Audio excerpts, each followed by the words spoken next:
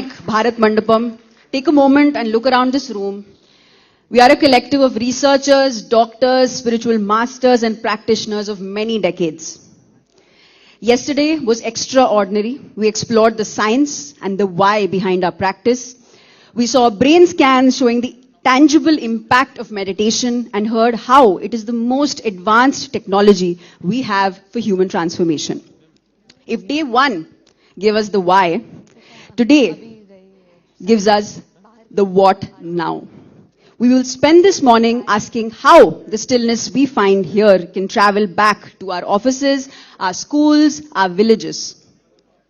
While we await the arrival of our chief guest, let us reflect on the vision that has brought us together. Buddha CEO Quantum Foundation. It is a global non-profit dedicated to building spiritual governance and leadership. Our mission is to blend ancient meditation wisdom with modern science, integrating disciplines like neuroscience and quantum physics to enable both inner transformation and external success. Buddha CEO is a key initiative of the Pyramid Spiritual Societies movement, PSSM, founded by Brahmarshi Subhash Patriji, integrating disciplines like neuroscience and quantum physics to enable both inner transformation and external success. Buddha CEO is a key initiative of the Pyramid Spiritual Societies movement, PSSM, founded by Brahmarshi Subhash Patriji in 1990. PSSM is a non-religious, secular movement committed to the science of breath mindfulness, pyramid energy, and spiritual science. We are guided by Patriji's profound principle and what he lives truly. Yoga karmasu kaushalam. Yoga is meditation. Karma is action. Kaushalam is efficiency. This is the foundation of our work here in PSSM, ensuring that meditation is not just a retreat, but a pathway to excellence in every action we take. We are just minutes away from the arrival of the Honorable Vice President of India. A final reminder of the protocol for this morning's special plenary. Please ensure your mobile phones are completely switched off. Please. As per the security guidelines, please remain in your seats. No photography or movement will be permitted once the Vice President enters the hall. We will begin with the national song, followed by the national anthem. And as and when, I will invite you to rise at the appropriate moment. So shall we do. Thank you for your presence and your practice and being a part of the celebration together. This is truly a celebration of meditation, and we're all believers that this will take and bring huge transformations in the world. Let us sit in a moment of silence together as we prepare to begin. We're grateful for every single individual who has been crucial to making this happen, making this huge event happen.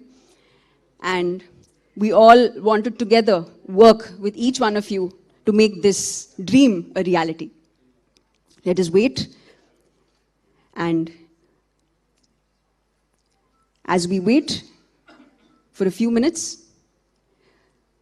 we'll watch a few messages and few information that we want all of you to see.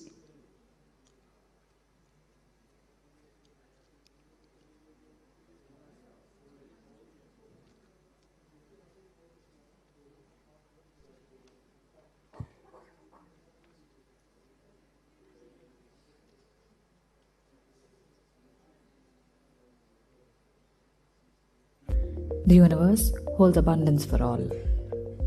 Meditation helps. Spiritual scientific wisdom reveals one profound truth, that we are energy and we are all interconnected. Our thoughts and feelings shape our reality. The universe holds abundance for all. Meditation helps us develop this spiritual scientific mindset. To meditate is to quiet the mind and to truly know oneself. The Foundation's vision is to create meditative, compassionate, and purpose-driven leaders across society, from policymakers to youth and individuals. Our mission is to empower leaders with scientific meditation wisdom that fosters well-being, emotional intelligence, clarity, growth, and purpose. The foundation is inspired by the teachings and vision of the great meditation master Brahmarshi Pitamaha Patriji. For this Buddha CEO Quantum Foundation, we should have a tagline. It should be Yogaha Karmasu Kaushalam. Yoga is meditation. Karma is action. Kaushalam is efficiency. In any karma, any action you perform, you increase your efficiency through your meditation. This vision is brought to life through 4 key projects.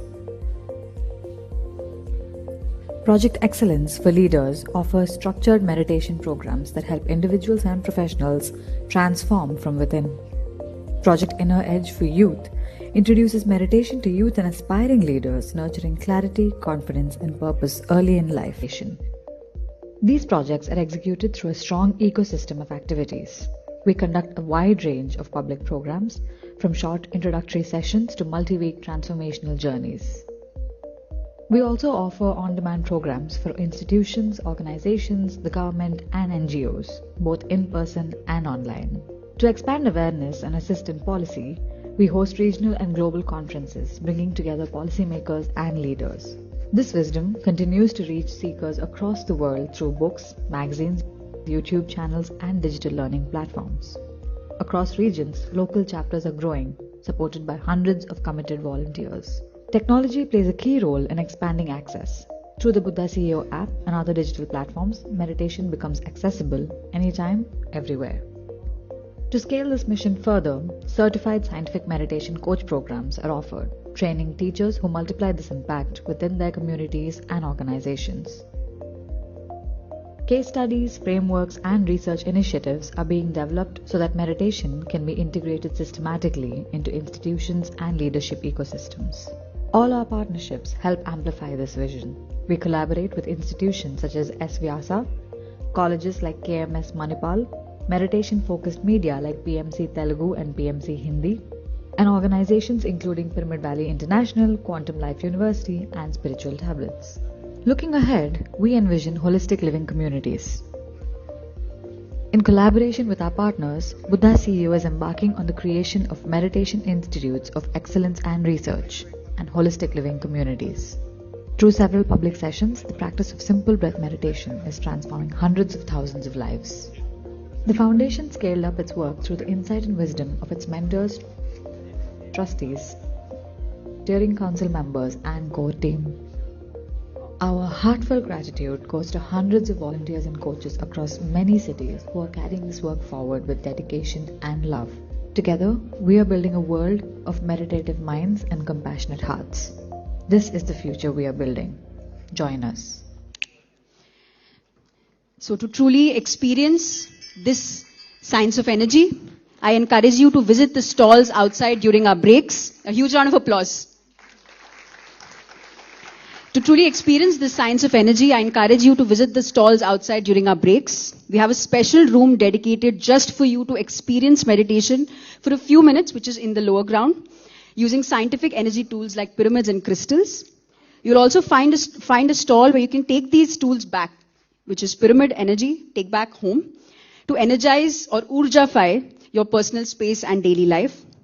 These projects showcase the vast reach of the movement, and you will find a lot of projects of PSSM outside in terms of the stalls. We would encourage all of you to please visit it, understand, see where you align and how we can work together. And we want this to be a dialogue, so please scan the QR code on your lanyard to submit your questions or reflections throughout the morning. You have one behind your QR in your lanyard, so please scan it. We will address as many as questions possible during our audience dialogue session. We're just a few minutes away from the arrival of the Honorable Vice President of India. I repeat myself. Please ensure your mobile phones are completely switched off. Remain in your seats. No photography or movement is permitted once the Vice President enters. We will rise for the national song and the national anthem before and after. Thank you. We can move on to the next.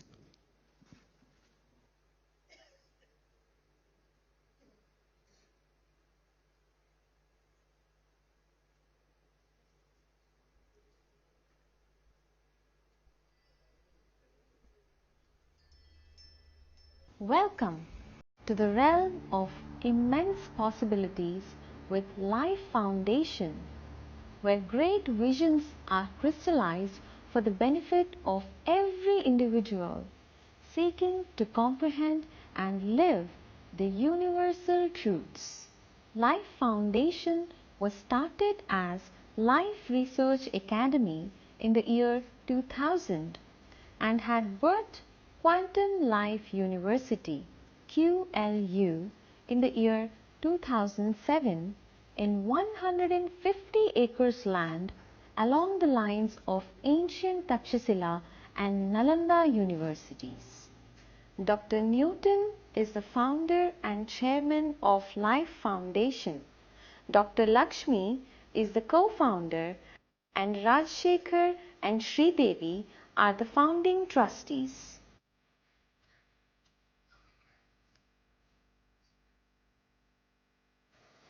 Dr. Newton Kondaviti took his first significant step towards achieving his life purpose in the year 1989 when he met Brahmarshi Pitamaha Patriji for the very first time. Dr. Lakshmi is a staunch advocate of vegetarianism.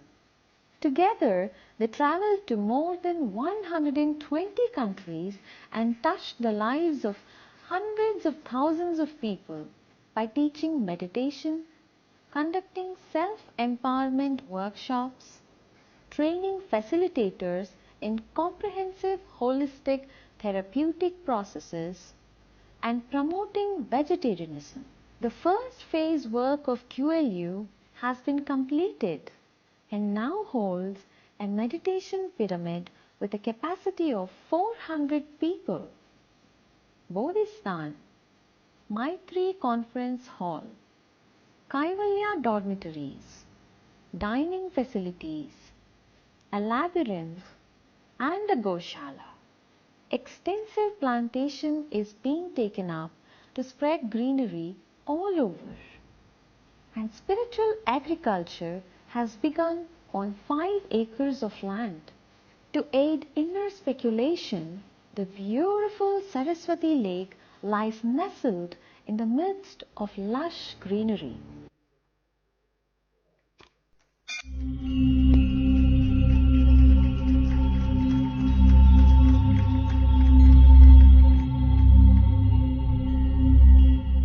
In a world of chaos, confusion, and questions, a quiet revolution began. In 1990, one enlightened soul, Brahmarshi Patriji, dared to dream of a Dhyana Jagath, a meditative world, a Shakahara Jagath, a vegetarian world, a pyramid Jagath, a world powered by cosmic energy. What began as society's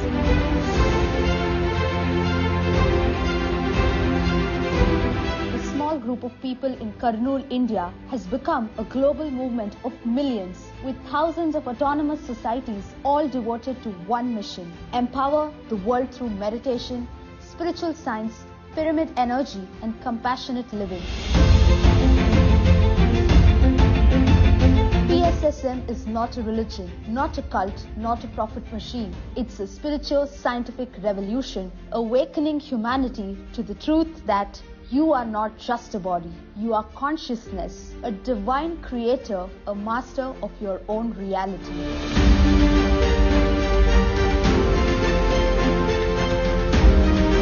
Today, PSSM has a presence in over 60 countries and continues to grow. From Beam Meditation in Germany to Meditation Magic in Texas, from PSSM USA, UK, Australia, Nepal, Malaysia, to our international coordination hub, PSSM Global, we are reaching the hearts of seekers in every corner of earth. For the kids and youth, Paima. For healing, spiritual tablets. The health wing, prescribing meditation, reading and plant-based living. For literature, over 400 plus books translated into 22 plus languages. A strong voice for animals and Mother Earth, SWAG by Paranita Patri. For governments and corporates, Buddha CEO Quantum Foundation. For academia, Pyramid Spiritual Science Academy, creating courses for schools and more by Dr. B. Sivaramappa. Pyramid Spiritual Science Global Academy by Pari Patri, certifying spiritual seekers globally.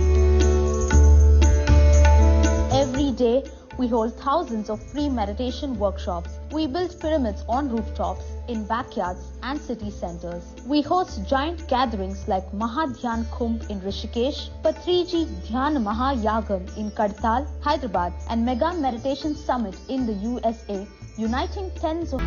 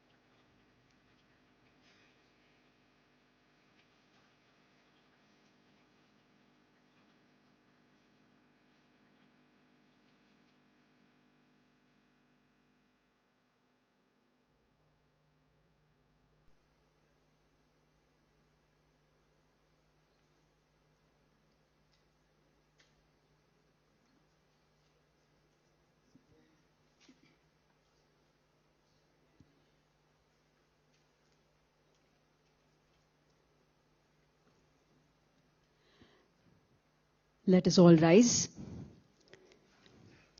Ladies and gentlemen, the Honorable Vice President of India, Shri C.P. Radhakrishnan ji, has arrived. We shall now begin with the national song, followed immediately by the national anthem.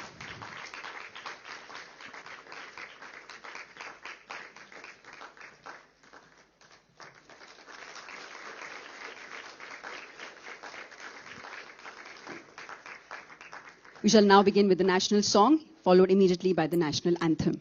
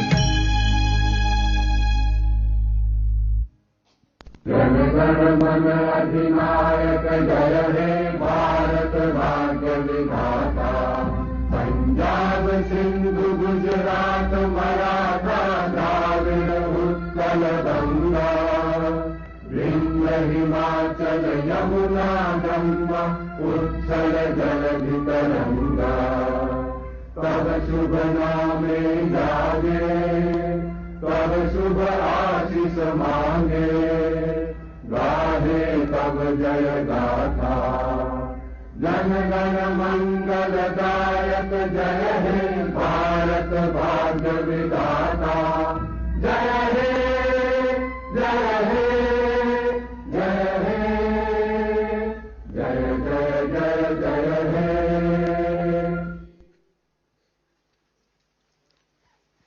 Let us all please be seated. Welcome to day 2 of the 3rd Global Conference of Meditation Leaders. To formally open this session, I invite Padma-Shri Dr. Karthikeyan ji, former Director of CBI and CRPF and Chairman of Global Conference of Meditation Leaders, for the welcome speech.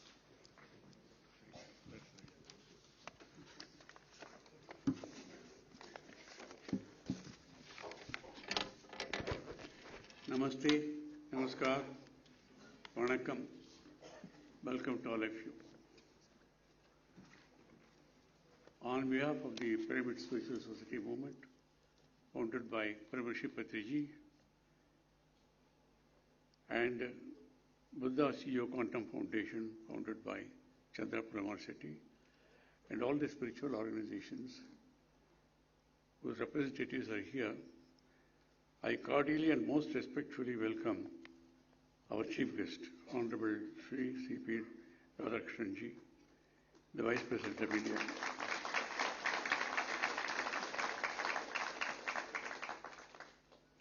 He was born in the world-renowned textile town of Tirupur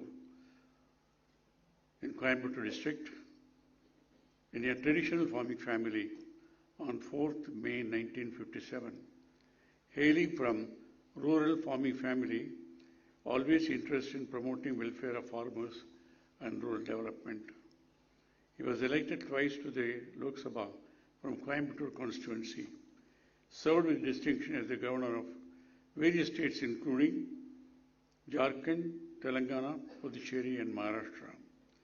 He was part of a parliamentary delegation in the United Nations, addressed the 58th session of the United Nations General Assembly on 20th October 2003, widely traveled all over the world, including USA, China and Europe, took a Ratha Yatra for 93 days, advocating the linkage of Indian rivers, eradicating untouchability and campaigning against terrorism in India.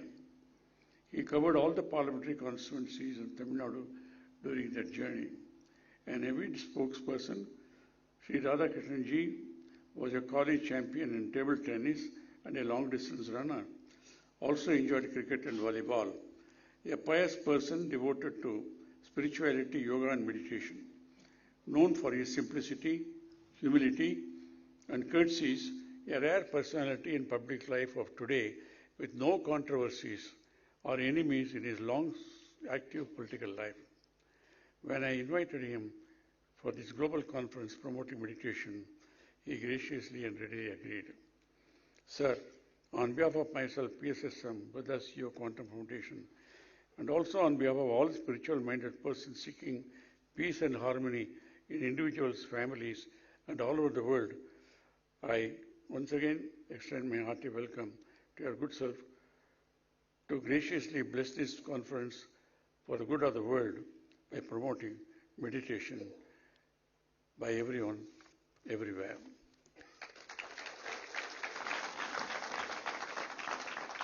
I also cordially and respectfully welcome Puja Swami Chidanand Saraswati. He is the President and spiritual head of the world-renowned Paramatniketan Ashram at Rishikesh. It is one of the largest interfaith spiritual institutions in India. Under his divine inspiration and leadership, Paramatniketan has become a global renown across as one filled with grace, beauty, serenity, and true divine bliss. Swamiji's religion is unity, and he has been a leader for numerous international interfaith summits and parliaments. He is the founder of India Heritage Research Foundation, Divine Shakti Foundation, Ganga Aarti, held every evening, is famous all over the world. And Swamiji is the only personality who could build facilities for the stay of yatris on the Chinese side undertaking Kailas Manasura Yatra. We are grateful to Swamiji. There is a long list of his awards which later on Alekia you will read while requesting him for his address now. Now why this conference? With more and more scientific and technological achievements providing us with more comforts, conveniences and facilities, can we say we are enjoying more peace, harmony, health and justice and happiness? There is so much of stress depression, illness, addiction, corruption, injustice, violence everywhere. Planet Earth is suffering from climate crisis and global warming. Small and big wars are going on in many parts of the world. Thousands of innocent women and children getting killed every day. Even global organizations like the United Nations are watching helplessly. The entire world is nervous, worrying if any of the deadly nuclear weapons will be exploded by any of the warmongers or even by accident. If that happens, man who cannot even produce a drop of blood in a lab, it can create only in a God-given human body, has acquired the capacity to destroy all that is created by the divine for peaceful living of everyone on the planet. I will not go into the details now, but later during the conference. The only and surest savior is spirituality and practice of meditation by everyone everywhere. That is the purpose of this conference. While the United Nations declared 21st June as International Day of Yoga, readily accepting the proposal of our Honorable Prime Minister, Sri Narendra Modi ji, on 11th December 2014, in the worsening crisis and imminent threat to global peace, we, along with other spiritual organizations, have been demanding to declare a day dedicated for meditation. Acceding to our repeated demands, the UN has accepted and declared 21st December every year as International Day of Meditation.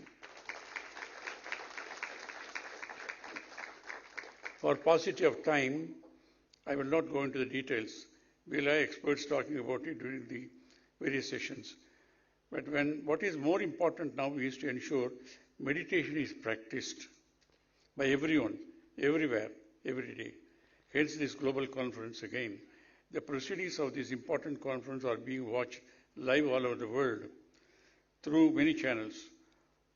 I cordially welcome all the delegates, speakers, and lovers of peace and meditation in the auditorium, and also the several thousands watching the live proceedings all over the world. Dhanyavad. Namaste. Namaskar.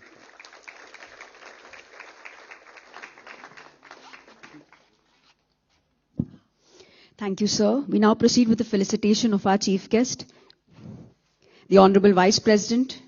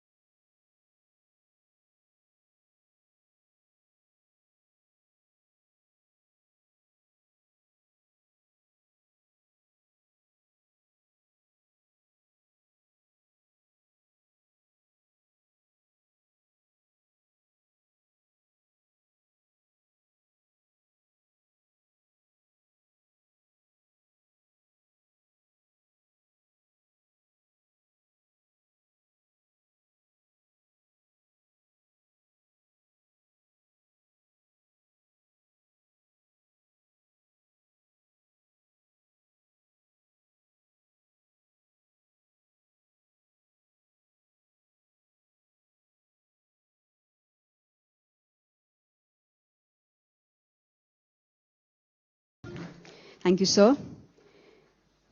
Now we would like the special messages from our masters who are taking meditation forward. Please turn your attention to the screens for special video messages from Sadguru Jaggi Vasudev ji, Gurudev Sri Sri Ravi Shankar ji, and our very own master, Brahmarshi Pitamaha Patriji.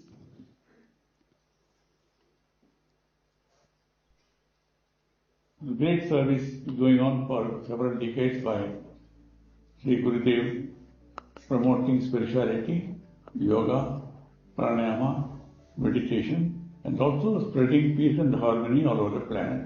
Now, the transformation ultimately is possible only through individual transformation. Each one individual has a capacity to go within, you can be your own master. It is for each individual to create hell or heaven out of it, joy or misery. For that, the technology, as we have always promoting, is meditation, going within.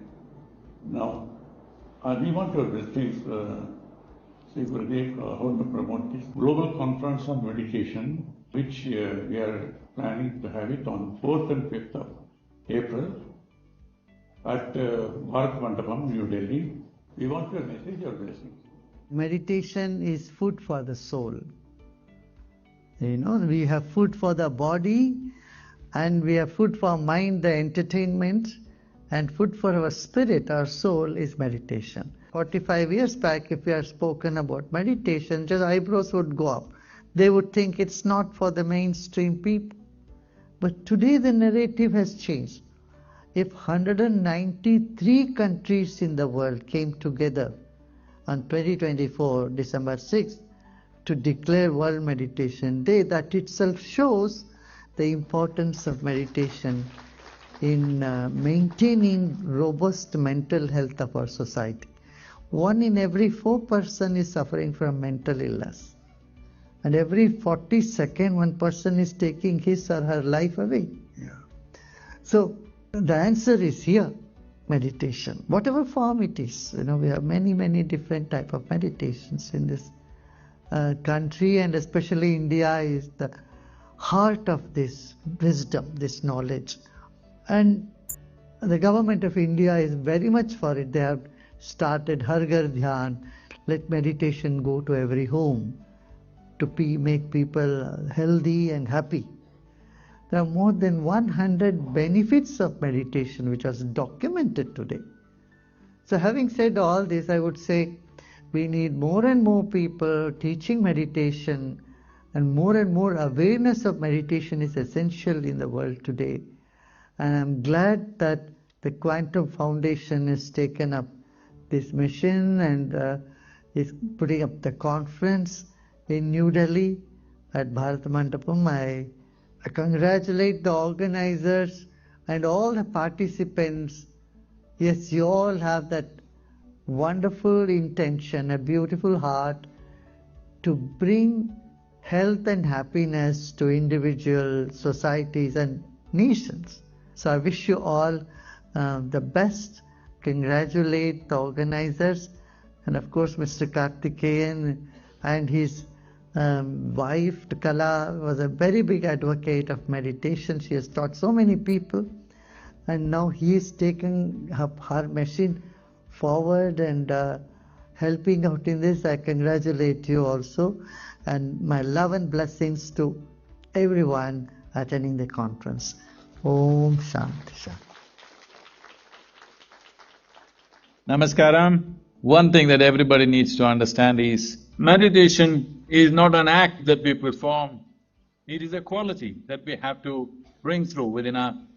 By cultivating the body, mind, emotion and energies to a certain level of maturity, meditation becomes a natural way.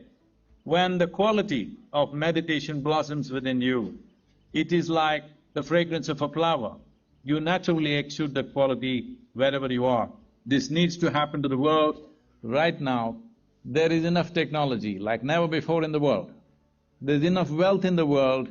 We are much more comfortable than ever before, but one thing that we have not worked upon is upgrading the human being.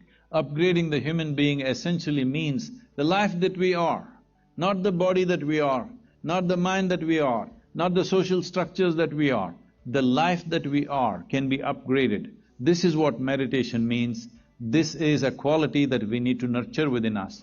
Only in upgrading human beings can life on this planet become better. This is the most needed thing on the planet right now. Everything else is fantastic. It's only the human beings. If we upgrade the human beings, we create a fantastic world.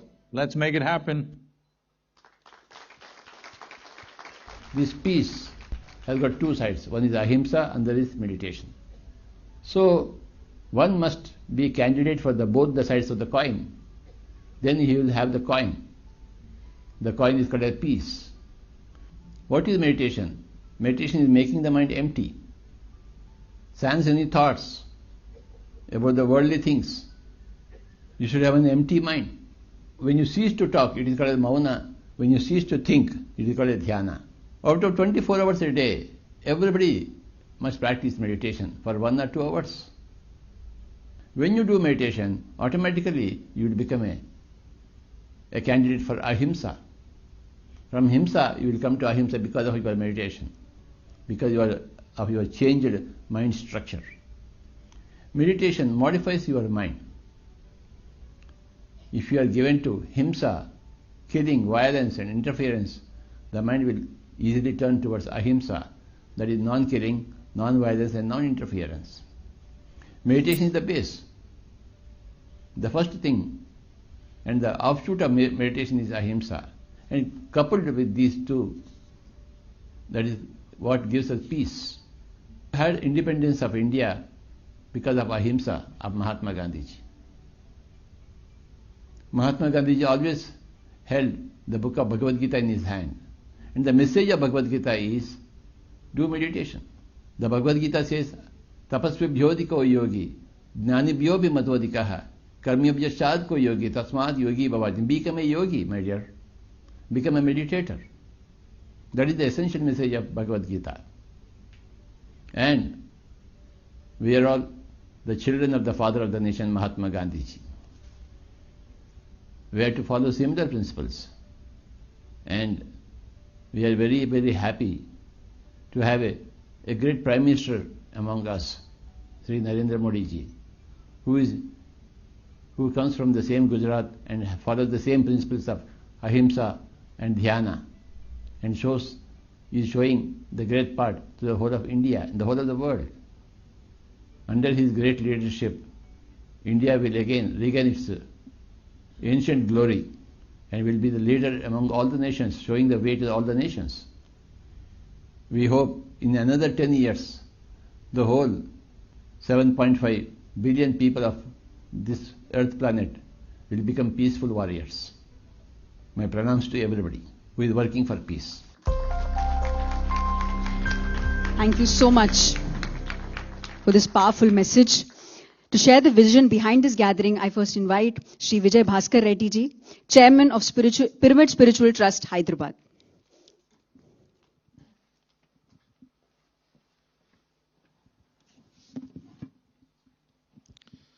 Honorable Vice President of India, respected dignitaries and dear friends, we are truly grateful for esteemed presence at this global conference.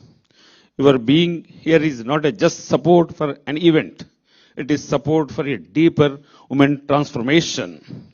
At the heart of our journey is the Pyramid Spiritual Society's movement, a secular, not-for-profit, spiritual, scientific initiative. Founded in 1990 by Brahmarshi Pitamaha Patriji, it began with a simple vision to make meditation accessible to every individual. Patriji guided us with a unique approach. He would say, do not believe. Experience meditation for him was not a philosophy, but a personal science. Over time, this simple idea has touched millions of lives. What makes this journey is special is its grassroots reach. From villages to towns, meditation programs today span over 50,000 locations, offered freely with the spirit of sharing. Spaces have been created for people to come together. Silence.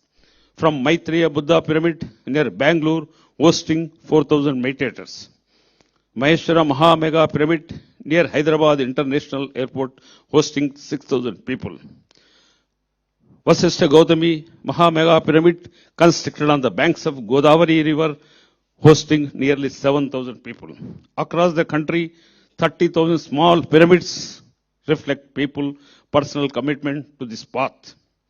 We also witness something beautiful in our large gatherings, Dhyana Yajnams, where thousands of meditators together as one collective energy.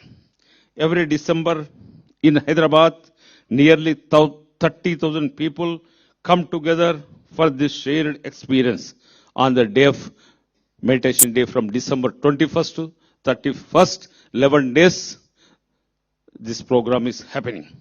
We warmly invite to be part of it. Through PMC channels in multiple languages, meditation is now entering home across the country. And today, through Buddha CEO, it is reaching leadership, those who shape organizations, communities, and nations. We invite you not just to hear about this work, but to experience it. Thank you once again for your presence and encouragement. Thank you all.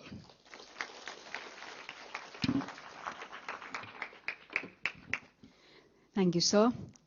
Thank you. I now call upon Dr. Lakshmi Kondaveti, co-founder of Quantum Life University, Vikarabad, Hyderabad.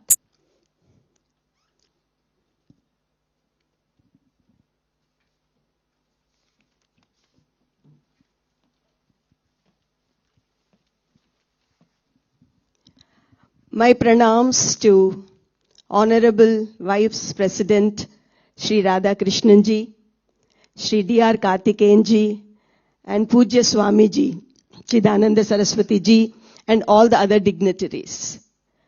And my namaskars to all of you, my dear friends. First of all, I want to express my gratitude to the great force, the force behind this creation, Pitamaha Brahmarshi Patriji. I want to thank Chandra Garu, Vani Garu, and Buddha CEO for inviting us to be a part of this great moment. My dear friends, every human being on this planet Earth, they want to be happy. They want to experience peace. But we are looking for happiness and peace outside of us, and it is impossible to find peace and happiness outside. I just want to share a short incident that touched my heart. A conversation between a father and son. And the father was a CEO of a big company, and he was so busy with his work, and he couldn't find time to spend his time with his son. So one day the son asked, "Dad, why are you so busy? Why are you working so hard? You never spend time with me." And then the father said, "I'm working so hard so that, I can give you the best possible education. I can send you to the best possible universities so that you can be successful in your life." Now the son asked, "Dad, what will happen if I become the best person in this world, if I become successful?" Then the father said, "You can earn lots of money. And what will happen after I earn lots of money? We can all be happy." And then immediately the son answered, "Dad, why do we need to do all that? Why can't we be happy now in this present moment?" What a wise answer from this little son. So wise persons know that meditation is a solution for all problems. Meditation gives answers to all our questions. And Bharat is the land of this spiritual wisdom. Bharat is land of the Sanatana Dharma. I strongly feel that under leadership of our beloved Prime Minister Modi ji, very soon Bharat will be the world's spiritual leader, and it will play a very important role in manifesting peace on this planet Earth. My dear friends, let us all come together. Let us connect to our roots. Let us join our hands to be part of this great moment to manifest peace on this planet Earth. Let there be peace on this planet Earth. Sarve Jana Sukhino Bhavantu. Jai Hind. Thank you. Thank you so much, ma'am. Now we may hear from Dr. Chandra Pulamarassetti, founder and chief meditation mentor of Buddha CEO Quantum Foundation.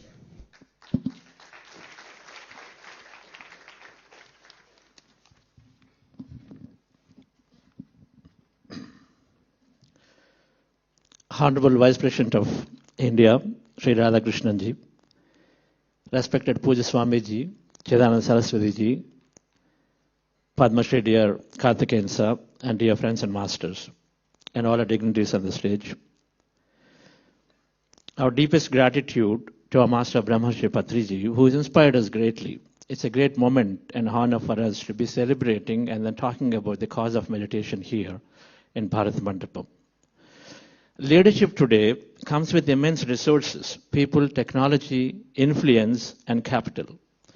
But the true question is, how consciously are we using them? Conscious leadership is about using the resources with awareness, responsibility, and for a purpose. Creating not just success, but lasting values for the society. Meditation, as we recognize and understand as a personal experience, is a powerful path to nurture such leadership. We are ever grateful to Padma Shri Karthikeyan Sir for his great support and constant mentorship in doing this work and bringing these conferences and then many symposiums around the world. In the year 1999, I was a busy executive and I met Brahmarshi Patriji.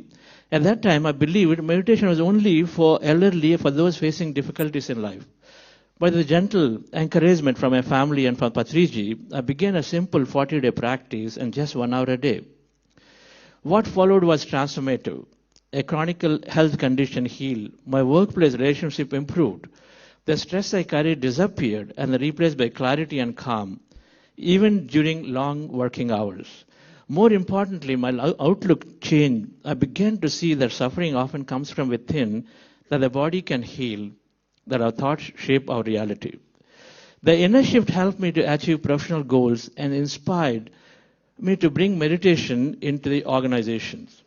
Serving at Pyramid Valley International in Bangalore deepened this journey, allowing me to witness transformation at scale.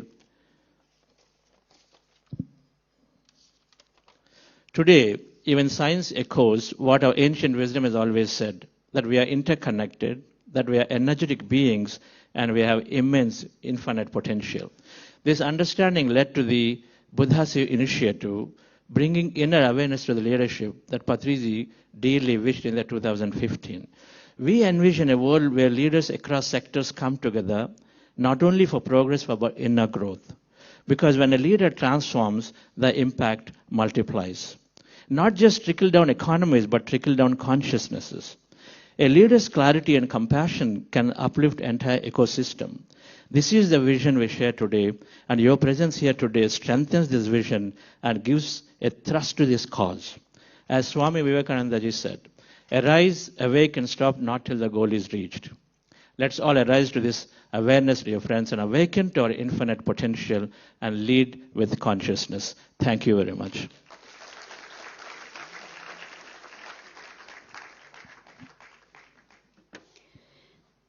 Thank you so much. Thank you so much for this wonderful message. Our guest of honor, Pujya Swamiji Chidanand Saraswati ji, please share your message for this gathering.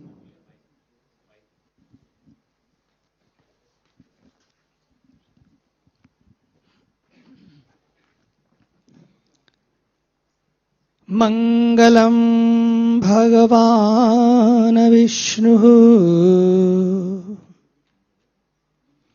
Mangalam Garudadhvaja Mangalam Pundarikaksho Mangalayatano Harihi Sarvamangalamangallye Shive Sarvarthasadhike Sharanye Triambake Gauri Narayani Namostute Om Asatoma Sadgamaya Tamaso ma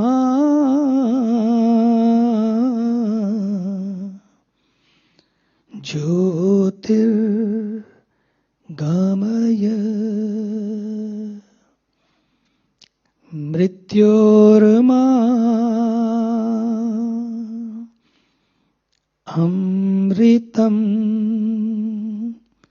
Gamaya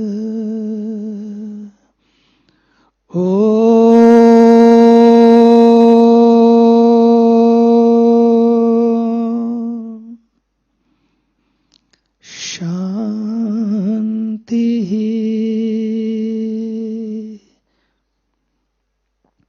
Shanti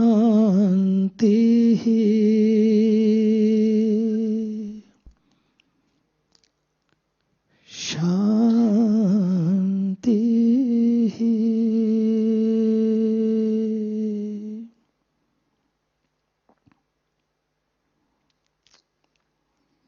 Most respected, our Honorable Vice President of India,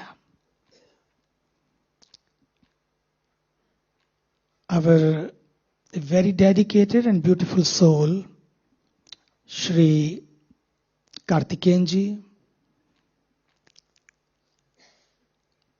all the meditation leaders on the stage, up the stage, my sisters and brothers.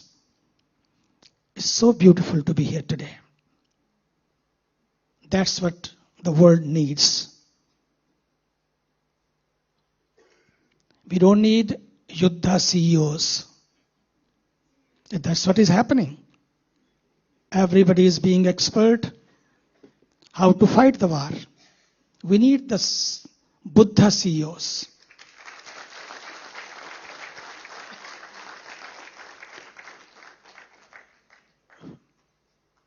Let me start. We need leaders who become the ladders. And that meditation gives that grounding. How to be not the leader, but the ladder. It means humility. It means bringing all together on one platform as one community, as one family. That's what our Honorable Prime Minister of India took this message to the United Nations through yoga. What we say, yoga karmasu kaushalam. What is that kaushalam? Where it comes from? It comes from dhyan, comes from meditation. Second, I was very impressed. Most of the time we go to the conferences and we have to wait for the chief guest sometime. And here a man is amongst us as a Vice President of India, very grounded, very anchored, and has time management. And meditation teaches us time management. Time management, tongue management. You will never hear him, nowadays what is happening. Amazing narratives are being, negative narratives are being given to the world. A man of time management, a man of tongue management, and man of thought management. Where it comes from? This comes from your own culture of meditation, culture of India. That's what India has shared to the world. I remember when I was very young, I saw my mother meditating at home. I was 7. Then I was given the first touch when I was 8 by a master, spiritual master. And they put me at home at the age of 8 for 1 whole year for meditation and maun, silence. Then I was taken to the forest after 2 years, and I could see the sages, the saints, the seers, the people who were sitting there in the mountains. Amazing people. Whomever you ask, how are you? Only thing they say, mast, means super. How you can be super? In the jungle, there are 1,000 things have to complain, to grumble, but being in those tough situations, anybody you ask, how are you? Super. Mast. There was no Amazon.com, no door-to-door service, no restaurants, no deliveries. Sometime I remember we had no food for 3 to 6 days to 7 days. But anybody you ask, how are you? Set. Super. And here we have everything set, but we are upset all the time. Anybody ask, how are you? Bas chalta hai. अरे what चलता है? Cut रही है. क्या cut रही है? जिंदगी.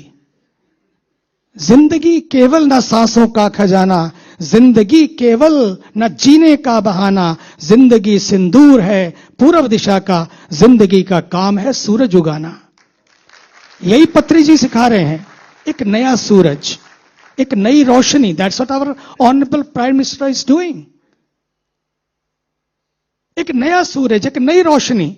He took the message to the United Nations first time.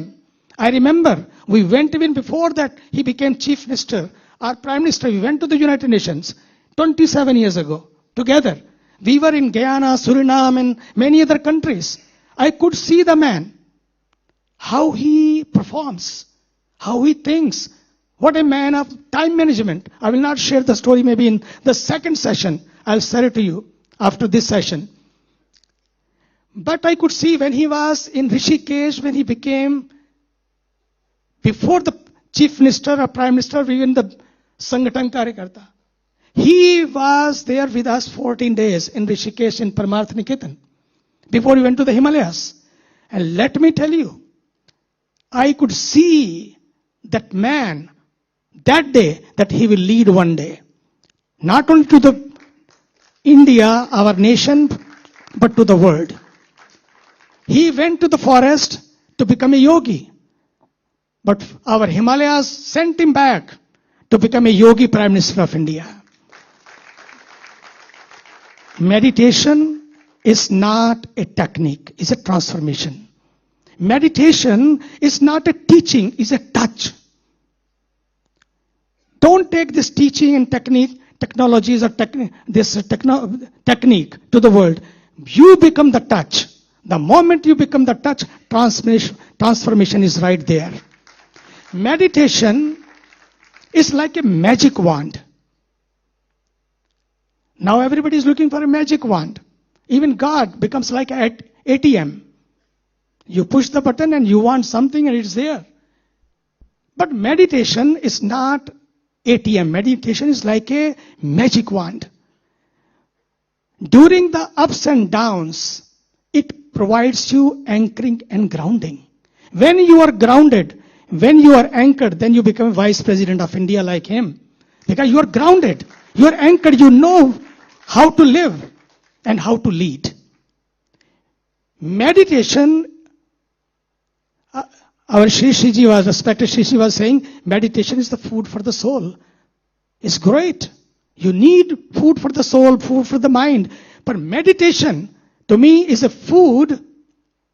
Meditation is the best medication for our soul. Meditation is the best medication for our all agitations. More meditation, less medication. Healthy living, 3H program. Happy living, healthy living, and harmony living, living in harmony. 3H program. And meditations, happy living, I shared with you how they were so happy. Not happy, they were in ecstasy without taking an ecstasy pill. No ecstasy pill, but they were living in ecstasy. And here healthy living, let me tell you, I went to the forest as 10, I am 74. No pills, no medicines, and you can live a healthy life. That's what meditation does to you. It changes you, it repairs you from the past, and it prepares you for the future. Prepares you for the future. That's why today in our world, when we are living with weapons, wars, violence, I think India can export meditation. India can export meditation. That is India's USP. And that works. I have seen it. I have seen the children who come to our ashram. And right now, we had a international yoga festival. People come from more than 100 countries. And this time, people were there from more than 80 countries, and at the same time, 18 countries' ambassadors, culture ministers, the high commissioners were there. Those people who came were leading their nation in our country as ambassador or as a high commissioner. One of them said, you know what? I came for a day. This is the 6th day. I am not going back to Delhi. And he shared his thought when Honorable Governor and Chief Minister were there. He said, people come to Switzerland. And look, Switzerland is spiritual land. Right here. Why is that? What is there? Thousands and thousands of sages and the saints have done meditation there. This is charged land. This is the land when Patriji came, I remember, when he was there first time. He was in Paramartha-Niketan.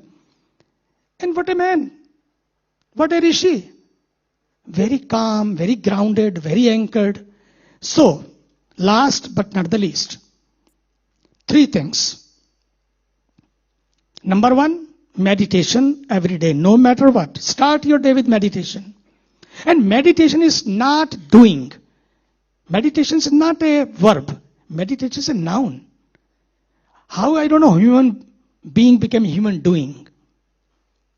This is a journey from doing to being.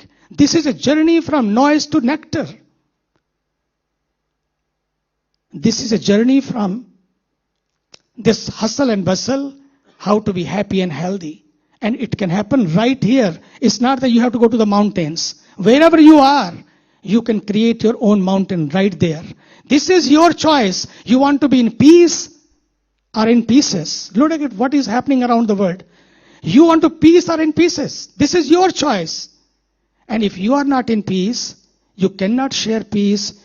You cannot exude peace. You cannot manifest peace. If you are in peace, you only can share peace, manifest peace, and create peace and share peace.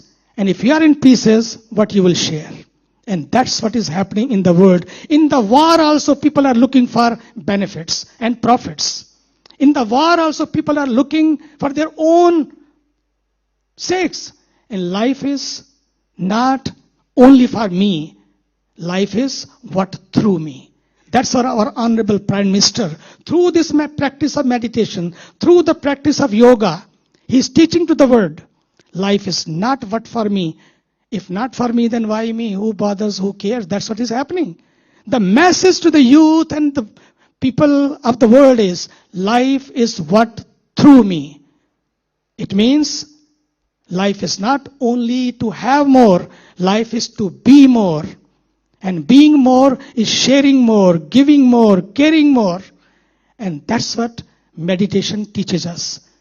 Money can maybe brings you palaces, but meditation will bring you peace. Look at the child. The story was shared. Why you are earning? I will have more money. Why you have more money? Then I will be happy. Why not to be happy now?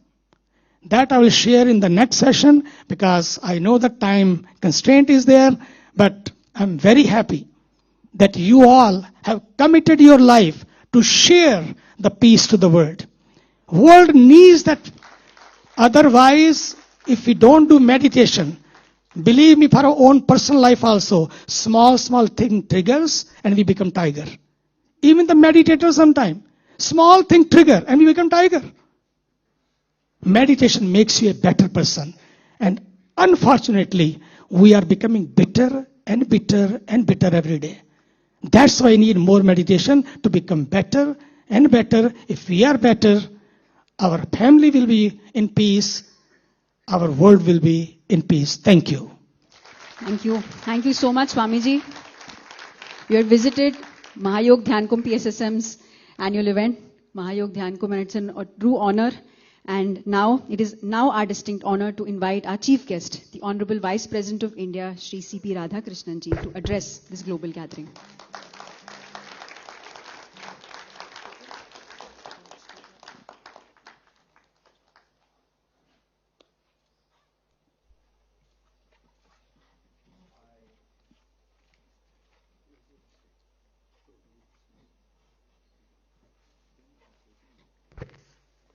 I touch and salute the holy feet of Bharata Mata, the most powerful and the most merciful.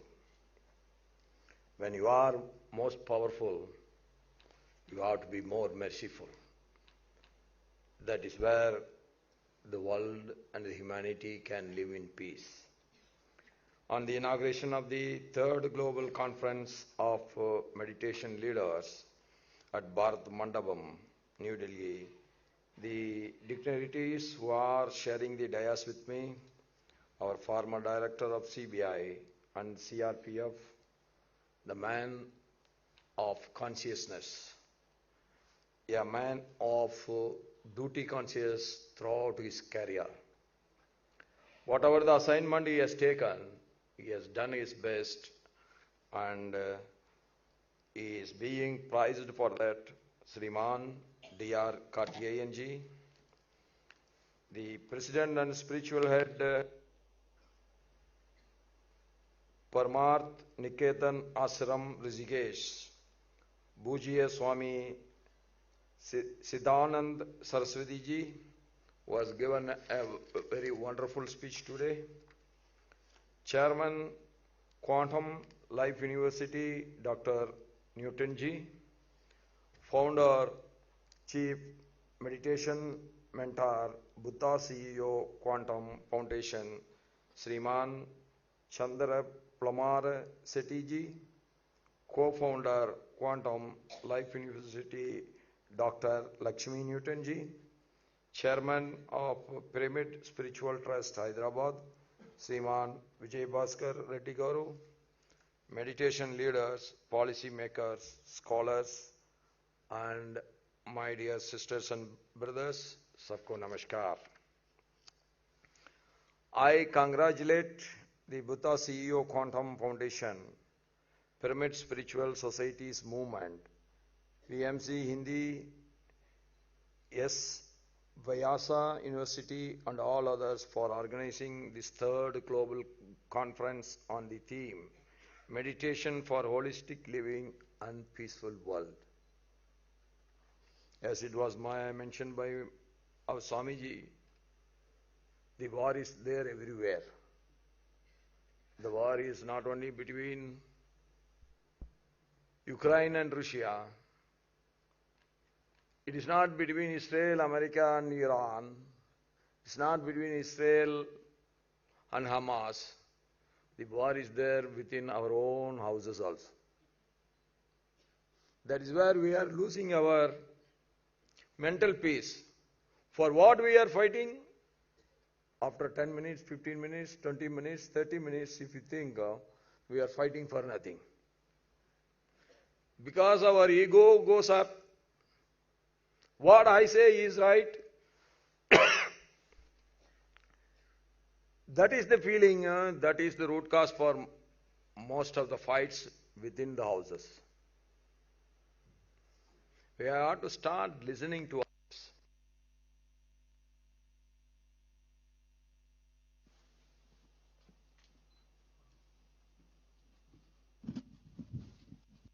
By listening to others, we got two advantages. Either we are listening to a very positive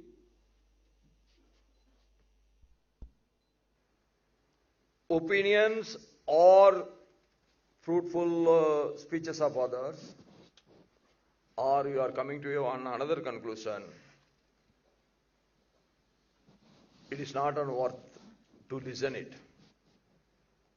But even then, you should listen to others. That is where the peace of mind starts.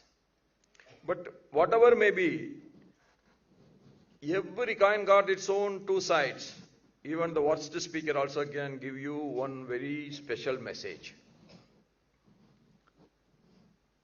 That is where our consciousness, in reshaping ourselves, introspecting our own inside, all these things can happen. And meditation is one instrument that enlightens everybody. Yesterday I was there in Champaran of Bihar, where Gandhiji got his enlightenment. His enlightenment is political enlightenment. He first visited there. He see the problems of the people, and that was his first time in his life. He disobeyed to the administration for a noble cause. That is how his momentum for independence started. The same land in Gaya, Lord Buddha got his enlightenment, spiritual enlightenment. So I am always saying, when you got married, you have to be attached. You have to be attached to your parents. You have to take care of your parents. You have to take care of your family. You have to take care of your sons and daughters. So how then we can develop an unattachment? We have to live with an attachment.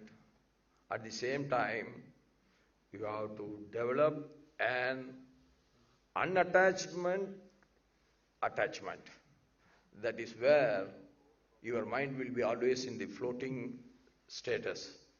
We should keep the mind in floating status all the time, so it will be very fresh to observe the most positive things of the world. So Gandhi took the non-violence to fight against the colonial rule. That time the whole world was under, almost the whole world was under the British rule. They used to say, sun never sets in our empire. When he started that, everybody was laughing at him. This non-violence will work against that mighty empire, British Empire. Then finally that has happened, and all over the world the colonial rule has come to an end, not only in India, all over the world. So meditation is what, to me, it gives you lot of observing capacity. It keeps you always fresh mind to listen to others, to take all the positive things from others. And our lifestyle has been designed in this part of the world, in the eastern part of the world, for living. Now, are we living or are we running? To be very frankly, we have to accept we are not living, we are running and running and running.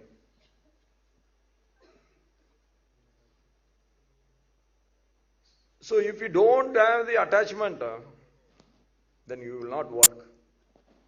If you don't marry, then no need. If you marry, you have to do your duties, you have to have attachment.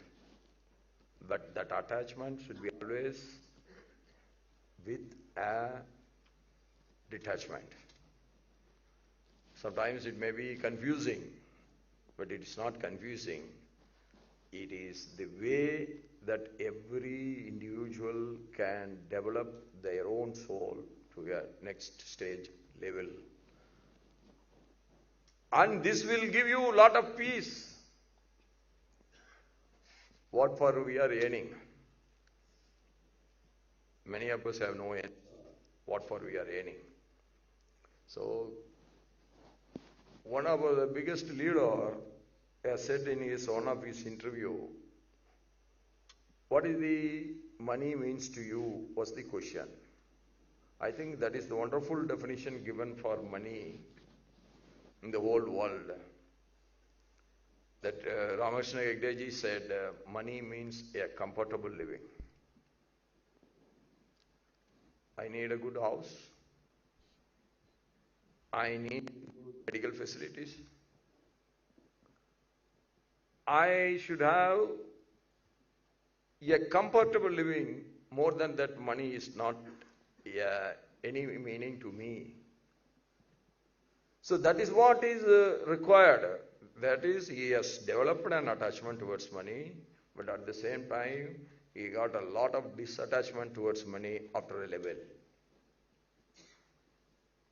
That is how our spirituality is, what is preaching to us is, you have to be attached, you have to live practically. At the same time, you should always enhance your great thinking inside. For that, meditation is a great device, it is a great instrument, it is a great design by our elders, and we have to follow that. You take 15 minutes meditation in a day. Most of us are leaving the meditation. Why? We are thinking that it is not for common man like us. It is only for our Swamijis. Why we are thinking like that? So once we start meditation in the beginning, all which you want to, not to remember, that all will always come there.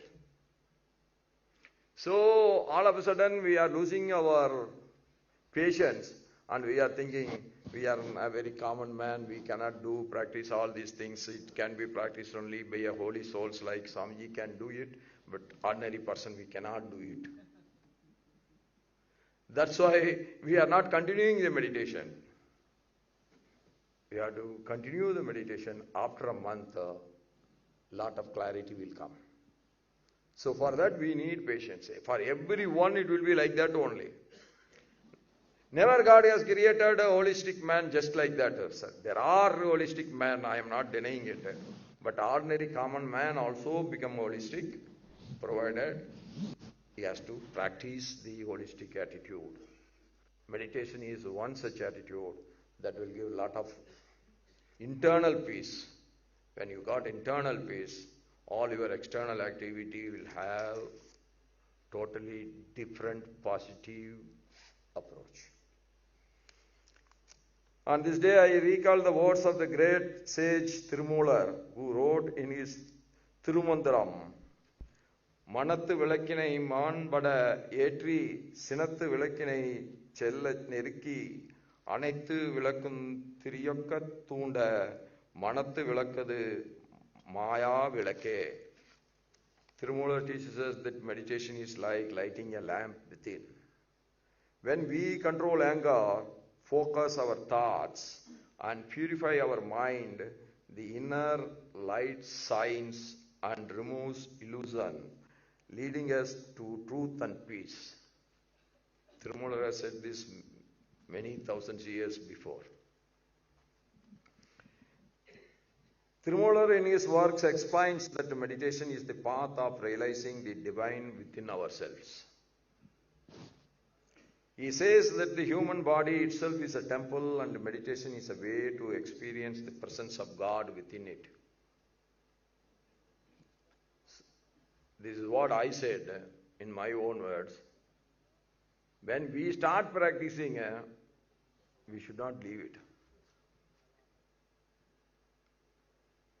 We should try and try, then automatically lot of peace will come inside. That is the greatest advantage of doing the meditation. In this Amrit Kal, our Honorable Prime Minister Narendra Modi has set a bold and inspiring vision of building a Viksit Bharat by 2047. When he said this, almost everybody laughed at him. India becoming the world economical power, 99% of the people said never. 0 0.9% of the people said, I have no opinion. Only 0.01% believed, yes, if we try, we can. But from nowhere today we become the 5th largest economy, and from 5th largest economy we become 4th largest economy, and we are fastly moving towards the 3rd largest economy. All this happened in 10 years.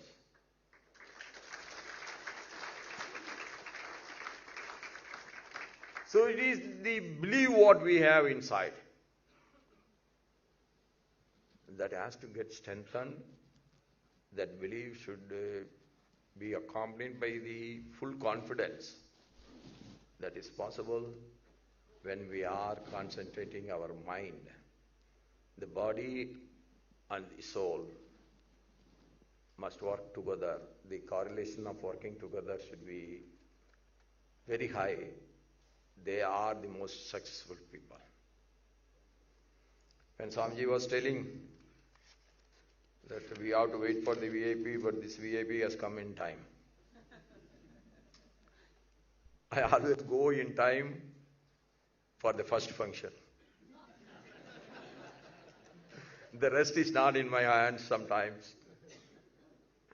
So, this is the big problem for many of the VIPs. So that's why some are coming late. I am not defending.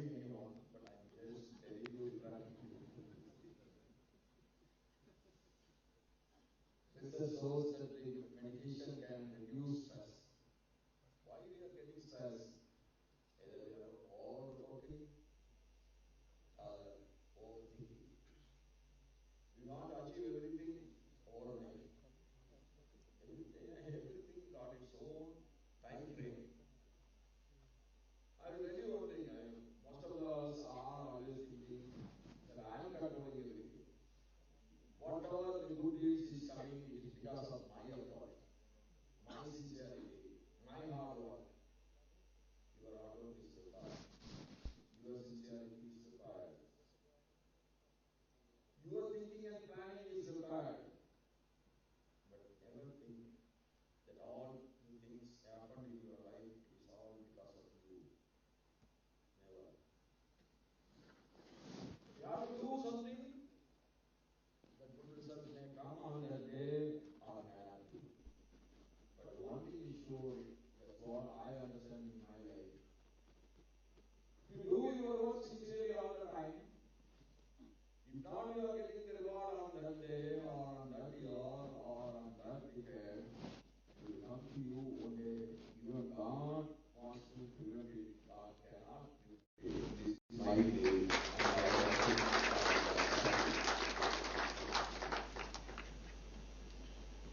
So, this stress, reducing the stress, improve the focus.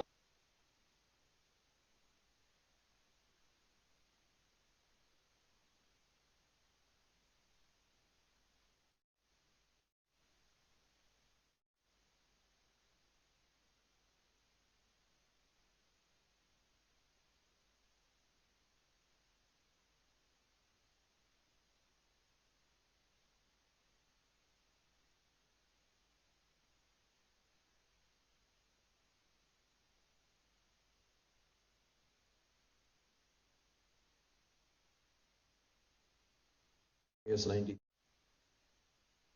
5 points program. In that 5 points he has said about linking of rivers, common civil code for everyone. Never get confused with common civil code. Common civil code is not Hindu civil code. Common civil code is for everyone, every Indian. There are very good aspects in every religion. We have to take everything together and put it for the whole society, the Indian society. That is what is common civil code. It is not imposing on somebody something. Then in that I was, one point of program was that I took it in 2004. So in that I said eradication of narcotic drugs. I felt that is one of the dangers coming up that time. But unfortunately, now it has spread many over. But our foundations like this, meditations, programs like this, meditation training camps like this, can eradicate narcotic drugs. The mind should be controlled by yourself only. The mind should not be controlled by anything else. If somebody is taking the drugs, then their mind is not controlled by them, but the mind of them is controlled by the drugs. That's why we have to take that drug addiction a very serious disease of the society that has to be stopped at all levels, where the meditation is a great tool and is a great invention that will help every youngsters to have their full control over their mind. Today I recall the words of the famous philosopher J. Krishnamurti, who once said, the ability to observe without evaluating is the highest form of intelligence. In a world which is quick to judge, react and divide, the wisdom is more relevant than ever. Today's world is like that everybody wants to take quick decisions like fast food. They want the results also to be so fast. If they work for 3 days, they are expecting 3 years benefit should come to them. Not everybody will get the first prize in a lottery. So many people are contributing, one man is getting the first prize. We should not always try to be the winner of the first prize. But when we work continuously, we will earn more than the first prize at the end. That should be our attitude for common man, to keep himself very calm, quiet and happy. Meditation gives us the power to pause, to observe our thoughts and emotions without being controlled by them. And when this transformation begins within, individuals become wiser, communities become more harmonious, leaders become more compassionate, institutions become more humane and effective. Friends, today let us carry this message to the world. If we wish to build a better world, we must begin with a better mind. With a perfect mind, building a good society, building a prospective, calm, happy world is never possible. And if we seek a better mind, the journey begins with meditation. That's why I am sure this third global conference of meditation leaders will send a positive message to the entire world that we human beings must live in peace first. For that, peace of mind for every individual is a must.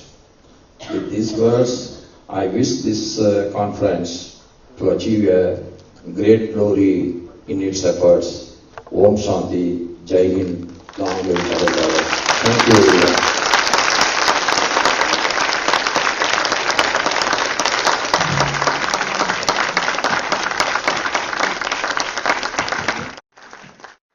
Thank you, Honorable Vice President, for this inspiring and grounding words. We now request our Honorable Vice President to officially release 3 landmark books on meditation, specially dedicated to the youth of our nation.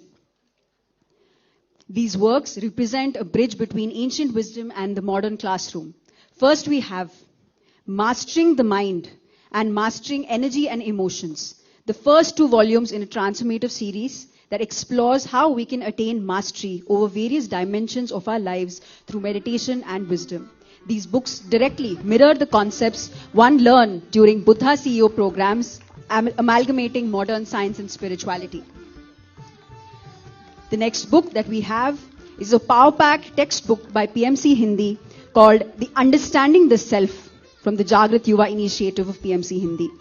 It seamlessly weaves together quantum physics, neuroscience and Indian knowledge systems with practical activities and takeaways. It ensures that as our nation grows, our students are equipped with a scientific manual to navigate their own consciousness and achieve both inner stability and outer excellence. These are not just books.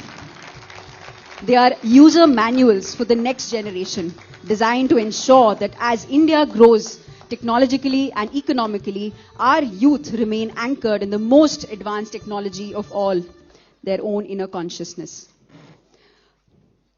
Thank you. Following this milestone, let us integrate these energies. I invite Dr. Newton Kondavetti, founder and chairman of Quantum Life University, to lead us in meditation.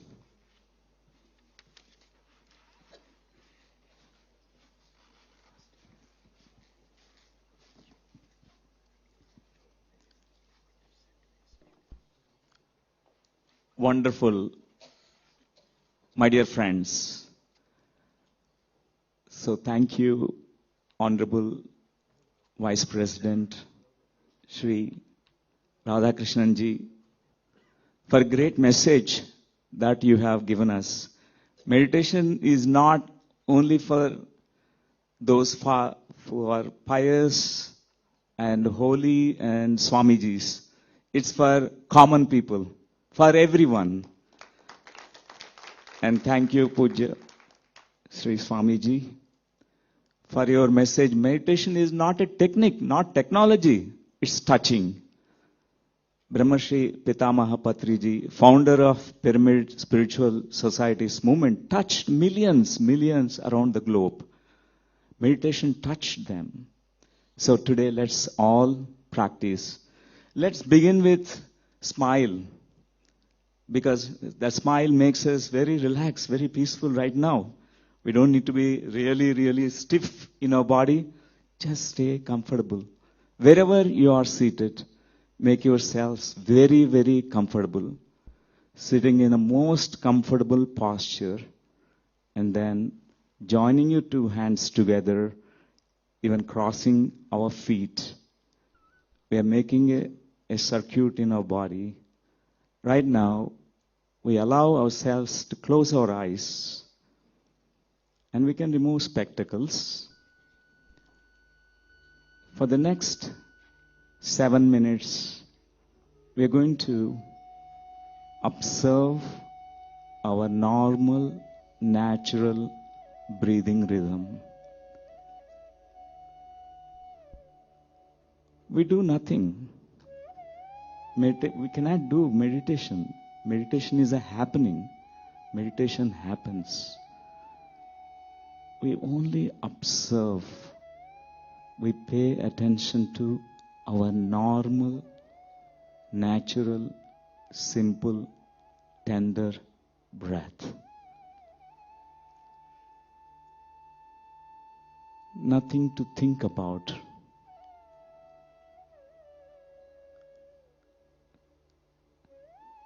No need to take deep breaths, or no need to control your breath. No need to change your breathing rhythm. Just pay attention to the breath which is entering through your nostrils, going inside your lungs, and the breath which is coming out through your nostrils. Just be with the simplicity of this experience.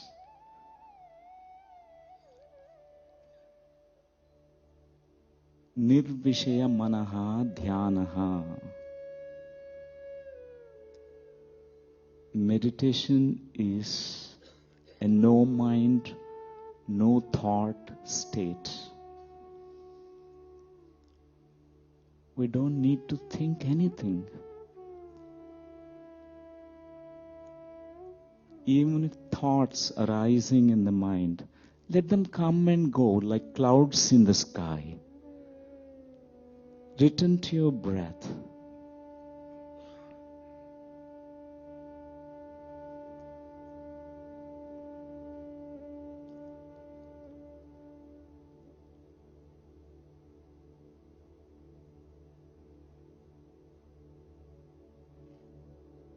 What a great moments when we're all meditating together.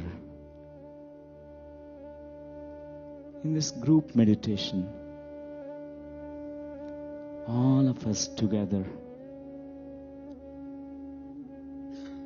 in deep stillness and silence,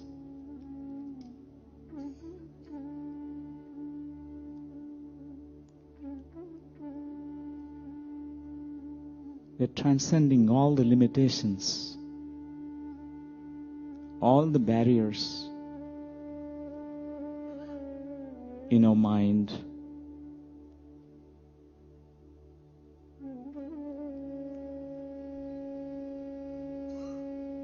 In this deep stillness within,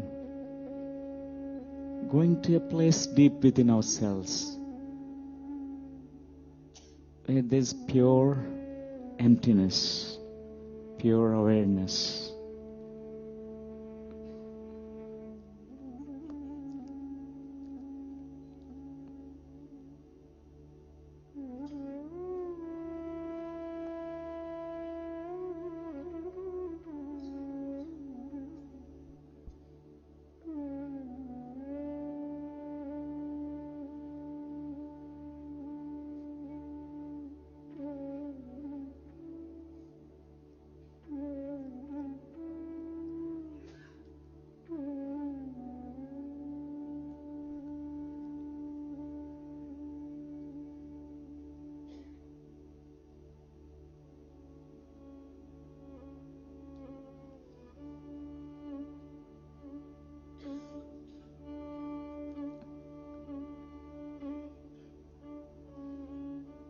As the thoughts in the mind slows down, the quality of a breath, it changes. It becomes gentle and easy.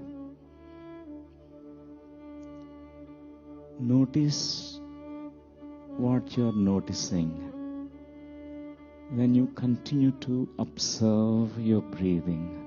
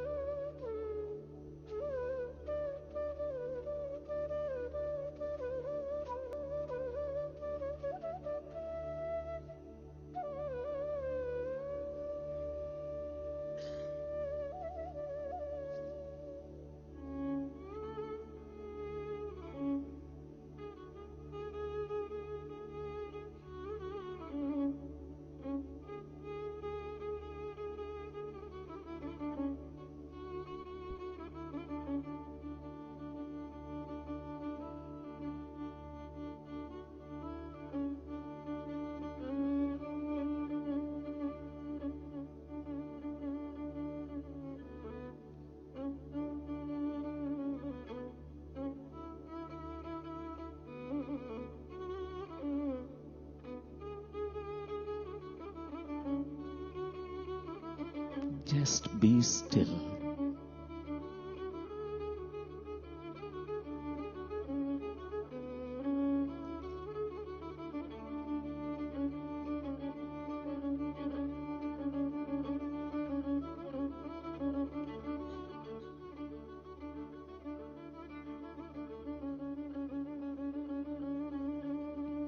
Meditation is a beautiful journey from the outer to the inner, from the superficial to the depths of our being.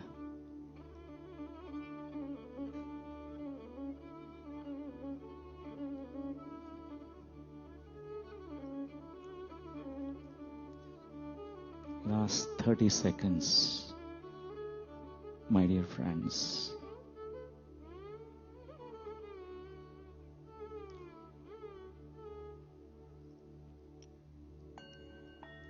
What a joy to meditate. What a joy to observe the breath.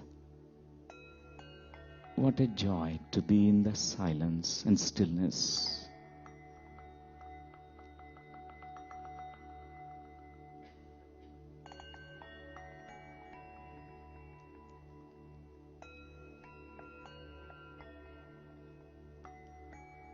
Fifteen seconds. 10, 5, 4, 3, 2, 1, 0. Okay, my dear friends. Can just place your hands on your eyes, gently touching your eyelids for a few moments. And with a beautiful smile, let's open our eyes. Thank you. Thank you so much, Dr. Newton. We have reached the conclusion of the special plenary. May I request everyone to please stand for the national song and the national anthem. Please remain standing as the Honorable Vice President departs the hall also. Thank you.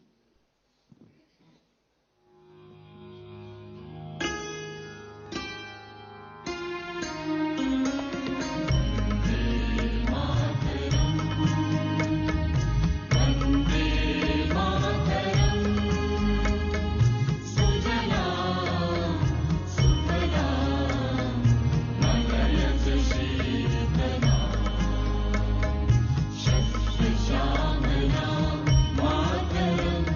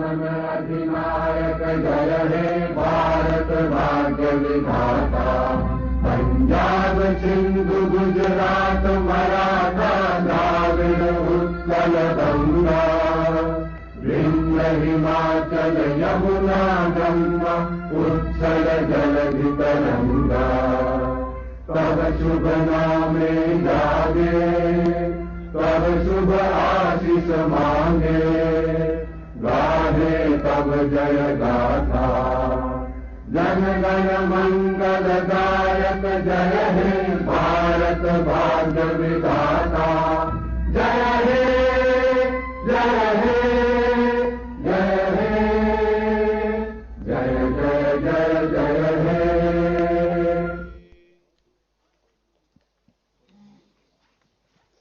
Please remain standing as the Honorable Vice President departs the hall. We thank you for your presence, sir.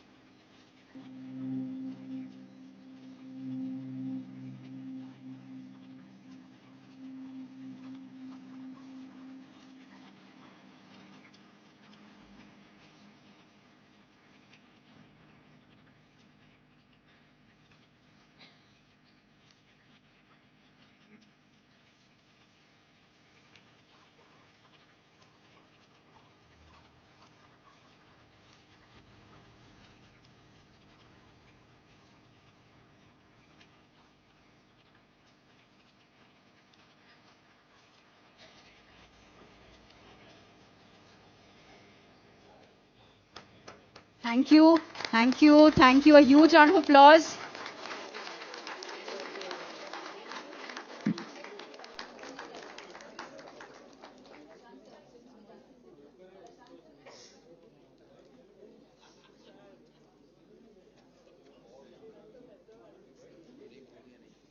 We're deeply grateful these words from the highest offices of our republic are not just ceremonial, they are a signal, and this conference will carry that signal forward. So just a few minutes, we will have a 15-minute tea break until our guest of honor leaves. And then we can have 15 minutes tea break, and then we must gather back for Swami Chidanand Saraswati Ji's speech.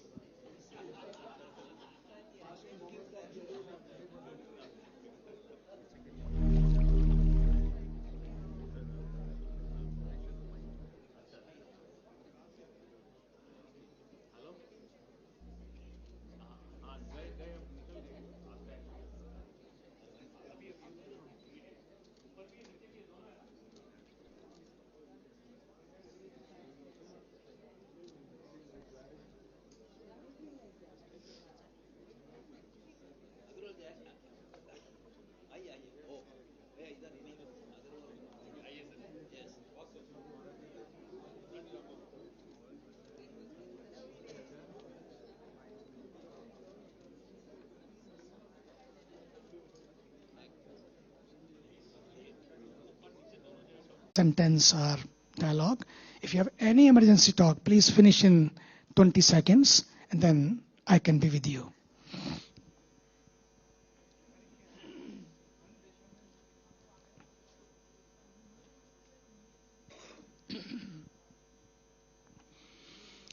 Mangalam Bhagavan Vishnu Mangalam Garudadhvaja Mangalam Pundarikaksho Mangalayatano Harihi Sarvamangal Mangalye Shive Sarvarth Sadhike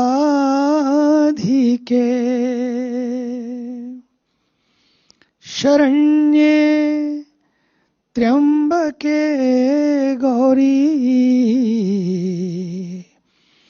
Narayani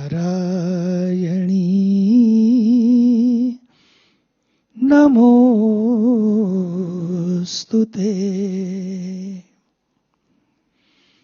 Narayani Namostute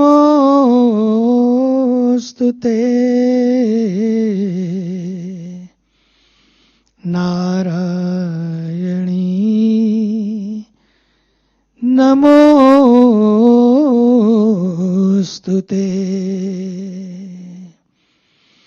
Om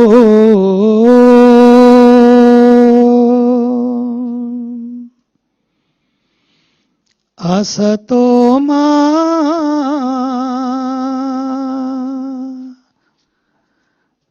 Sadgamaya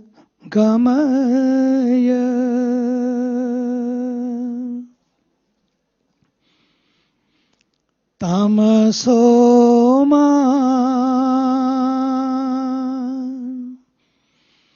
Jyotir Gamaya Mrityorma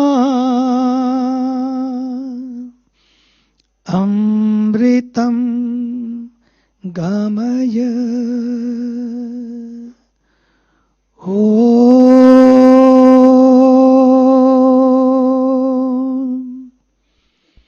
Shanti Shanti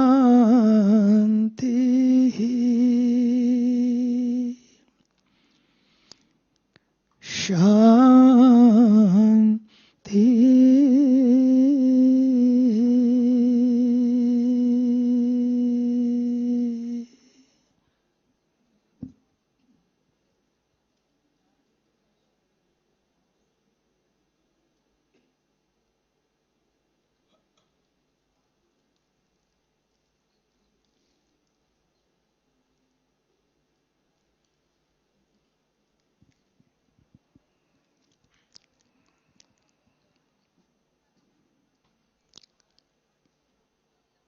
My dear and respected Karthikeyanji,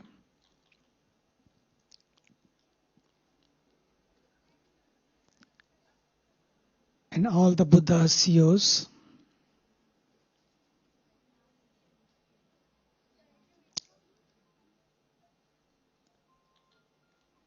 the whole world is so stressed out now because of war, conflicts. We could see the impact of this war. As I too shared, we receive every year 135 countries, and all in International Yoga Festival, almost 100 countries. This time we had 80 countries. And some, because we're coming from those countries, because of the war, could not happen. But people who came are people even today. One of the Buddha CEOs was sharing with me then how as a meditator we all can meditate to bring peace to the world. And why this happens anyway? That everywhere rather than peace we are seeing pieces.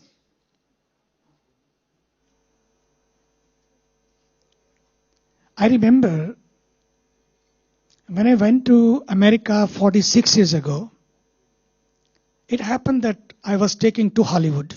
I was staying in Malibu. And the next day they took me to the Hollywood areas, Universal Studio and many other areas, Beverly Hills. And when I was going through those streets, I noticed one thing. there was a sign.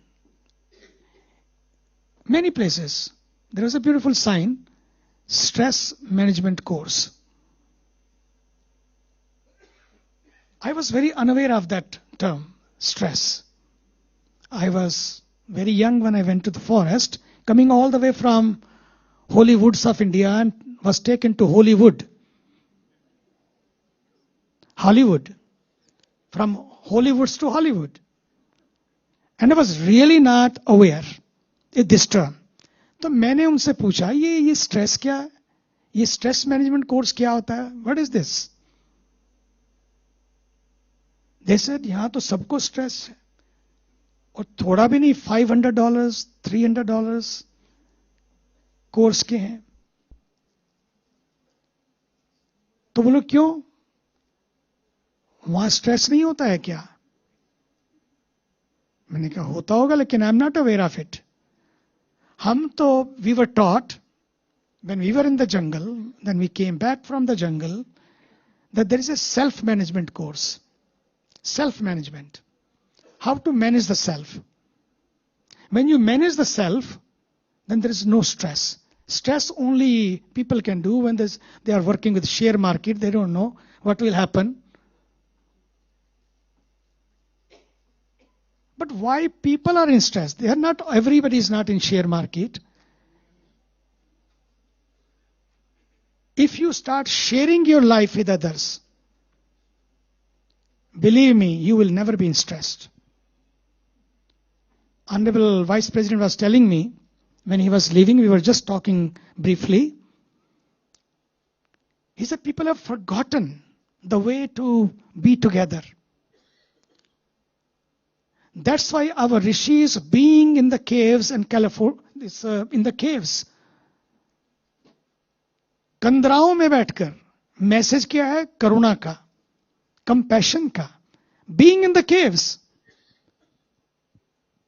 But message of compassion. How this happened? Because of this meditation, they were connected so much to themselves. They could not see the separation outside. Why hinsa happens? Because there is a separation. Because of separation, there is a hinsa.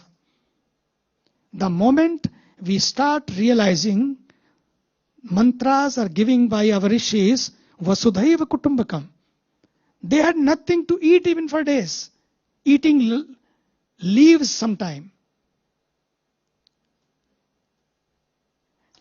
Living with less.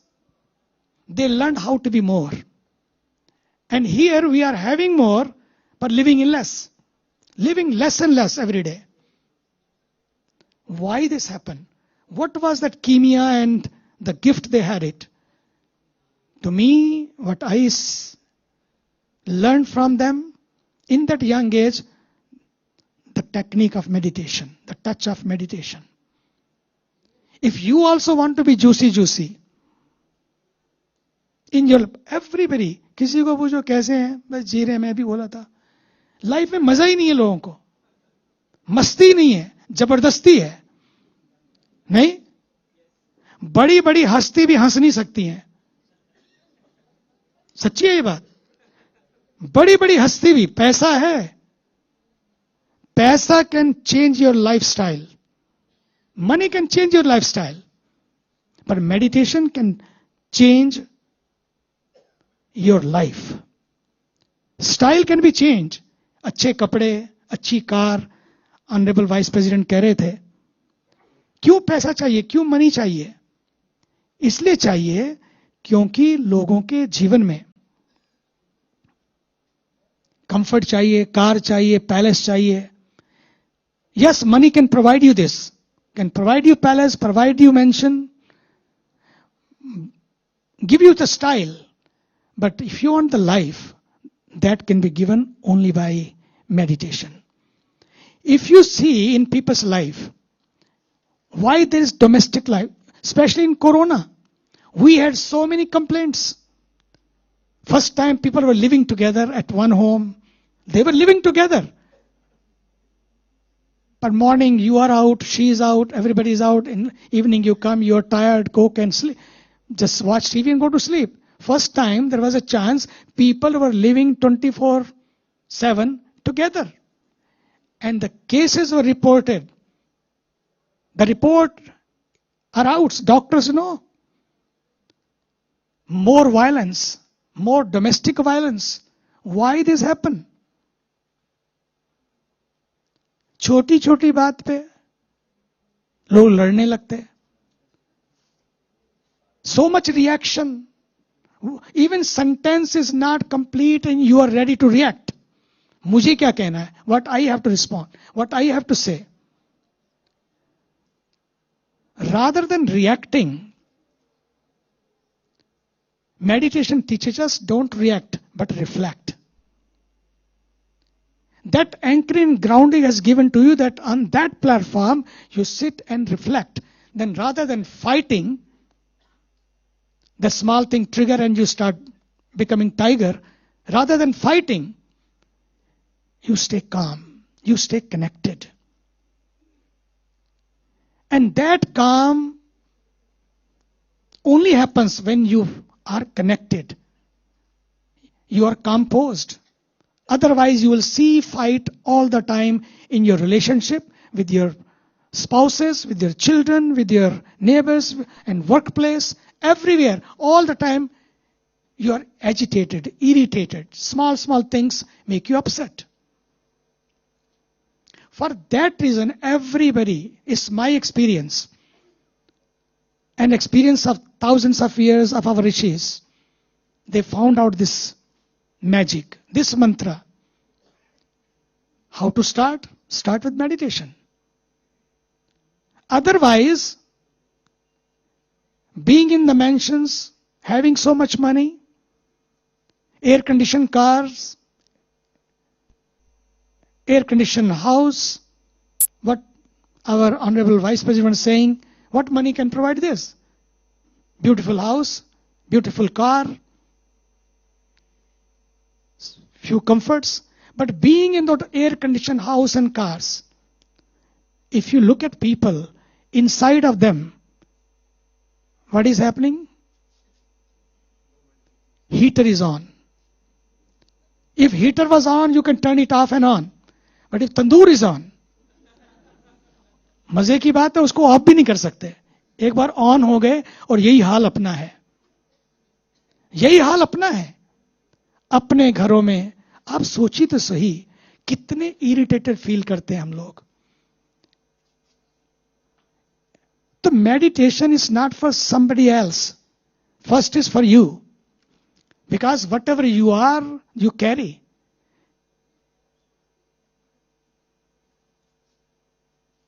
Meditation is what you do. Meditation is what you are. Our own behaviors makes us peaceful or violent. Because people are not peaceful themselves, that's why you see more wars. Amongst the war also, I was just sharing with the media. Look at our Prime Minister of India.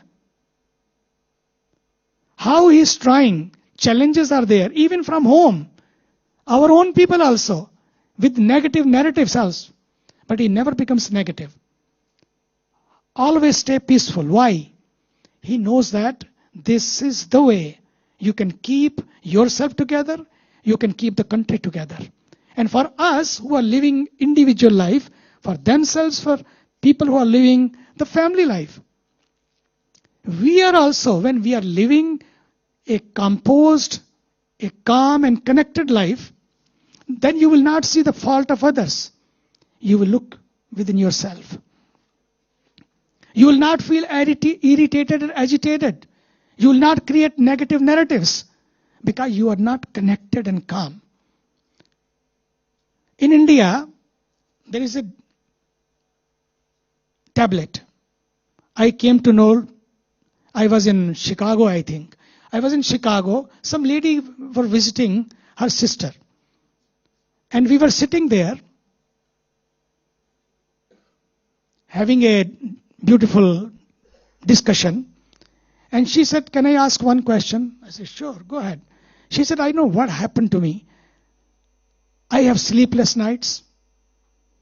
I cannot sleep properly. Deep sleep to 0. REM sleep maybe not more than 1 hour. Even not light sleep is there. All the time I am just in the dreams. And in dream also I am fighting. I am quarreling. Can you suggest me one mantra for that what you are doing right now? She said, I am taking one tablet. I went to doctor. He said, start taking one tablet. You will sleep peacefully. I did. I tried. But after a few days, again the same situation. I went to the doctor. He said, double the dose. 2. Then again I went to the doctor after 1 year. He said, triple the dose. 3.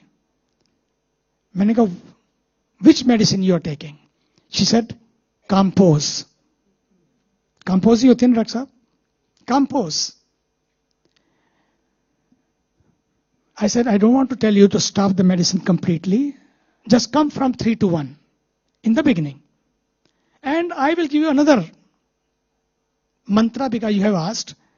With that one tablet every day, slowly you will stop that also. But with that one mantra, with that compose, I'll give you one mantra. Compose plus mantra. Just calm your pose. Calm your pose. Why you are so agitated and irritated all the time? Calm your pose. And that's what meditation does. That you can calm your pose. And it teaches you how to pause. We are angry. We are violent. This is hinsa. Ahimsa we are talking about for one. First let us talk about hinsa. Then I'll come to ahimsa also. What is the real ahimsa today? Is needed. If you are not calm, composed, you cannot bring peace in your life, in your other's life. So calm your pose. After 6 months, she comes to me because she was back to India. She came to know there that I am in Paramath-Niketan on the banks of Ganga. She came there and she said, even the first tablet I took, then second, the third, 2 you stopped, now 1 I stopped. I am not taking any medicine now. But the advice you gave, calm your pose. The problem was not there. The chaos was not there. I became chaotic in that situation, in those conditions. And it was not them, it was me who created this chaotic situation. Meditation brings you back to yourself. सिखाता है meditation आपको कैसे अपने से जुड़ना है. हम पूरे वर्ल्ड से जुड़े हुए हैं लेकिन अपने से कट गए हैं. Young children. Some girl came to me in Rishikesh. She said, can you tell me give me some advice, give me some mantra. I said, what happened to you? She said, I am so stressed out. I said, how old are you, Dr. Saab? She said, 11. 11-year-old children, they are stressed out. हमको तो stress की भाषा भी नहीं पता थी. Stressed out. That's what is happening. Parents also expect from them so much. You become like this, you become like this. They burden them so much. And because of that, our children, they don't know what to do, where to go, and they are committing suicide also. Or going a bad habit of this mobile.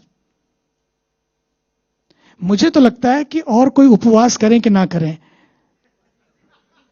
लेकिन mobile fasting शुरू कर दें हम लोग. Mobile fasting.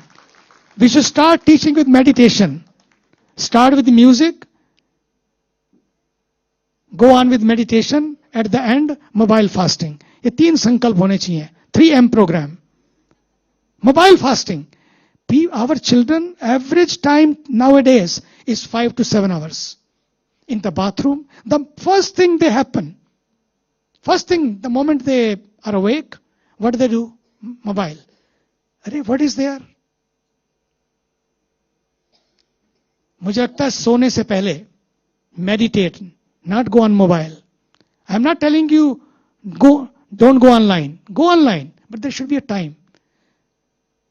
Whole day you are going online, and in the evening and in the morning at least be aligned to yourself. That alignment is needed. That alignment is lost. That's why there is a violence in the families. इसलिए less mobile, more meditation. इसको शुरू करें. Last, because we are sitting in Delhi, it really hurts me when I see pollution. Whether it's air pollution, water pollution, we are talking about the soul. Meditation is great for the soul. What about the soil? The people who are meditator, they should not only work for their souls, they should work for the soil also. Time has come, the soul and the soils go together. We are working for so many years for water, sanitation and hygiene. I remember in 2012, when I turned 60, we were in the UN and we formed a organization.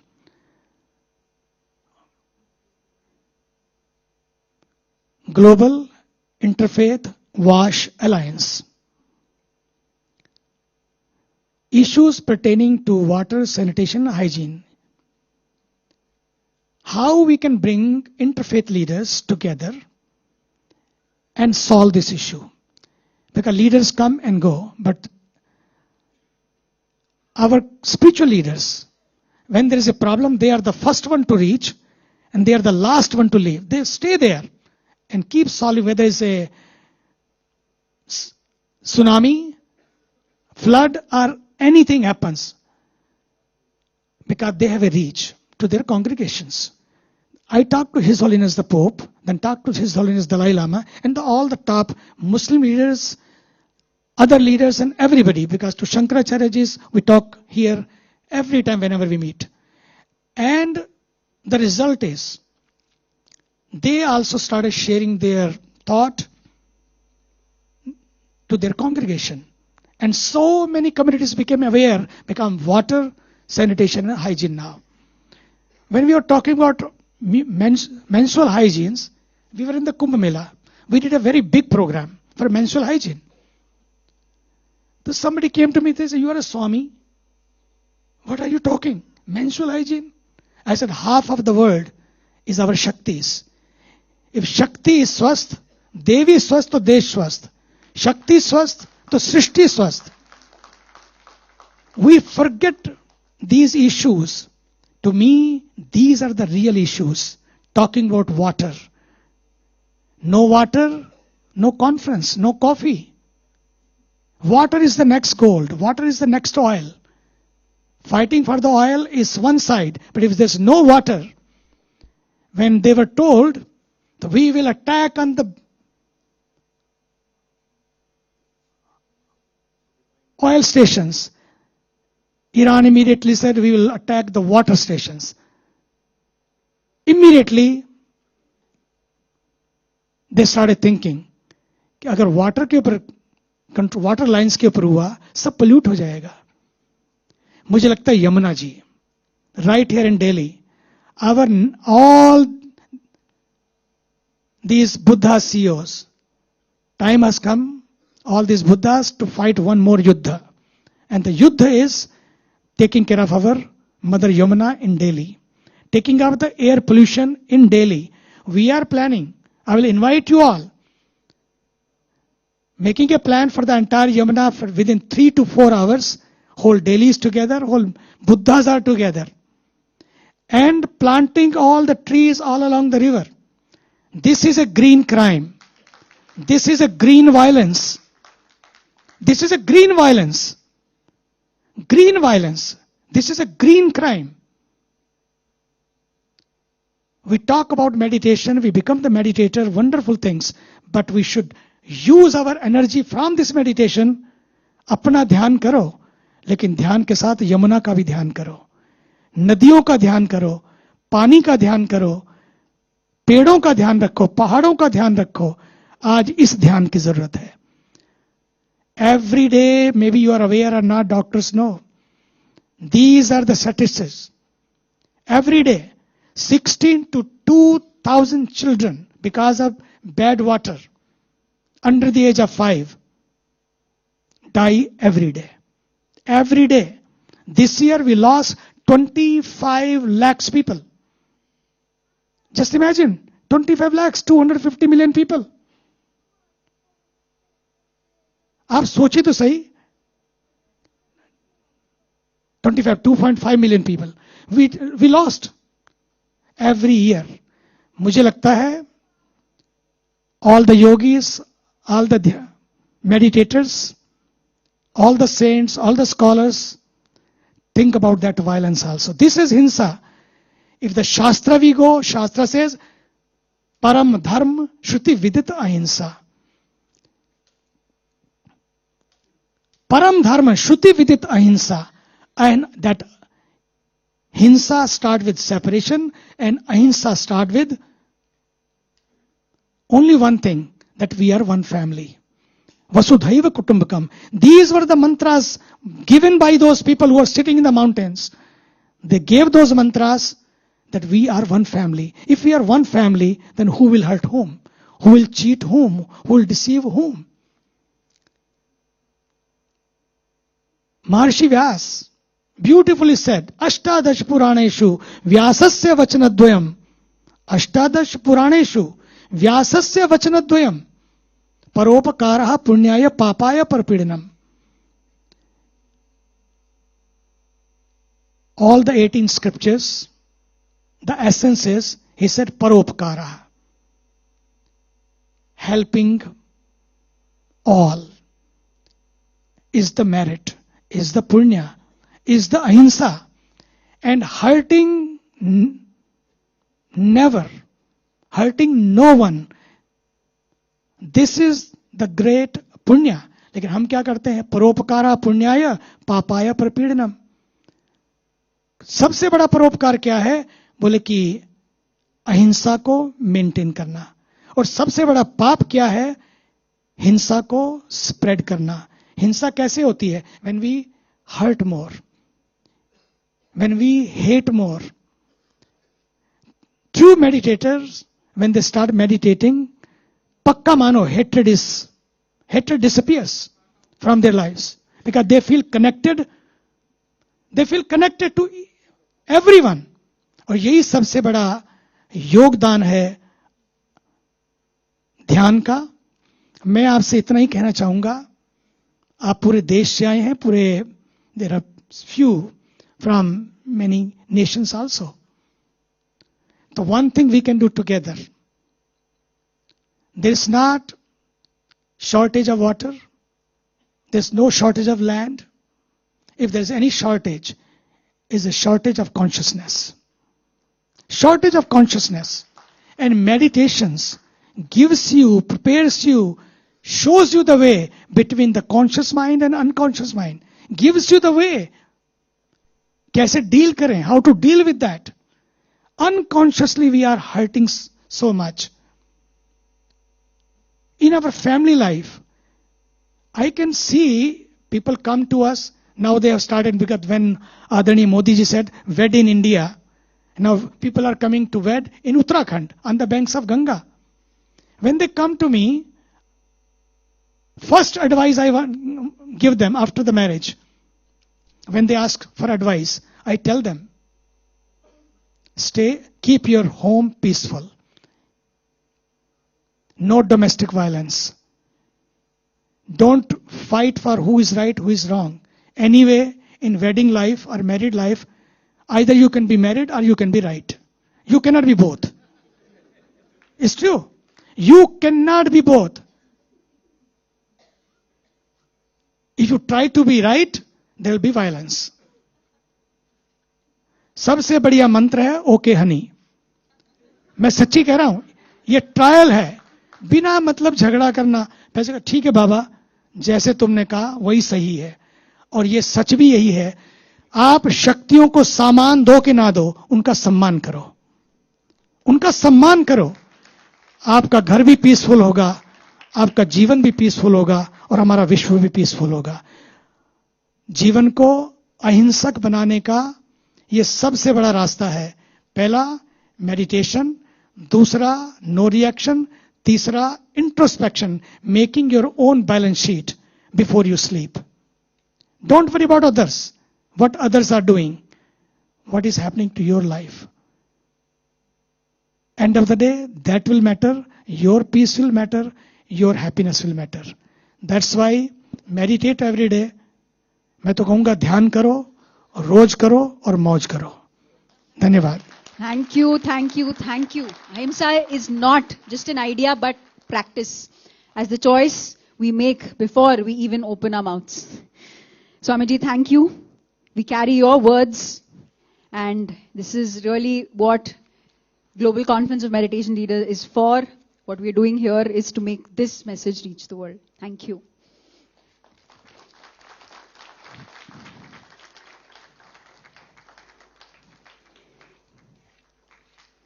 Power and promise of meditation for a healthy heart. In 2023, the Government of India released a national postage stamp in the name of a doctor to honor his contribution to cardiology. That doctor is here with us today.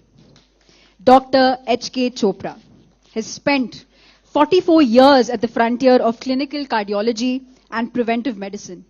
He has authored 14 focused textbooks of cardiology, earning global recognition. He has published over 2,200 articles and has been cited by thousands of institutions worldwide. He served as country head of the American Heart Association in India and president of the World Heart Academy. And through all of this, he has arrived at a truth that ancient wisdom always knew. The heart does not just pump blood. It responds to peace. Please welcome Dr. H.K. Chopra.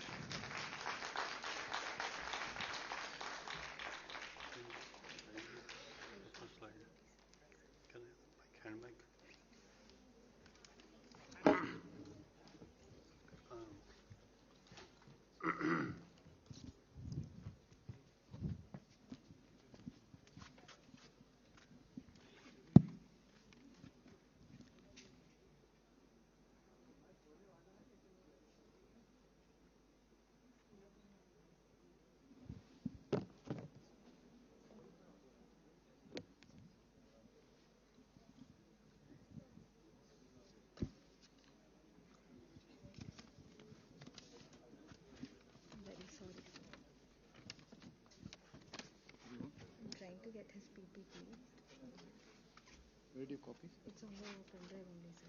We had an error in the previous pen drive, so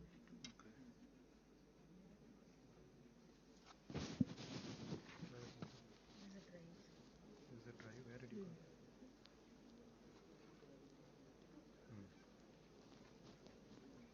No, click करो MP4 video. ये चाहिए?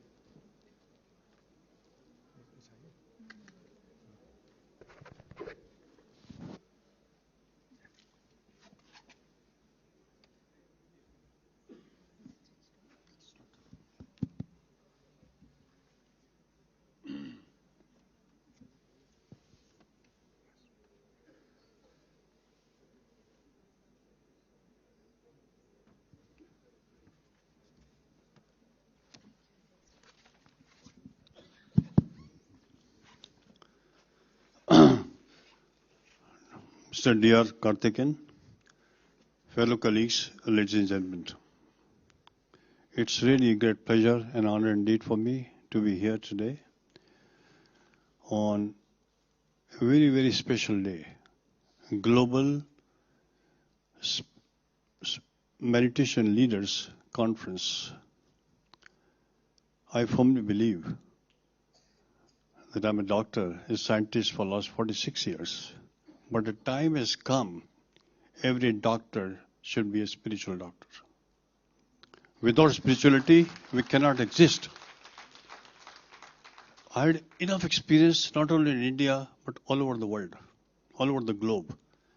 And I've got this belief that time has come to heal yourself. A doctor should heal himself. Before I really start my presentation, I will just request you to just close your eyes for a minute as a respect to the Shanti mantra. And I'll recite the mantra. Vag me mansi pratishtita manumay vachi pratishtita avya maedi vedasya ma anishta satam me ma prahasya anena dhitena horatran samdadhami sratam vadishyami satyam vadishyami tanmavatu tad vaktaram avtu avtu mam avtu vaktaram.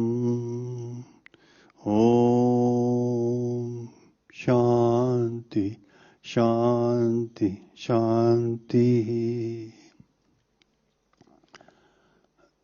Can just somebody just help start working?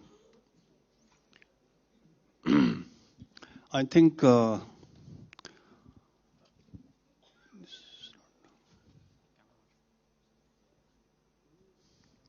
I start with the opening message from Gita in just 90 seconds. 18 chapters.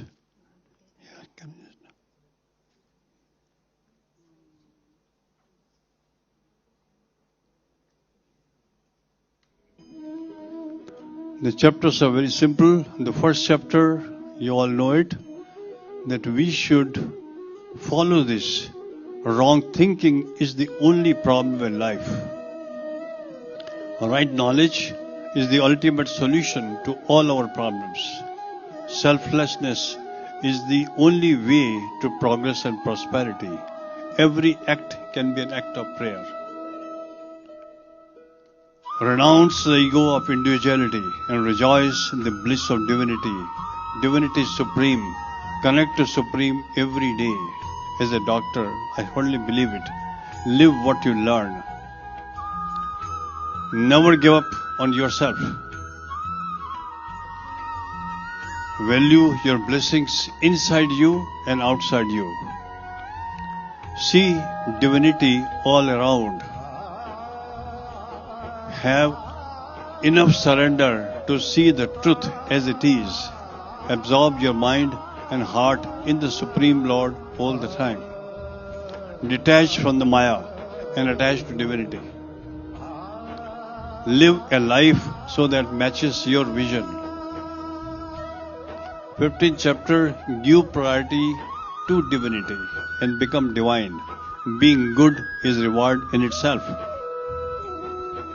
Choosing the right over the pleasant is a sign of power.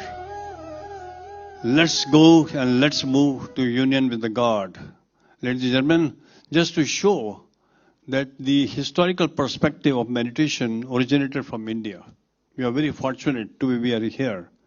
Our seers, Patanjali, our various masters who were here, Maharishi and all Adi Shankara, even Dr. Deepak Chopra in the United States, first doctor, and Dr. David Simon, an American, proved that meditation is of a great help. These are 5 photographs of Indian doctors who are cardiologists. Dr. Dean Ornish from USA, and Dr. Leon from South Africa, Dr. Satish Gupta from Brahma Kumaris, Dr. Manchandra, and myself were very actively involved and published the data along with my other colleagues. My main agenda of presentation today is 95% of the heart problems are because of faulty lifestyle. Genetics do play a role, but very little role. My agenda is to discuss the relationship between the cardiovascular disease and enhancement or improvement by meditation and not by medication. I firmly believe that sympathetic and parasympathetic mode stabilization by building our resilience. Ladies and gentlemen, always remain calm if you want to have a healthy heart. That is the best message which I learned from Swamiji, and we should practice it. We are all spiritual beings with the human experience. We should know it, and not human beings with your spiritual experience. If we understand this, then life is very beautiful and worth living. Prevalence of CVD is very well known to all of you, rising steeply. Even this morning when I was coming in the car, I got a message from one of my own cardiologists who is working in the cath lab, suffered from lymphoma. Working in a cath lab in radiation itself causing a stress-induced lymphoma, very painful. Risk factors, this is the first paper I published in 2007 in Indian Heart Journal. There was a lot of criticism. And I mentioned that altered behavior of mind may give rise to central obesity. And central obesity and hypertension have got their origin in the sympathetic mode of life. This is what is happening today. The shape of things is happening here. Obesity is all faulty thinking and faulty lifestyle. We can see the inter-heart data published in 2004 by Yusuf. He mentioned very rightly, psychological factors are very important. To be an Indian itself is a risk factor for CAD. Disease is premature, young heart attacks in 30s or 40s, which is very, very painful because of emerging risk factors. Meditation, mindfulness, and medication is the only way. What is the heart, ladies and gentlemen? It's not only anatomical heart. It is not only physiological heart. It is psychological and emotional heart. We should talk of a broken heart and we should talk of a kind heart. Spiritual heart. All the sutras of spiritual heart should be known to all of us. Love, compassion, sympathy, and peace are the sutras of spiritual heart. Same is the heart chakra. I'll deal with this in detail because I practice this every day for the last 40 years. And I'm meditation, 4 components. I'll talk to you, and quantum heart. Heart is beating all the time, 1 lakh times a day. Doesn't stop even for a second. With 4 chambers, 4 valves, 2 coronary arteries, and create a havoc in the whole world. And see the data here. Healthy heart is a state of physical, mental, social, spiritual, psychological, and spiritual well-being. Ladies and gentlemen, when I was a student, nobody taught me about the spirituality. It was a myth. The reality is an optimal integration of mind, body, soul, and spirit and environment, which I believe today, after 40 years of my experience. It is also an expression of our own perception, of our own thoughts, interpretations, experiences, and choices. Ladies and gentlemen, we have 60 trillion cells and 6 trillion chemical reactions occurring every second right now in you and me. And these cells are terminals of the cosmic computer. Mind is a programmer and consciousness is the cosmic computer. We are all the holograms of the universe and the universe is our hologram. Ladies and gentlemen, healthy heart is a hologram of the universe and the universe is our hologram. A very nice expression in Vedas, as is the atom, so is the universe. As is the microcosm, so is the macrocosm. As is the universal body, so is the cosmic body. And as the universal mind, so is the cosmic mind. In Sanskrit we call it Yatha Pinde Tatha Brahmande. Vasudeva Kutumbakam, you're hearing this morning, Aham Brahmasmi Tattvamasi. This is the reality of life. Healthy heart and meditation are synonymous. Mystically, mythically, etymologically, alchemically, archetypally, biochemically, protonically, neutronically, electronically, and bosonically. What else you want? That's the life. I think this is what we have to understand. The quantum mechanical body. Unfortunately, we as a doctor are taking care of only organs as a heart, physical body. In fact, we are physical body with matter and energy, transformation body, mind, intellect, and ego, and causal body, what we call soul and spirit. This is the pyramid which we all should know and understand it. That's what the life is all about. This is all the history of quantum mechanics. Everything in you and me originates from a small particle, what you call as a quantum. And this is what, same in everybody. whether in India or America is same, there is no difference. When a pair of photon or electron become entangled, they remain connected, even we are separated by meditation. You think of somebody in New York, you are connected at the photonic level, at the electronic level, at the protonic level. And this is known as a quantum entanglement. If you really want to have a healthy heart, please follow these laws of spirituality or law of pure potentiality, law of giving. When you talk of giving, don't give money, compliments, appreciation. Law of karma, the most important law. Be in karma all the time. Gita says, have renunciation in action, but not renunciation of action. Law of least effort, law of detachment, and law of dharma. Your attitude is your attitude. Attitude of calmness is the need of the hour. What is mind then? Mind is not a physical organ. It's a mobile brain. It is not in the brain. That understanding is very, very important. It sets and resets the unique processes controlled by limbic system, hippocampus, and sympathetic and parasympathetic nervous system. It functions perception, conceptions, and ideas, and intelligence. And intelligence is nothing but choice making. And we can see here there are various types of mind people discuss. Sometimes they confuse us. And the answer is very simple. Conscious mind is active awareness. Subconscious mind is stored experience. Unconscious mind, deep instinct. Spiritual mind is the process of connection. This is very important mind. Process of thinking is the mind. Biological mind is a resetting mechanism. And psychological mind is the center of thoughts. Ladies and gentlemen, we have almost 80,000 thoughts per day, out of which 90% are negative. 6% are repetitive. We are living on 4% thoughts. So if you want to purify your thoughts, meditation is the answer. Please meditate and convert your negative thoughts to positive thoughts. We have only two emotions in human beings. One is the emotion of fear, second is the emotion of love. It is from love we have altruism, empathy, sympathy, peace, and harmony. And positive emotions are tranquilizers, energizers, stabilizers, equalizer, happinessizer, and equipoiser for a healthy heart. What's the big deal? It's not a big deal. We have to nurture this right from the childhood if you want to have a healthy heart. You don't require a doctor. I'm telling you as a doctor. Very important. Negative emotions of fear. It is the fear which cause jealousy, hatredness, anger, vengeance, frustration, suppression, repression, and depression, and cause massive heart attack. Toxic emotions, toxic behavior, toxic relationship, toxic consumption make you a toxic being. What is consciousness then? Consciousness is impulses of intelligence which are received, emitted, and transmitted every day, every second in you and me. Now, if we define consciousness, it is a field of silence which is within you and outside you. Calmness, every time it was expressed, it's not a big deal to be calm.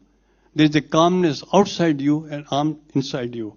What is consciousness? Is nothing but a thinker of thought. Where does the thought originate? When a thinker of thought is there, which is a consciousness, and the field of purity, truthfulness, and happiness, what you call is Sat, Chit, and Anand. Sat is truth, Chit is consciousness, and Anand is happiness. Field of omnipotent, the same thing, Vasudeva Kutumbakam, Brahmasmi, everything is within you. Happiness is not in outside you. I remember I was seeing a patient, a lady gave me a book. Sir, how to remain happy, this is for you. I was surprised whether she saw something in me that I'm an unhappy man. And she wanted the book next day. And I reviewed the book and I gave it to her. She told, sir, what is your observation? I said, I'm a happy man. How much did it cost? 100 rupees in South Extension. Can it give you happiness? It's a myth. Happiness within you, not in a book of 100 rupees. It is just to excite you, to provoke you, but you must meditate if you really want to be happy. And this is what I believe 100%, that consciousness is a cosmic computer, mind is a programmer, and cells are terminals of the cosmic computer. And environment is very important, repeatedly expressed.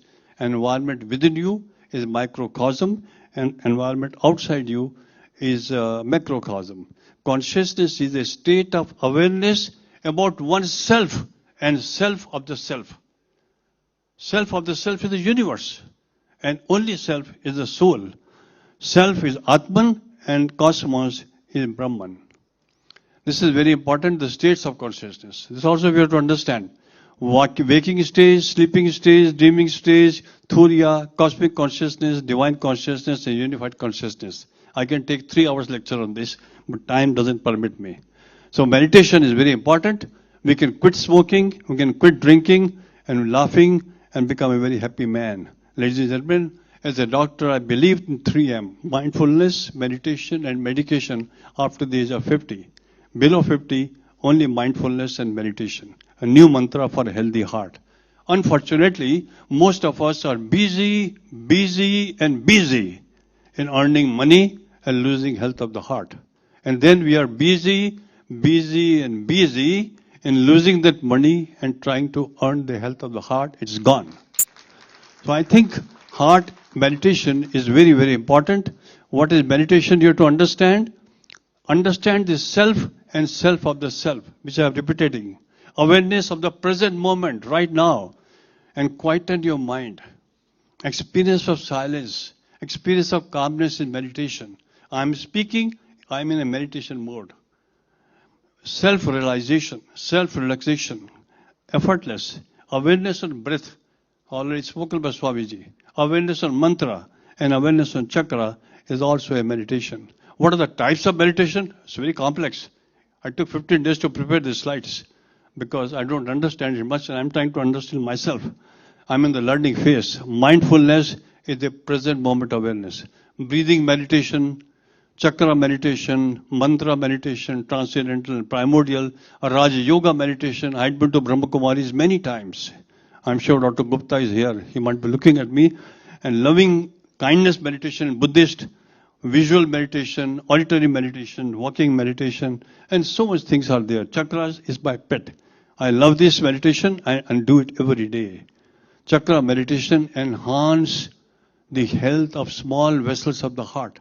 Not only the large vessels, but small vessels. We can see here, it originates from our Vedic scriptures, and you can see the insights. I chant on all these mantras silently. Lam, Vam, Ram, Yam, Ham, Sam, and Om. And these are located in the spine, within you. Base of the spine causes stability and security. Lower abdomen, emotional and creativity. Upper abdomen, willpower. There is no center of willpower. Willpower is the biggest power. Willpower is bigger than the money power. Money power is useless. And you will suffer when we have more money power. And I think throat power is the power of speaking and truthfulness.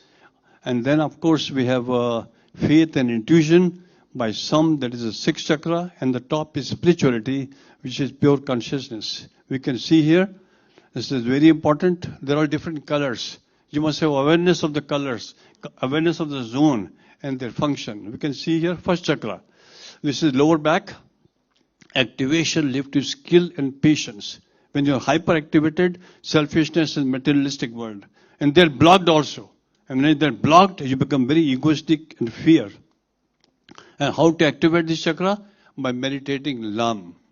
Just repeat love 4 times. We see here the second chakra is orange color. Believe in orange. I go to Lodi Garden every day for the last 40 years and I look at the orange color. It activates an attitude of respect and creativity. Hyperactivity, imbalance and manipulative. When it is blocked, you get jealousy. A lot of data is there behind this. Meditation, Vam, is very, very important to energize second chakra. Third chakra is very important. No willpower, no life. Willpower is possible by activating the third chakra, which is Ram. Hyperactivation causes anger, controlism, and workaholic. People are very controlholic and they are workaholic. When it is blocked, you criticize everybody and affected by criticism. The mantra is Ram. This is the most important chakra. I look at the lush green environment in Lodi Garden every day. Before going to the hospital, I'm there for 1 hour. And that activation is by love, compassion, and peace. Hyperactivation make you unstable. When it's blocked, it's antisocial. The mantra is yam. We see the fifth chakra, which is blue color. Activation is truth and creativity. When you're hyperactive, you are talking too much and you're too arrogant. And blocked, it because you're weak, wise, and shy. There's a lot of fact behind this. I'm just speaking in a very simple way. How to activate this chakra? We just have to meditate on hum. And sixth chakra is a chakra of truthfulness and faith. Activation is intuitive. You're very intuitive. Like Lord Krishna was very intuitive because this chakra was highly activated. Hyperactivity issue make you authoritative. Blocked make you shaken up. And the mantra is Sam. Om, as I mentioned to you, characteristic of oneself. Activation is spirituality. Hyperactivation may cause depression and frustration. And blocked may fear of death. A lot of patients I see who have fear of death. This is what you see. I was doing for the last 30 years. I was very young those days, meditating on a flower, sitting in a park along with many people, walking meditation, talking meditation, everywhere meditation. And we can see here, this was the most beautiful time of my young age. And I used to enjoy with children, with birds, with flowers, and the sounds produced by the birds. And all the 8 limbs of yoga should be practiced: yama, niyama, asana, pranayam, pratyahara, dharana, dhyana, and samadhi. You have to understand do's and don'ts, self-discipline, postures and exercise, breathing exercise, contemplation and concentration for healthy heart. Ladies and gentlemen, you just heard our mode should be calmness. And when you're not calm, you're aggressive, anger, agitated, anxious, ego, cynical, competitive, jealousy, hatred, grief, and vengeance and vindictiveness. What will happen? You increase your blood pressure. You increase your heart rate and cause a narrowing of the arteries, oxidize LDL, and get a massive heart attack and sudden cardiac death. This is what's happening in the youth today. Competitiveness. They want to have Mercedes. They want to have a big farmhouse. Somebody asked me in a Rotary meeting, "Sir, are you rich?" I said, "I'm a middle-class doctor." Then they asked me, "Do you have a farmhouse?" I said, "Yes, I have a bigger farmhouse." How big it is? I told 21 acres. Where is that? It's a Lodi garden. I own it. The people have farmhouse, but they don't go to the farmhouse. They never visited. It is the caretakers who own the farmhouse. A pseudo-ego which is existing within us. We should be in a parasympathetic mode. There is a mode of calmness by mindfulness, meditation, exercise, eating right food at the right time, at the right place, in the right manner, in the right dose, in the right environment. If you want to be healthy, please learn these techniques of being healthy. This is a very complex topic given to me. It's a global scientific evidence, but I'll show you in one slide, not to confuse you. This is what I reviewed 1975 to 2026. And what is the gist? Control the blood pressure, control the heart rate variability, event rate, heart attacks is possible if you meditate right from childhood. You will not have a heart attack till the age of 90. I promise you as a cardiologist.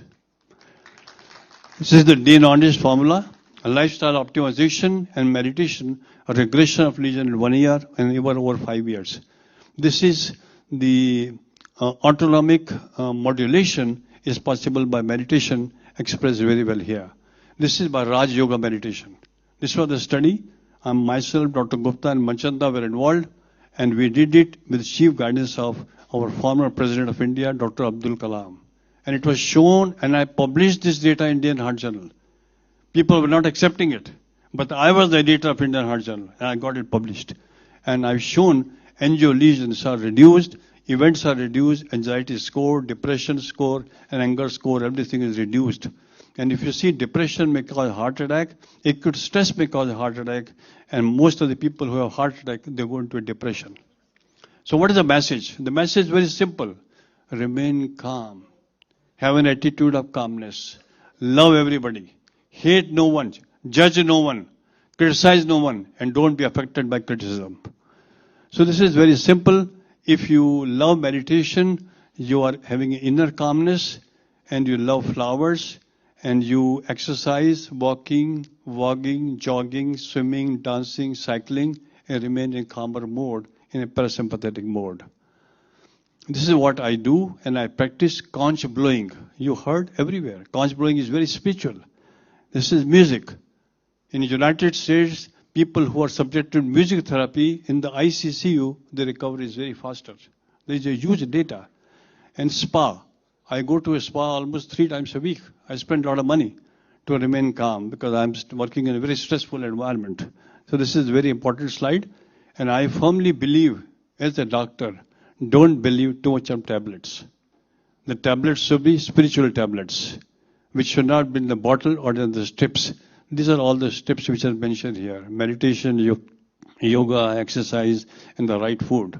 So ladies and gentlemen, to conclude, health of millions is at stake in India with cardiovascular disease, heart attack, brain attack, and leg attack. Practice meditation right from childhood. If you want to be healthy, and you must have right choices. 2M, mindfulness and meditation, less than 40 years of age. 3M, mindfulness, meditation, and medication after the age of 40. Of course, doctors are required. I can't say doctors are obsolete, so I'm a doctor. Meditation is a practice, art of love, art of compassion, and art of calmness. We all have to achieve every day on daily basis. We should act vocally as it is happening today, locally as it is happening today, focally, and impact the whole globe, right from here, right from this stage. And I also remember the words of our Prime Minister, Mr. Narendra Modi, who said, inform, perform, reform, and transform the whole world with a meditation. I express my gratitude to Karthikeyan Sahab, that who has created the International Meditation Day on 21st of December. I think it's a very, very great thing. And Upanishad says, kindness in words create confidence. Kindness in thinking creates profoundness. Kindness in giving creates love. And kindness in loving creates happiness and healthy heart. Tranquility is truth. Truth is beauty. Beauty is bliss, and bliss is divine. Ladies and gentlemen, this is my own integration of science and spirituality. As is the quantum soup, so is the quartz. As is the quartz, so is the boson. As is the boson, so is the proton, neutron, and electron. And as are the proton, neutron, and electron, so are the perception, thoughts, interpretations, experiences, and choices. And so is the mind. As is the mind, so is the body. As are the mind and body, so is the health of the heart. And as is the health of the heart, so is the world around you. The thoughts that I think, the yoga and meditation that I do, the words that I speak, the water that I drink, the air that I breathe, the emotions that I experience, and the sleep that I have, the stress that I face, get metabolized by 60 trillion cells and 6 trillion chemical reactions with 20 billion capillaries and 80 billion neurons and become you and me. Please try to understand what I'm talking. This is very important. This is our Guru, who was the great stimulus for me in my life, who used to call me after 8:30 in the President House. And I learned a lot, and I owe my gratitude to him. This is a very important slide. Meditation is 1,000 times superior to medication. As a doctor, as a cardiologist, I'm saying. Meditation is a game changer for healthy heart, total vascular health, and world peace. Swasth Dil, Swasth Bharat. Dhyan Abhyas is Viksit Bharat. This pledge we should take today if you want to make a Viksit Bharat. We can see here in the last a very important message by quantum mechanics, quantum leap, and Lord Krishna. Can we just help me out here? Play this.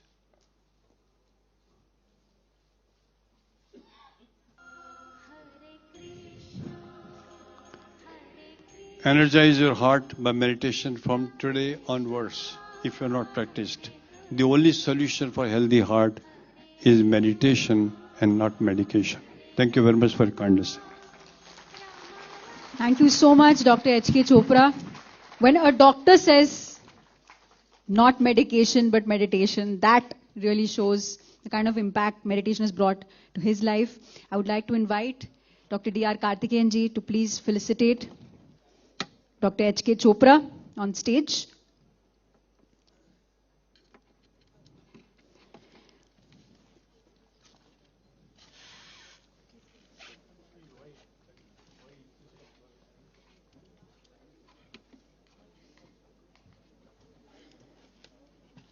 The surname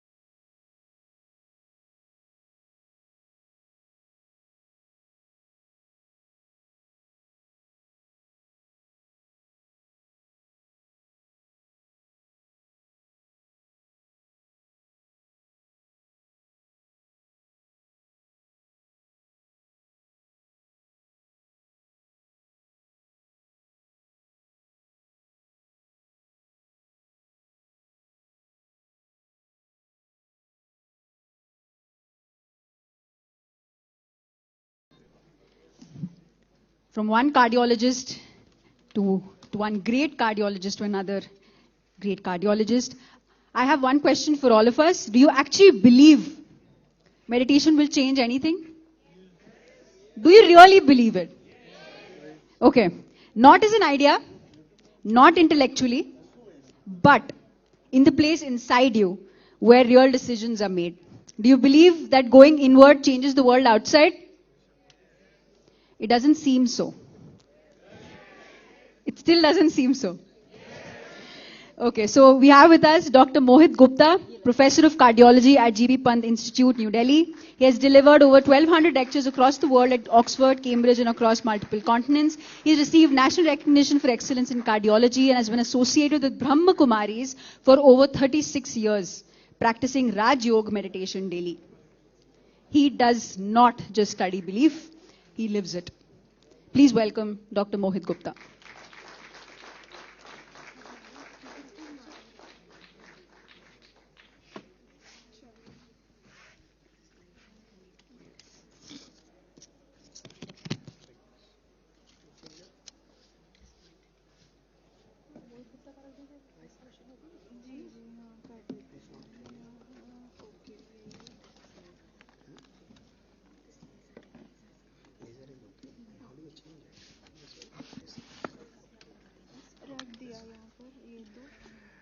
Okay, very good afternoon to all of you. Thank you so much for this wonderful and terrific opportunity. It's always a privilege to be back to Buddha CEO, lovely meditation conclave.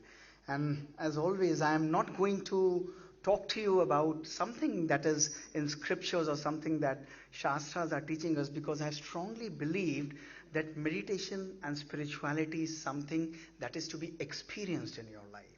You know, your mind is a beautiful servant, but it's a dangerous master. And if you don't master your mind, it can actually create doldrums in your life. So in next 20 to 25 minutes, I'm going to take you to the essence of scientific spirituality. Imagine what would your life be if something that you are thinking starts happening in your life. What would your life be if your life, what you are thinking, starts manifesting so beautifully? Your relations change, your well-being change. Everything in your life is completely a consequence of what you are thinking. In fact, every single thought is creating your future. And today I'm going to narrate 5 beautiful stories that I have nurtured and experienced in my life, that have changed my life, that have made me experience what true religion, what true spirituality, what meditation is all about. So get along with me for next 20 minutes, because this is going to be one of the most revealing journey of your life, my dear friends. How would you feel if you know that the doctor who is speaking to you does not have a major portion of the right side of the brain?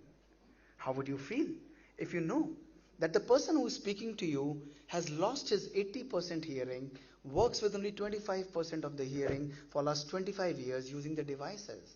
And how would you feel if you know that the person who is speaking to you has 4 screws drilled in his spine, he has difficulty in walking and standing every day in his life, still he starts his day 3:30 a.m. in the morning with meditation, globally traveling, operating more than 60 cases throughout the day, involved in the research, sleeping for only 4.5-5 hours for last 25 years. That's the power of meditation. That's the power of thinking. That's the power of spirituality, my dear friends. This is my story. My first story taught me about the power of meditation and power of healing. My dear friends, I was just like you, running for my success, achieving everything, becoming a good cardiologist, one of the youngest cardiologists of the country. I could attract success so normally. Money, position, power was no problem, and it was a beautiful spiritual life with my lovely parents and my sister. Everything going on fine, but one day changed my life forever. You know, it was 20th March 2003. 5:30 p.m. in the evening, I came back after operating for 1.5 days. I was so tired and exhausted, having severe headache, unusual headache, and my mother offered me food I didn't have. After 2 hours, she offered me a cup of ice cream. I gladly took over, and within 15 seconds, I collapsed on the floor of my house, throwing massive seizures. My whole world changed. That one day changed the way I looked at things. I had money, I had position, I had power, but nothing mattered in my life. I was lifted by my parents and my sister, back to my hospital, rushed to my hospital. Whole night doctors were working on me, controlling my seizures, and next day when I regained my consciousness, this is what I had in my life. Where was the spirituality? Where was everything gone? Where was all the shastras that I had left had gone? I was left hanging between life and death, fighting for my life, and my brain used to ache so much. I wanted a knife, and I just wanted to cut off my right brain and throw it off. That was the level of pain I was experiencing. 19 drugs available at that time. I was resistant to 18 of them. My day used to start with 16 tablets, 8 in the morning, 8 in the evening, and every day anesthetist would come and inject an injection, amicacin into my left hand, 150 such injections that took away my hearing from me. I never lost hope. I knew if I have to win over the disease, I have to grow bigger than the disease. But one question that was bothering me was why this has happened in my life. Each one of you in this hall, every single person sitting here in the hall, look at this. What question I asked myself was, I had landed myself in pandemic of personal mismanagement. The imbalance, the work and life imbalance. We are running for, so much knowledge, but today we are starving for wisdom. Self-care is a priority, my dear friends, but unfortunately we are just busy amassing more and more wealth, but we are really starving for wisdom in our life. Our life is made by God very simple, but we have made a mess out of it only and only by our own thinking. मोड़ जोड़ और तोड़ तो सारे हमारे मन के अंदर हैं. We have made our life so complex, and we talk about so much about great spirituality and teachings of God, my dear friends. That day I was thinking that I have to press a break in my life and come out of this emergency mode, and I did it gladly. I started taking up to meditation, and after that brain illness, my right portion of brain, the parietal lobe, was taken out by my surgeon, and I thought I am going to be fine again, and I was continuing on medicines, and 6 months and passed just to see in January 2006 I developed another lesion in my lower cerebellum. Doctors from America, from Bangalore, from AIMS, everybody treating me, nothing working on my brain, and at that time they told me, Dr. Gupta, this is the end of science. This is maximum science can do.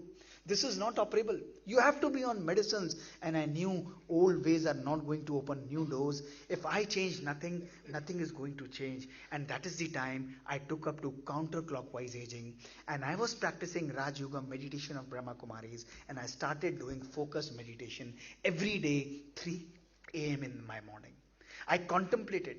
I created. I visualized my brain to be absolutely healthy, free of disease, visualizing my brain as it was earlier. Every day I used to get up at 3:15 a.m., do a focused meditation on my brain, and for 1 year I kept on doing it. People started laughing, oh, what is meditation going to do? But I turned a deaf ear to them. I practiced it, and 1 year later, when my scans were done, from January 2006 to April 2007, this is what had happened. The lesion disappeared out of my brain without any surgery, my dear friends. My first message to you, my dear friends, is believe in the power that you have. 50 trillion cells of your body, they can completely work and harmonize your body, reprogram your body by single thought.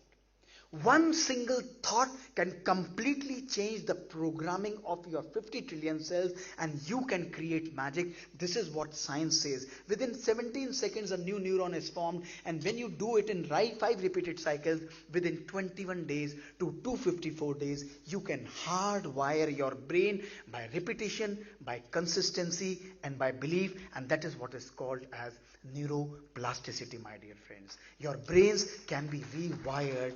The constitution is belief, my dear friends. Believe in the power that God has gifted you, my dear friends. My second story is about the power of thoughts, meditation, and relations, my dear friends. It was an evening of 2018, Saturday, 9:30 p.m. in the night. I had finished my day, operated more than 60 cases, about to leave my cath lab, and then I had a 22-year-old young boy, massive cardiac arrest, pulseless, BP-less, resuscitated into my cardiac cath lab, and I was asked to operate. I said, nothing is left in this boy. ECG is a flat line. Pulse and BP is not there. What am I going to do? And they said, please give it your best try. We ventilated him. We put an artificial pacing system in him. I took him on my cath lab table. I angiographed him. All 3 coronary arteries were blocked. I took 1.5 hours on resuscitation to clean each of the arteries, and I could achieve a blood pressure of only 50 to 60 millimeters of mercury. My mind was saying he's not going to survive. But somewhere in my heart I had a feeling he's a young, resilient guy. He might just make it, and we shifted him to the ICU. Next day when I went for the rounds, you would be shocked and surprised that young boy was sitting absolutely conscious. He was absolutely fine. His life was saved. His ECG had normalized. And as you are clapping, my colleagues, my sisters, his relatives were so happy. But that was one of the most disturbing days of my life. And I'll tell you why. I was thinking, this 22-year-old boy, non-smoker, non-diabetic, no diabetes, no hypertension, lipids normal, no family history. He had a heart attack.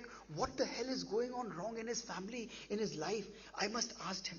He was married for 2 years, had a 4-month-old daughter. I went to his father and said, please call his wife. I want to speak to both of them.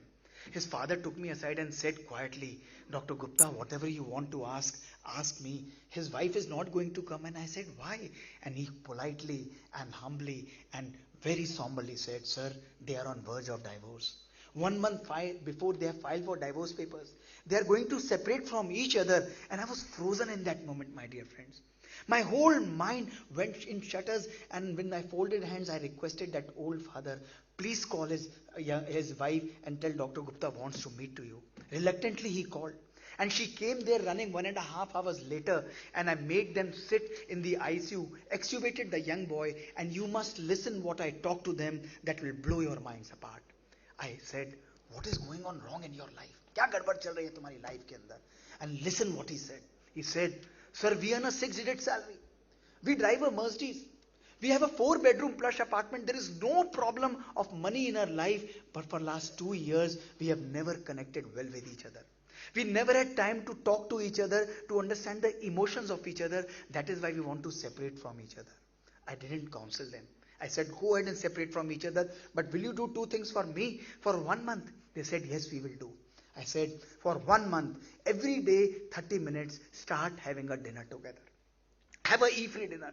Shut off your mobile phone. Shut off your television. Shut off everything and connect with your family. Accept each other. Argue with each other. Fight with each other. But learn to talk to each other with eyes and eyes. And the second thing I said to the young lady, देख तेरे husband को मैं discharge कर रहा हूँ 2 दिन बाद. I'm going to discharge your husband 2 days later. But I'm going to see him in my OPD only on one condition. And she said, what? I said, only if you accompany him for 1 month in my OPD. She said, no. I said, my humble request. And she agreed. They started coming to my OPD. They came for 1 week. That 1 week changed into 2 weeks. And 2 weeks changed into 4 weeks. And 4 weeks changed into 4 years. And their 4-month-old daughter grew into a 4-year-old daughter. They still come to my OPD, my dear friends. And they have withdrawn their divorce papers, my dear friends. That is the story that taught me what true meditation is. Meditation does not reside in reading books and scriptures and chanting names of God. When you chant the name of God, you inculcate those qualities and blessings in your mind, in your soul, in the words, in the actions, in the thoughts that you are creating, and they're reflecting in the behavior that you are manifesting in your life. That is true meditation. That is the essence of beauty. And that is the time we started doing those experiments in 150 patients who had no risk factors, and we measured their stress, and we measured their biologic age. And you would be amazed and shocked to hear, my dear friends, these 150 patients of heart attack that I studied, their biologic age, physical age was equal to 18 to 30 years, but their biologic age was equal to a 60 to 90-year-old gentleman. And the single factor that came up in our studies was they had highest level of psychosocial stress, lack of love, anger, and lack of happiness in their life, my dear friends. I want to tell you, my dear friends, this is what science tells us. Look at the ego.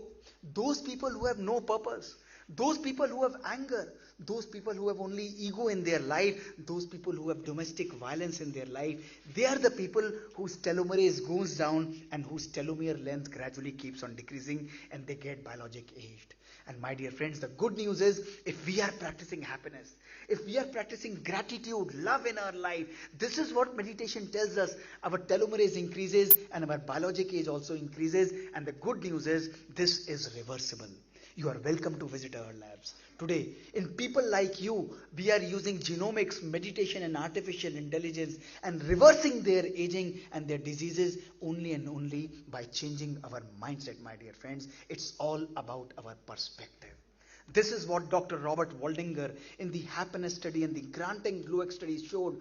700 people who were followed in Harvard University for 75 years, measured every single aspect of their life. There was only and only one secret to fulfilling and happy life. It was not the money, not the position, not the power, not their achievements, my dear friends. You know what it was? It was only and only good relations in our life, my dear friends.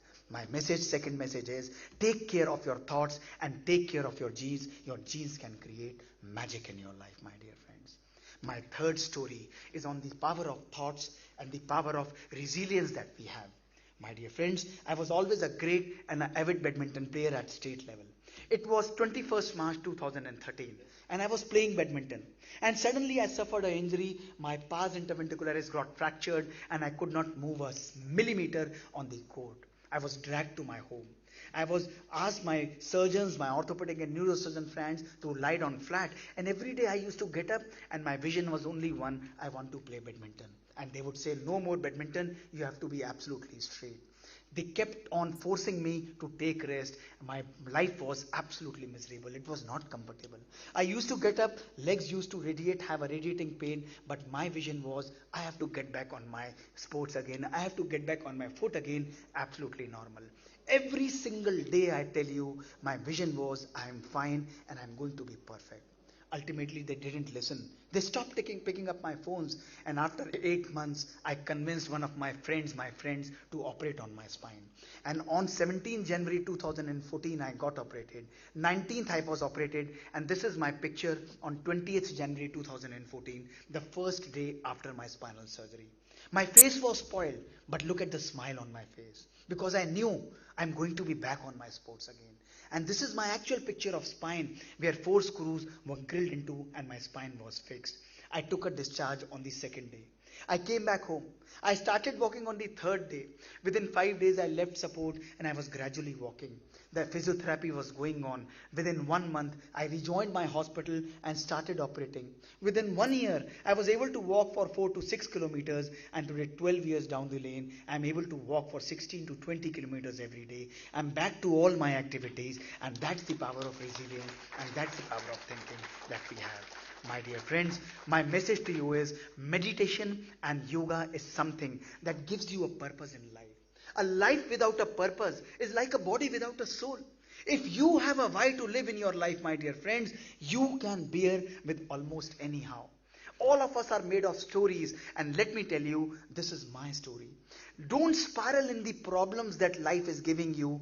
My message to you is very simple. Learn to evolve out of those problems as life is giving you challenges. That's the power of meditation.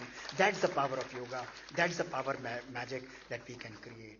My second last story is about the story of manifestation. We all have dreams. We all want to achieve something. And my message is, your success is only and only a thought away. I was in John Hopkins. I came back in 2001. And my reason for coming back to India was only twofold. I wanted to be with my parents and I wanted to do cardiology. That is why I left gastroenterology there. And I came back.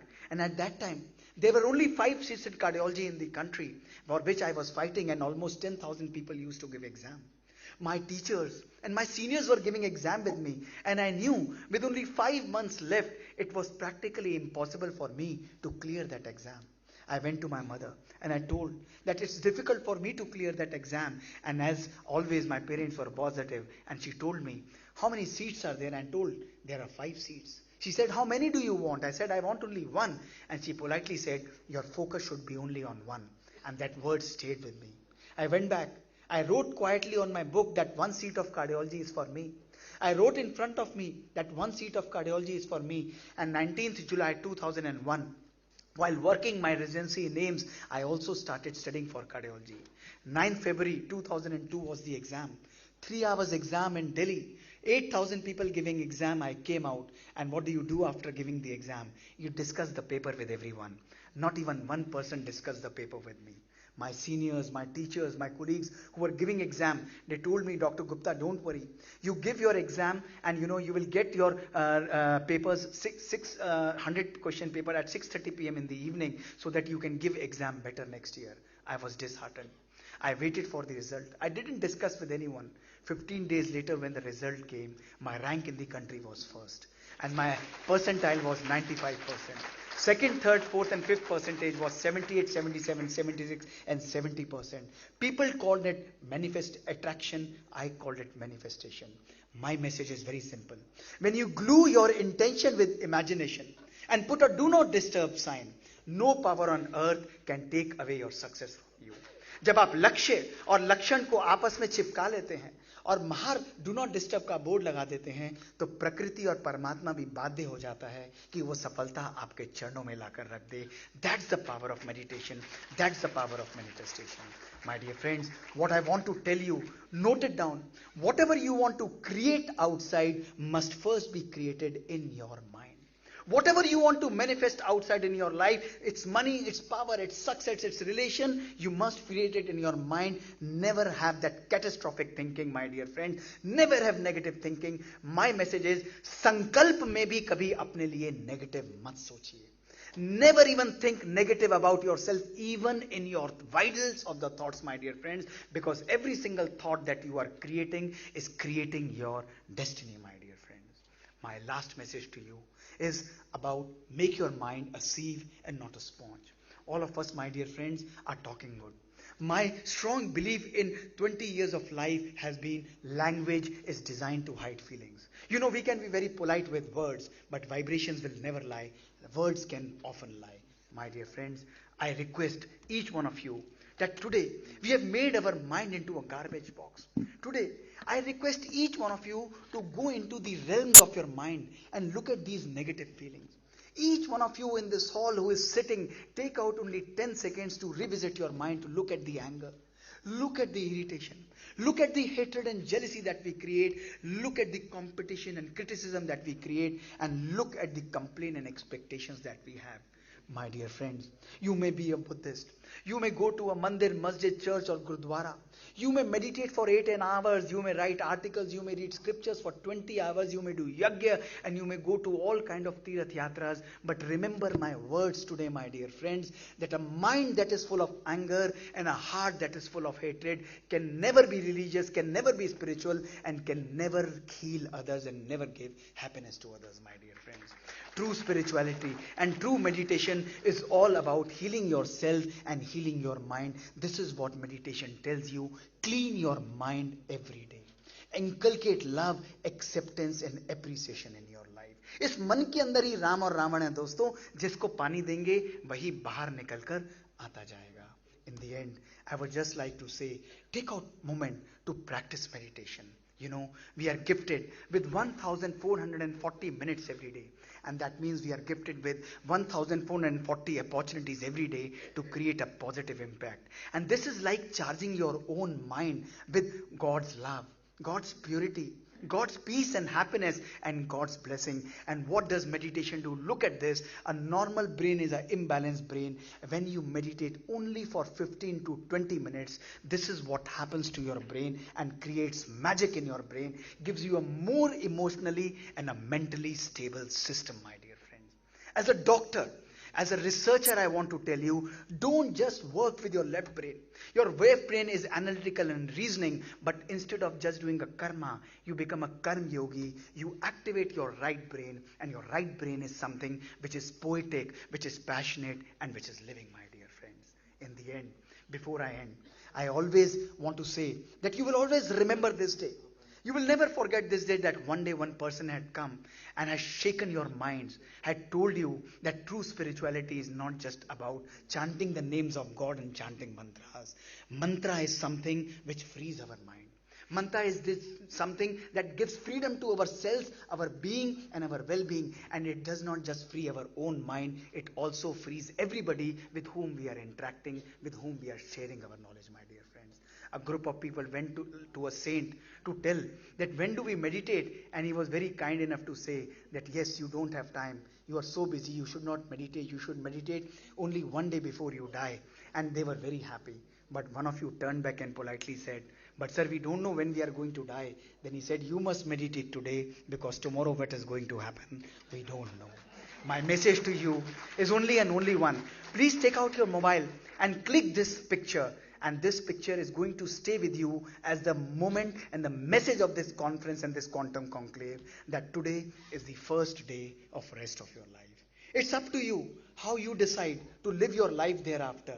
Moments will come, conferences will come, lectures will come, speakers will come, orators will come. But remember, the change is your choice. If you change, everything changes in your life. If you don't change anything, nothing is going to stay with you, my dear friends. Before we end, let us sit back in only 10 seconds of silence.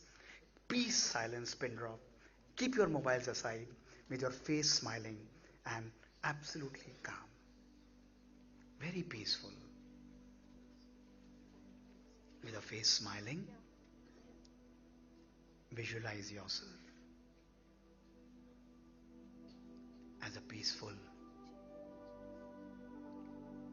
oasis of love and joy.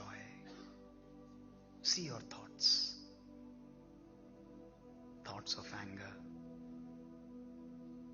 thoughts of irritation.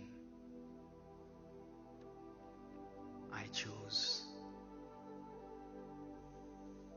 the shower of love, God's purity and God's happiness on all my thoughts. Feel that energy. Let go of all that is negative. Relax.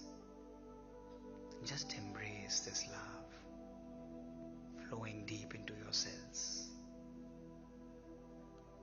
Relaxing body, healing relations, manifesting future. I am oasis of peace, bliss and happiness. I choose to be pure and powerful in my life. This is my first day of rest of my life. Peace and happiness, love and purity is my existence, is my true original self. Om Shanti. Om Shanti. Thank you for a very patient attention. Thank you, thank you, thank you. This is truly the first day of our life. Thank you so much, Dr. Mohit Gupta. The true power of belief is not in circumstance, but in the infinite possibility that's within us. Thank you so much. I would like to invite Suresh Kalburgi ji to please felicitate Dr. Mohit Gupta and Dr. Karthikeyan ji.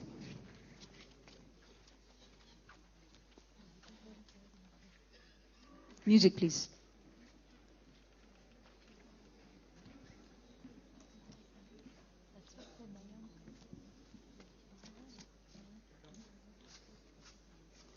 Let us give a huge round of applause.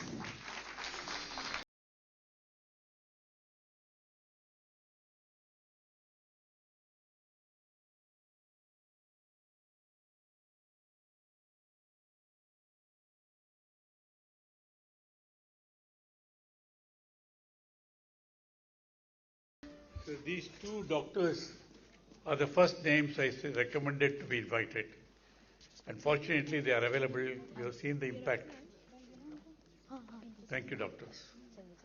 Thank you, sir.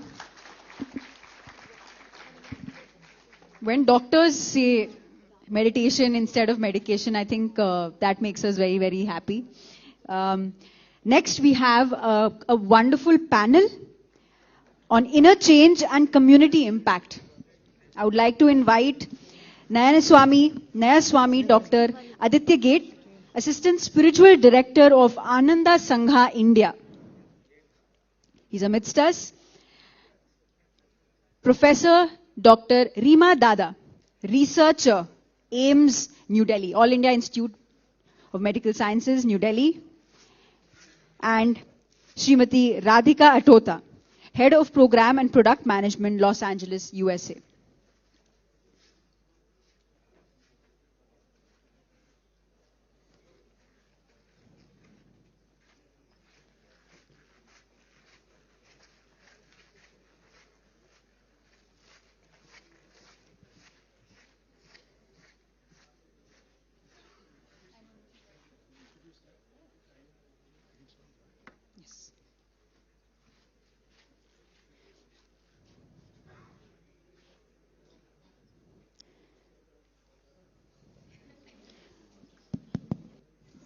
Wonderful set of lectures from eminent doctors, Dr. Chopra and Dr. Mohit Gupta. We're glad to have them at our conference.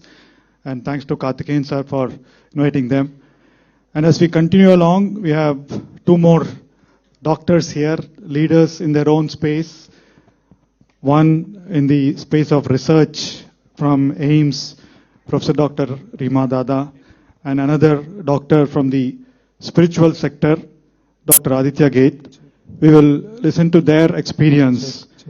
There's not going to be a panel discussion. There's only one question, right? So in your own words, what is the relevance of your life to meditation? How did meditation impact your life? And what are the best practices that you're doing? So we do it for 10 minutes each. And then Dr. Rima Dada, you can talk about the research, any research findings that you found out. Okay, so we'll do that. Namaste everybody, good afternoon, and once again thank you to all the wonderful speakers and doctors who came before us. So, since yesterday we've been hearing so many wonderful things, the research about how meditation, what are the things, how does it change us? Our topic is meditation for inner change. So first question, I don't think we need to convince ourselves that it is changing us. There's a lot of change happening on a neurological level, on the parasympathetic level, as Dr. Chopra shared very deeply. And all I can say is whether, like many of our speakers and Swamiji also this morning was saying, that when we are leading, whether it's an organization, I happen to be a trustee on some organizations and oversee the work in some organizations in Pune. But whether it's the household, whether it's an office, a medical team, surgical team, or it's any organization, one of the things the leader has to do by the, you might say, definition of the title is to receive some sort of an, you might say, an intuition or a vision. And once we have that clarity, once we know what is it that we are here to do, then, like many of our, like Dr. Mohit was also saying, don't give up. Do not let anything disturb you. Bring that clarity, bring that perseverance, bring that energy and concentration. And that's the first part, for the leader to, you might say, tune into that reality. And second is to carry people along with you. That what is their reality? How can we inspire them? How can we work with them as they are? And over there, all I'll say is, and Dr. Rima could share much more about the research, but in the last 2 days, we've seen a little bit about the prefrontal lobe, how that changes. In the spiritual parlance, we call it the spiritual eye, or the seat of super consciousness, seat of enlightenment. that when we are meditating and we bring more neurological activity to the front part of the brain, our behavior, social behavior, qualities like empathy, resilience, creativity, these are expressed over there. So our ability not only to receive that idea, but then also to share it with others, to inspire others and carry them forward comes along. So I have personally found the simple advice that before you make important decisions for yourself, for your team, take some time to meditate, and then how can we communicate it to others. And finally, I'll say, even before I didn't know how to meditate, meditation has you might say, shown me a particular procedure or technique, but even otherwise, if there's an important event in our life, what do? I think most of us would sit in a room. You would tell your friends, please give me a few minutes. I'd like to be quiet. You close your eyes. You mentally perhaps go through the points, or you visualize yourself sharing something. And that brings us clarity. Well, in meditation, like others were saying, we call it pratyahara, interiorization, focusing, bringing the energy over here, and being able to then bring that initial thought that the leader has to fruition. So this is one way in which, in our day-to-day decisions, I think we can bring a meditation practice and carry it forward. Wonderful. Thank you, Dr. Aditya. Yes, Dr. Rima. So my journey with meditation began about 2 decades ago. And when I was doing, after my MD, when I started doing PhD, my topic was genetics of male infertility. And infertility is believed to be a problem of the female. But we were working on the male. And so when we started this work and we found that there were changes, especially in men, because the sperm is a cell in crisis and the only cell in the body which can't protect itself by virtue of its anatomy. So we started working if yoga and meditation, and let me just tell you, when I say yoga, meditation is an integral part of yoga. Yoga consists of asanas, pranayama, and dhyan. The main aim of asanas is not just for physical fitness as we think of, or to increase your strength, stability, and endurance, but the main aim of asanas is so that, you can bring your body in geometry so that you can breathe effectively, that is pranayama. And when you do pranayama, you get automatically into a state of meditation, which is nothing but a state of enhanced awareness. To live more mindfully, to live more meaningfully, and also to understand the deeper purpose and meaning of our life. And more importantly, as we say now, to have a state of meta-awareness or metacognition, that is to know how you are thinking, to be aware of your thoughts so that you can also correct them accordingly. So when we began these studies, we started focusing if meditation and yoga, since meditation is an integral part of yoga and the aim of yoga is to achieve a meditative state, we started seeing the effect of yoga in various non-communicable lifestyle diseases, and we began with male factor infertility, and the results were amazing. And these results, which I'm going to share with you now, have been published in very high impact index journals. And the first thing we saw was that not only was it improving the normal parameters of the sperm like motility, morphology, but it was actually bringing about changes in the mitochondrial and the nuclear DNA. There was improvement in the nuclear DNA, so the most important thing is the effect that yoga is having on your DNA shows, especially in germ cells, that it has transgenerational effects. There are very few drugs which at therapeutic levels can penetrate the sperm DNA, but yoga was impacting the sperm DNA in a positive manner. Yoga was also improving the mitochondrial DNA. You're spending crores and crores of rupees to look younger, to stay younger, have so many experiments, but the battery of life, the powerhouse of the cell is the mitochondria, and meditation is helping to improve the mitochondrial integrity and health. Then we worked from that place onwards. We started working on primary open-angle glaucoma. We worked in autoimmune diseases like rheumatoid arthritis. We saw that meditation was actually able to bring about molecular remission. It helped to re-establish immunological tolerance.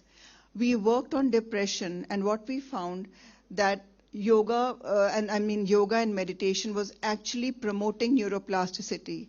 It was increasing the levels of various transmitters which were acting like fertilizer for our neurons. It was increasing the size of gray matter in areas which were thought to be just static, and it was believed that once you are born, your neurons do not grow. They actually grow.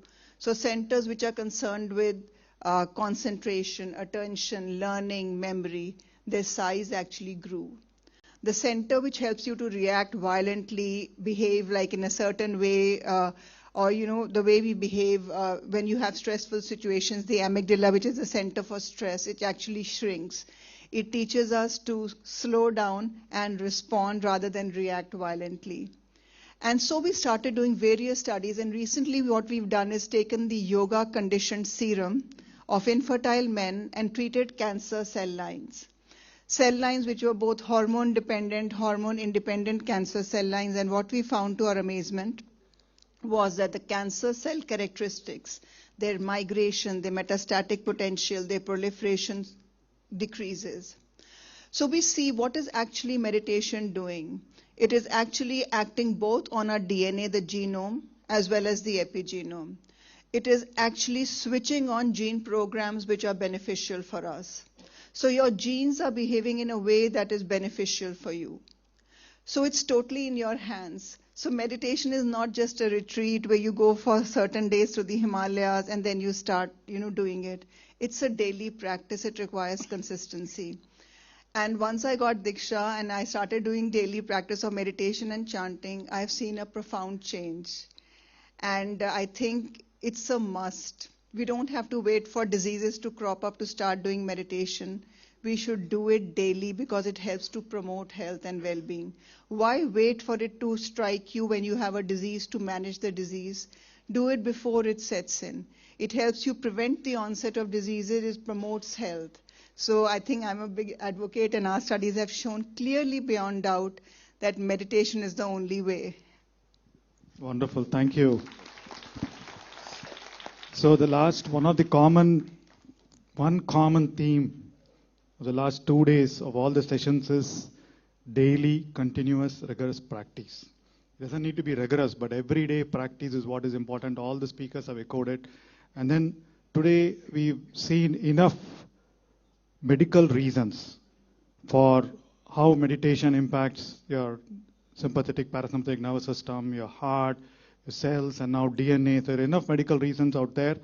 And I know Buddha CEO Quantum Foundation, right from Chandra sir, and all the teachers talk a lot about the scientific basis for meditation, how meditation impacts our body, how meditation impacts our mind. So it's not new for us, but we can now talk about first things. It gives us more conviction to continue our practice. It's not a question of belief, but it also allows us to tell these things to some more people. Right? This is what, for example, Dr. H.K. Chopra's research, Dr. Mohit Gupta's research, now Dr. Rima Deola's research. A lot of those out there, and yesterday we heard Dr. Sarah Lazar. So there are a lot of things out there. So there is the medical or the biological reason for meditation is very straightforward. Right? We heard a lot about it. So now I want to kind of switch the gear a bit. So now, Dr. Aditya, so we heard enough biological reasons. Now, what are the couple of, can you give me, I know you've been in the Ananda Sangha in the field, working with a lot of people. So what are the two spiritual reasons? What are the two reasons that you would give someone needs to do meditation for evolving themselves, for their soul level growth, if I can say that? That's a beautiful question. Well, two reasons. One, I would say, meditation brings joy. It brings a certain lightness, happiness. Certainly it brings so many health benefits. But if you ask anybody who has a regular practice of meditation, it's not because, as you said, it's rigorous and they've been told to do it. It's because they enjoy doing it. Meditation in the spiritual terms brings prana, life force, in the spine, in our heart, in the chakras, ultimately at the spiritual eye. The second reason I would say is, and actually joy is, you might say, the definition of Satchitananda, quite universally agreed as one of the definitions of God, ever new joy. So the technique might be the same every day, but the results are ever new joy. The second, which is one of my favorites, is it helps us overcome the ego. What is the ego? Ego is a sense of separation. It's part of the disease called ignorance, as some speakers have emphasized, that I am separate from others and I am separate ultimately from God. And my teacher, Swami Chidanand ji, the disciple of Paramahansa Yogananda, he used to often say that Yogananda ji taught this, the ego resides at what is called the medulla oblongata. It's part of the brainstem.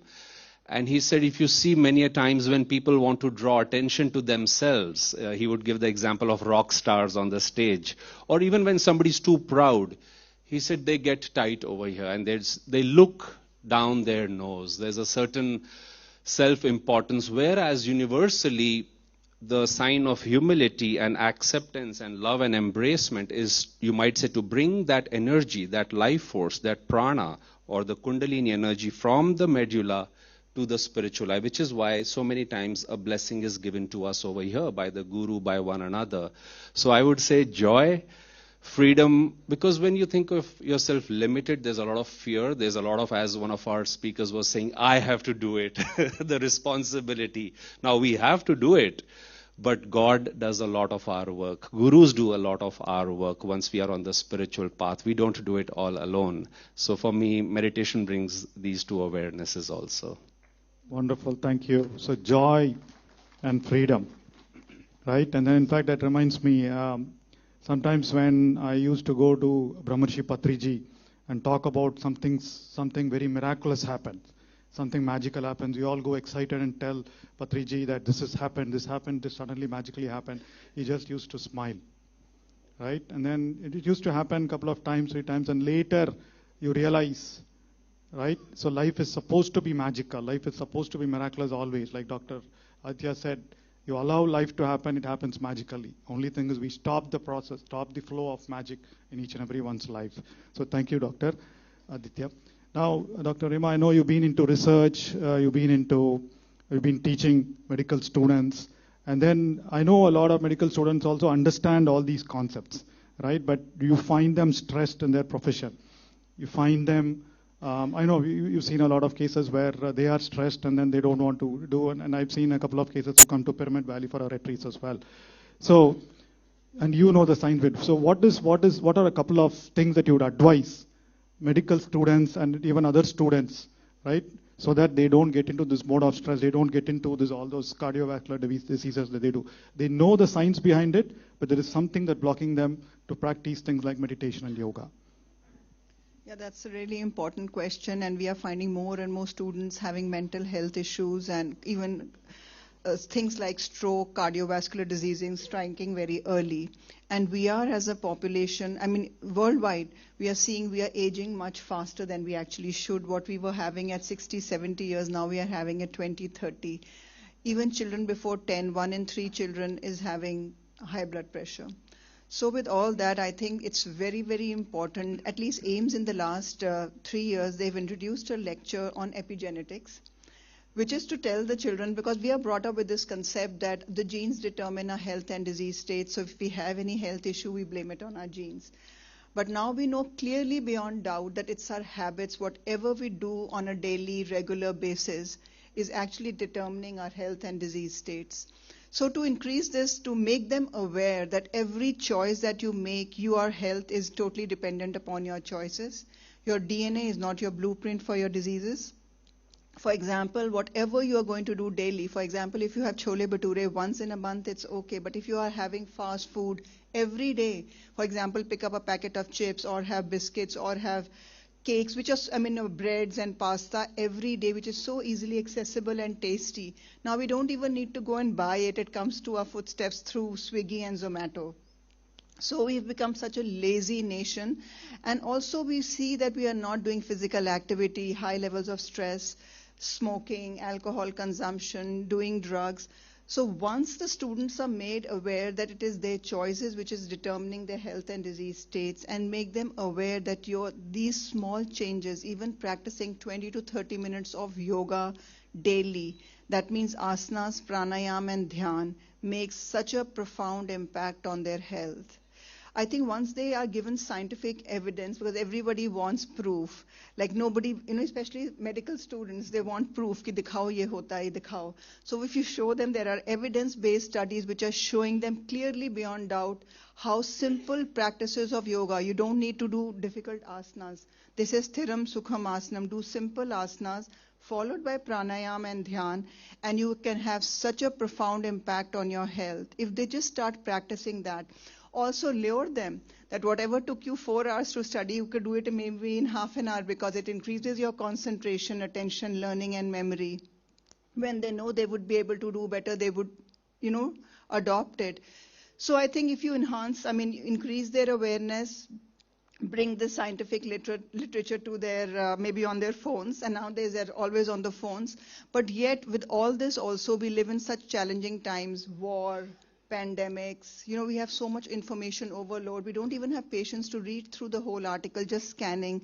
All this digital intoxication, superficial relationships have an impact on our mental health, and I think meditation is the only way. The only thing is that through such conferences, through regular media interaction, so that it keeps on coming daily.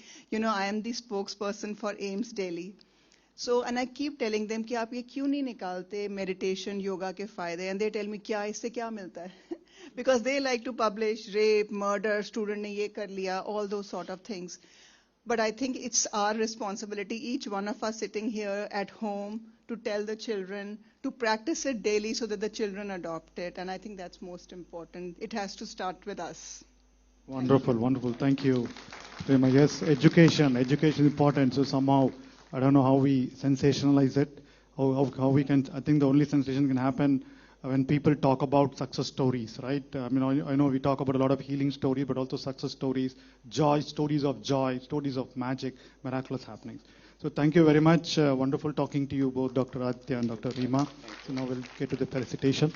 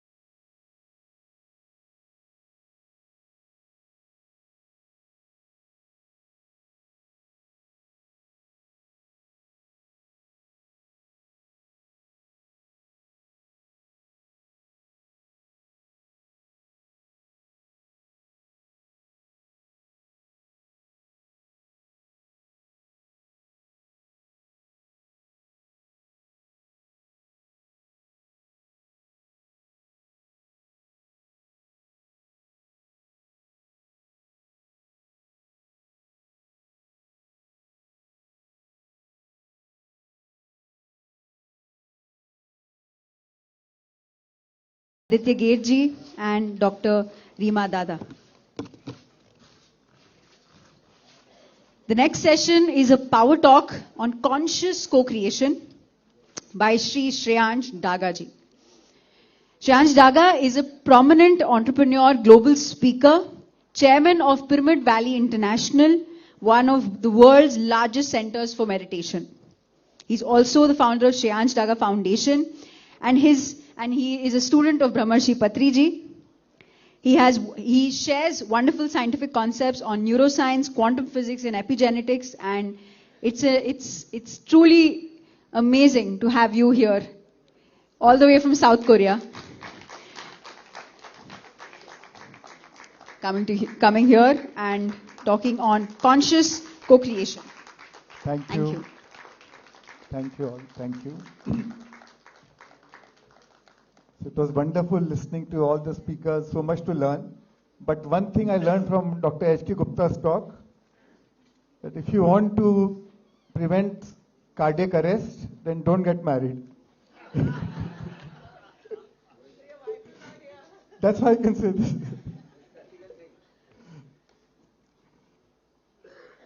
But on a serious note, let me share with you a slide. Yeah.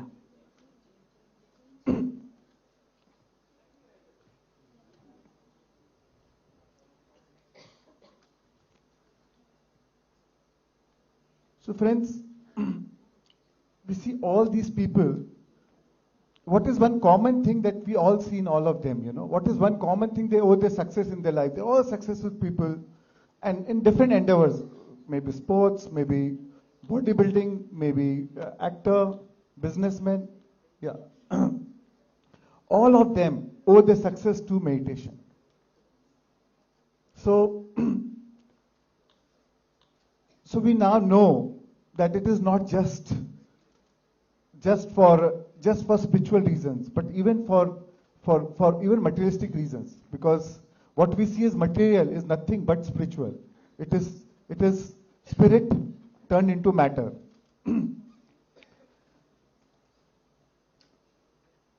And today we have 7.9 billion people on the planet. What is one common thing that we're all looking for? What is one common thing that we're all craving for? Can you say? Happiness, peace, right? So everybody have one common thing that we're all looking for. And that means everything that we do in our life is for an emotional payoff, right? If I do this, then I'll be happy. If I buy this new house, then I'll be happy. If I buy this car, I'll be happy. If I get this life partner, then I'll be happy. If I get a new wardrobe, I'll be happy. If I go on a vacation, I'll be happy. So our happiness is always dependent on something. But our ultimate goal, whatever we want in our life, the ultimate end is happiness. Everything else is a means to that end, right? So eventually we're all looking for happiness.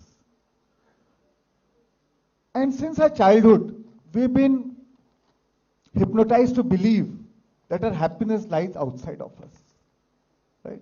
Whatever we have learned from our mother, father, teacher, preacher, religion, friends, trends, everybody, from nation, superstition, everybody taught, oh, happiness is outside. What we first believed it was in a toy, became a car as we grow up, or a relationship moving further. So basically it's all dependent outside. Now, but what we see as happiness actually is pleasure, short-term pleasure. You get what you want, you get your dream car, you get the dopamine rush, you feel the dopamine rush for 2 hours, 2 days, and then the dopamine rush wears off, the emptiness again comes back, and now you want something different, something more now, something new. And now again you say, oh, now if I get this, then I'll be happy. So we're always postponing our happiness. We're always in a waiting room. And it is natural, it is our natural desire to be happy, right? And because we are conditioned to believe that happiness lies outside of us, we keep desiring this world of things. And there's nothing wrong with it. There's nothing wrong with the world of things. But the only challenge is the world of things outside, when we completely depend on happiness outside, is the world of things outside, the very nature of it is impermanence. Right? It is there today, it is not there tomorrow. And even if it is there today, then you have a fear of losing it, because you know you can lose it. So either you are chasing for it, or even if you have it, you are in a fear of losing it, or achieving more. If you have 1 lakh, you wanted 1 crore. If you get 1 crore, you say, oh, now I need 10 crores. So you're always chasing more and more, because the dopamine rush wears off after time, and then you want something more.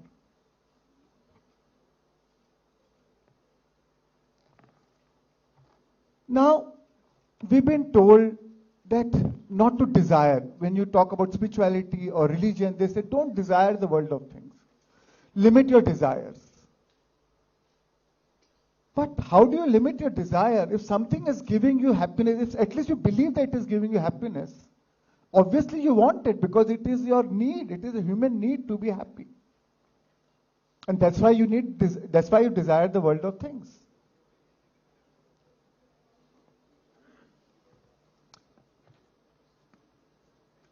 But the nature is impermanent. And need to, if I need to depend on something, if I need to be happy forever, if I really need to be happy forever, then I need to depend on something which is permanent in nature. Right? The very thing that gives you happiness outside holds the same equivalent amount of power to make you unhappy. Right? We see recently Trump and Elon Musk, great friends. Right? After some days, they became a cause of pain for each other. Yeah. The same friendship, which was a great source of joy, became a source of pain. But so is our life, with everything else in our life. I remember I had a dream that when I make so much of money, I'll buy a Mercedes car. I bought that car. I was so happy. After 2 days, me and my wife were going in that car. We had the worst fight of our life in that same car. After 10 days, somebody banged the car. I was miserable. So the problem is the nature of impermanence, right? And that is where meditation comes in. What does meditation do?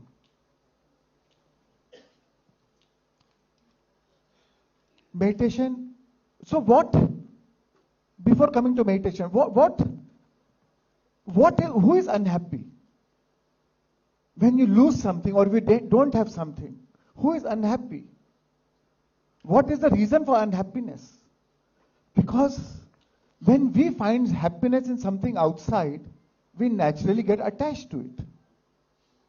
There's a reason. If something is giving me happiness, obviously I'll get attached to it.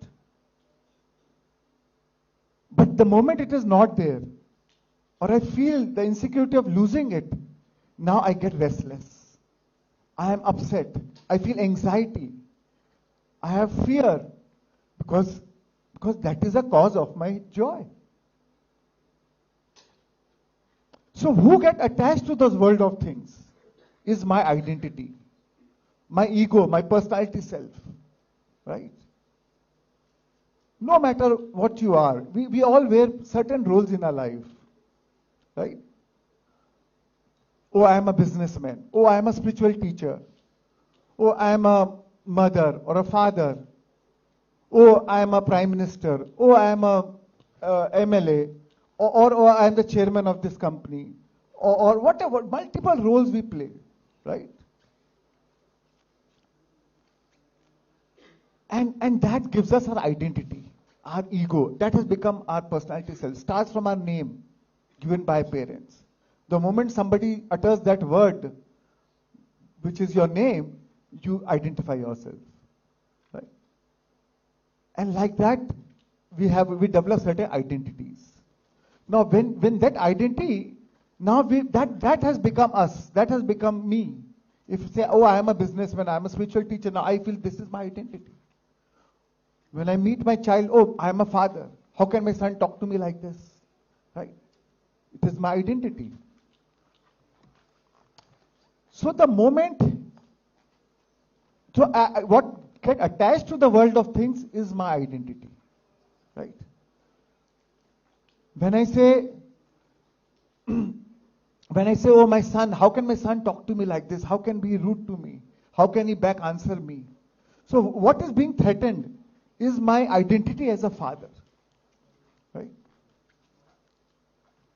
So that brings resistance in me. That anything which is happening outside is not as per my choice, is not as per my expectation, brings resistance in me in form of some negative emotion.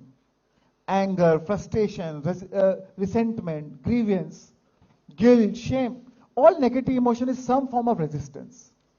Some form of resistance to existence. Some form of resistance to what is. Right? And that resistance generates negative emotion. And that's why we are unhappy.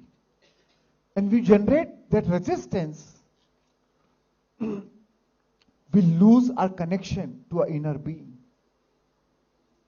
We lose our connection to our source. We lose our connection to our consciousness, pure consciousness. That resistance, that is the block. It is not that through meditation you'll get happiness. It is not something that you're going to get from outside. It is through meditation you'll connect back to your own source. That Brahmasmi, that source whose very nature is Satya Chitanand, pure love, pure joy, pure happiness. That was our true nature. That was our original state. That unhappiness which we feel as that we term as unhappiness is actually because of our resistance to the world of things, to non-acceptance of the situations. And who is non-acceptance of the world of things? Is our identity, our ego, our personality self.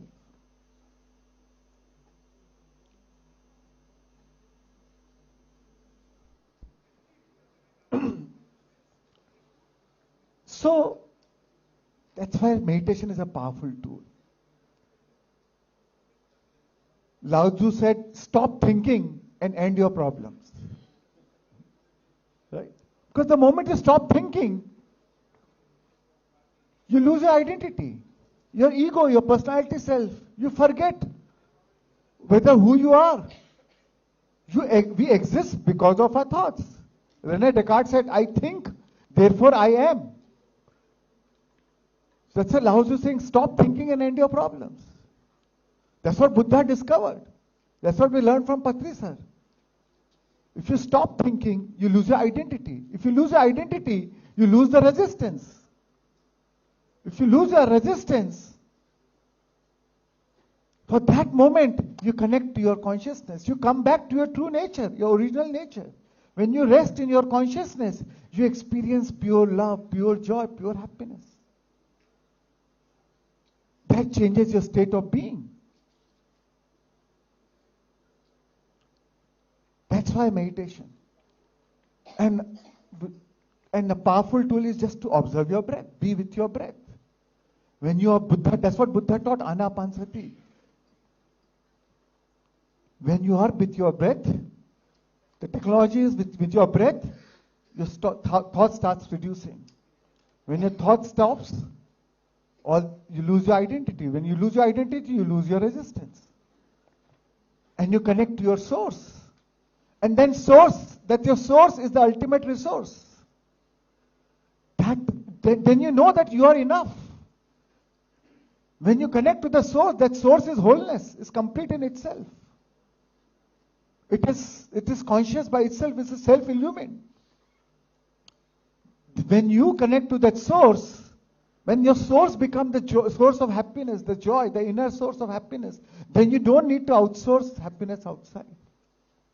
Your source becomes the ultimate resource.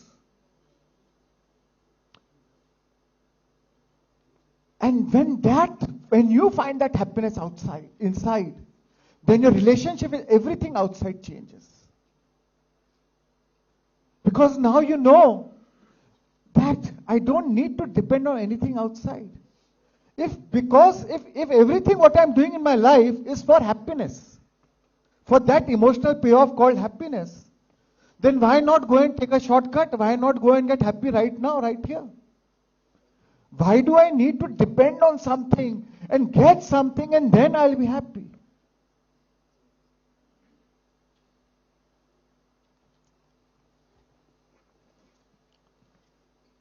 And the beauty is so you just change the equation.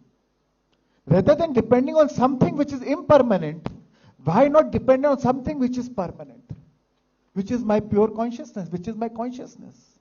Which will be there with me all the time, which has been there with me many lifetimes. So why not depend on something which is permanent? And once you experience that pure consciousness, once you rest in that, once you experience the joy flowing from within, the fountain of joy flowing from within, then everything outside your relationship changes. You are in the world, but not of the world. As Swamiji said, detached attachment. Sorry, our Honorable Vice President said detached attachment. You are in the world, but not of the world. While you are with your child or a mother or a work environment, you know this is the role you are playing. But you know it's a temporary role. Right? You know that, but ultimately you know oh, you are pure consciousness, which is untainted, which is unaffected. Right? No matter what's going on around the world, that consciousness remains unaffected. That is the beauty. That is what we all have. And we are not making use of that source. Because the world has conditioned us differently. Kabir Das ji said, "Pani mein meen pyasi." It's like that, you know. What irony. अगर कोई बोले पानी मछली में रह के अगर प्यासी है, तो same way we are swimming in consciousness. In a sea of happiness, yet we are looking for happiness. We are stressed, we are unhappy, we are in the search for happiness, eventual happiness later. We are making our life unhappy, going through hardship, stressful, so that one day I'll be happy. But you know, by the time you reach there, you'll get addicted to stress. A body becomes addicted to stress. By the time you achieve your deadline, you're already dead.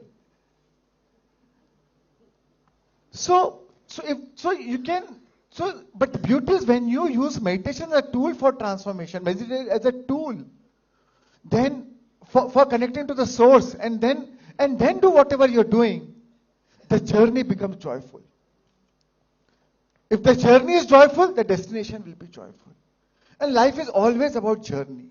There's no end goal, there's no end destination. It's always a moving goalpost. It's something different that we wanted as a child, then as an adult, when we mature, when we become old, our goals will keep changing. But what is important is the journey. The journey is the destination. And that is why we call human beings.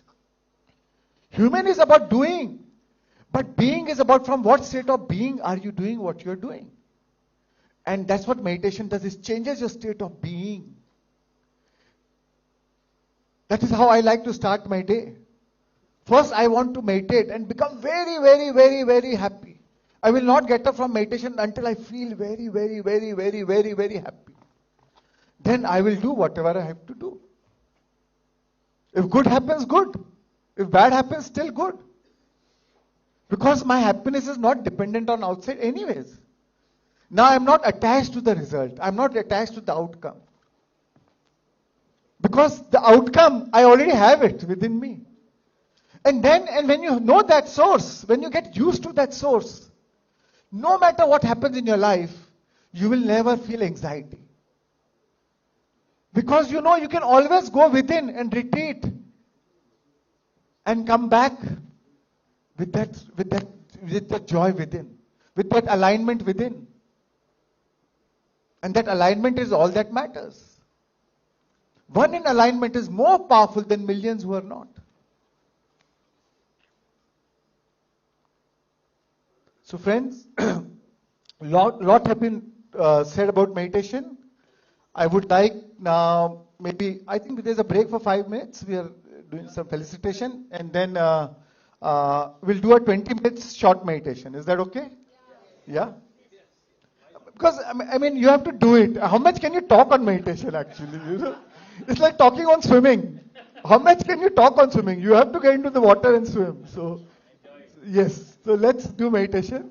I was going to talk for 40 minutes. I said better divide into 20-20, you know. Yeah. Good.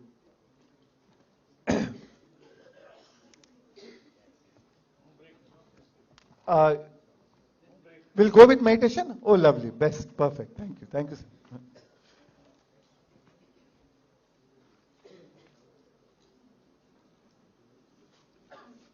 All right, friends. So, I want you all to, have you distributed meditation mask?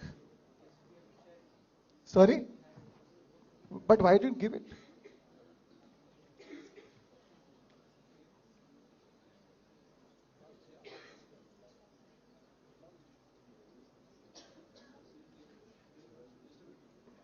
Don't have time. In the meantime, I can take some questions. They're distributing meditation mask. In the meantime, anybody has any questions? We can take one or two questions. A mic? Yeah, here, ma'am, here.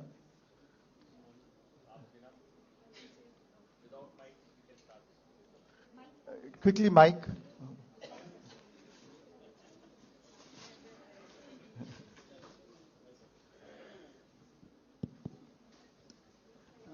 You speak so highly of meditation and with a lot of confidence.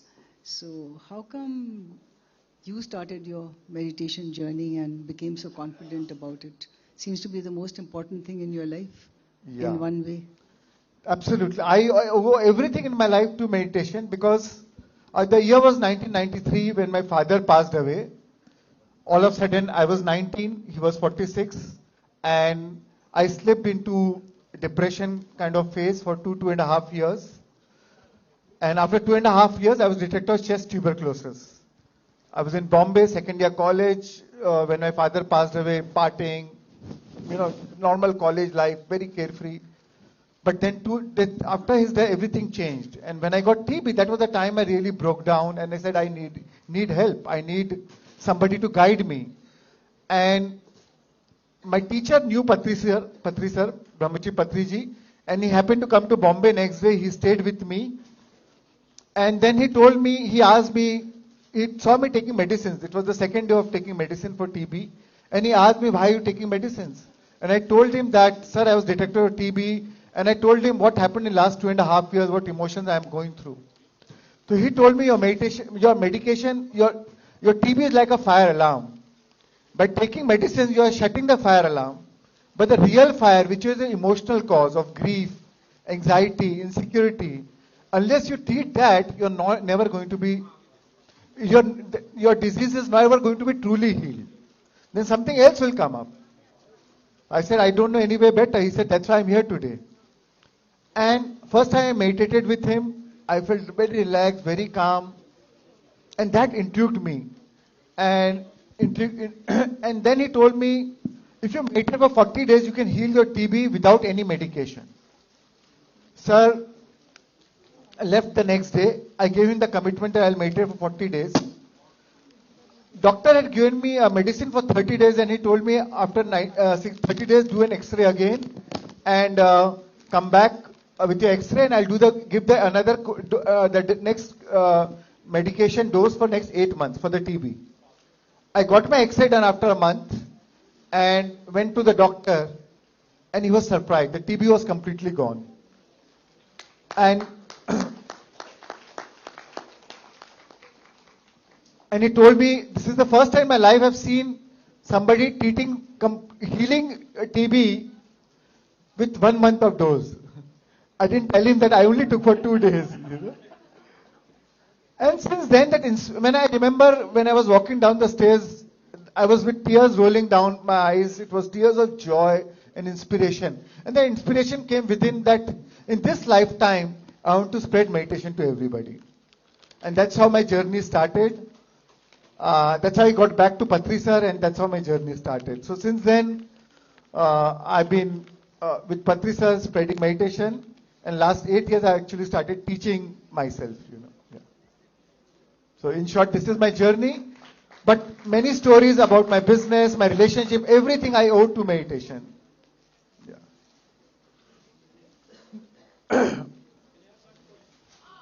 Yeah. Yeah, we are good to start. All right, friends? Okay, we'll take one last and then we'll start. Okay. Yeah. Yes, Mike here.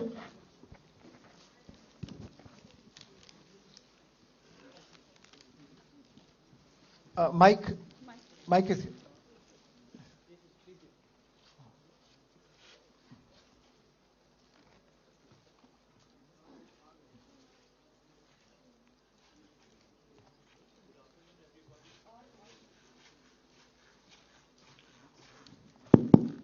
Yes. Yeah, we'll start with meditation.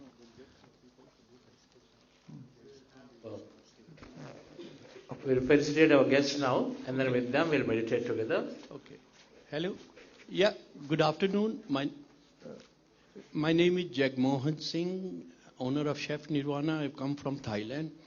I'm a professional chef, and we talk about meditation a lot. But what I feel a body need, the most important thing is food. Why we don't talk about food meditation? In the whole this market, food is not sold. It's poison has been sold. Wrong labeling, wrong, sugar free. When you see the label, there's not white sugar added. And they are crafted ice cream selling for, so expensive. What we are doing about it?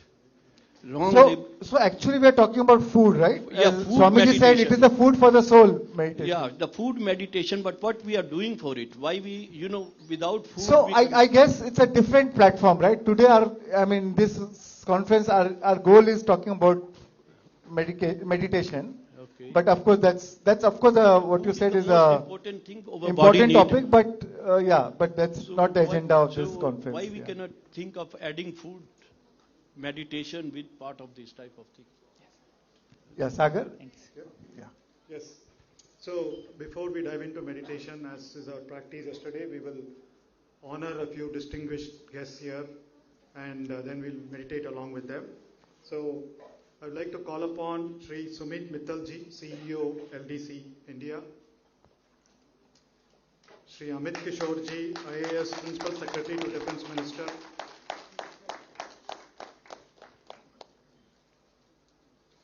Sri S.K. Gaiji, Chairman, Sterling Publishers, will join us. Sri Ivan Bava, Founder and Spiritual Director, Center of Consciousness, Croatia. Please come on stage.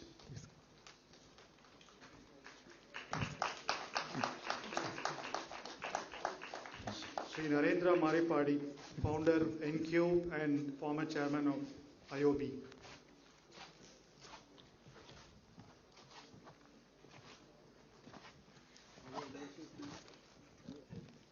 In the meantime,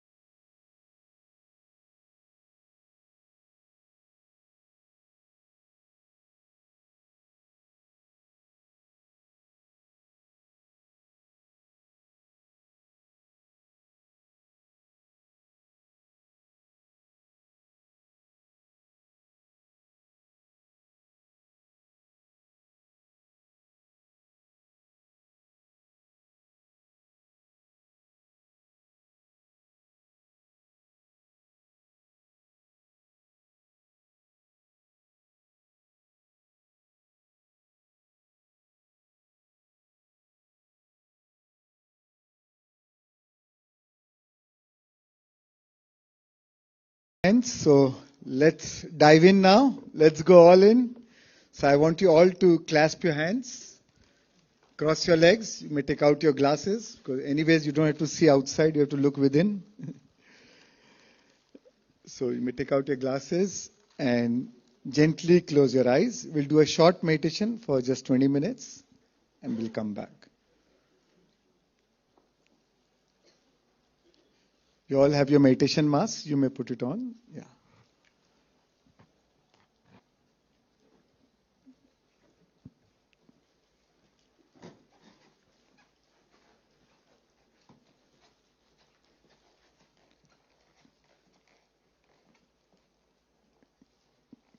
Gently close your eyes and let's begin.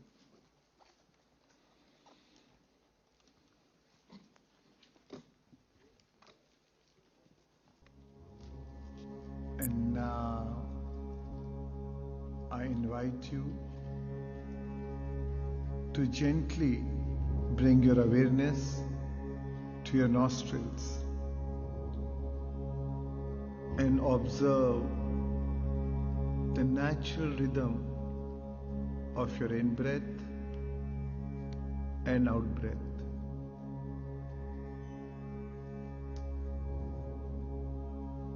Feel a gentle wave of relaxation sweeping through your entire body.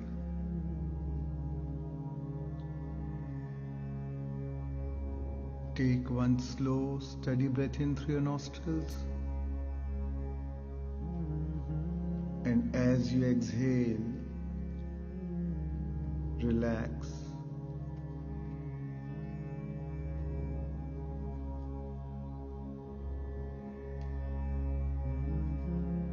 Feel the cool sensation of air entering your nostrils and its gentle warmth as it flows out.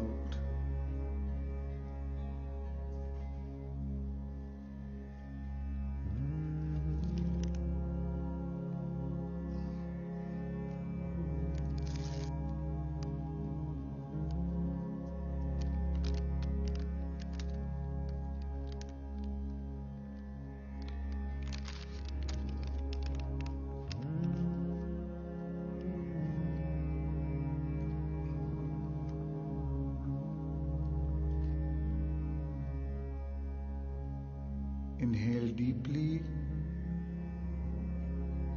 and exhale slowly.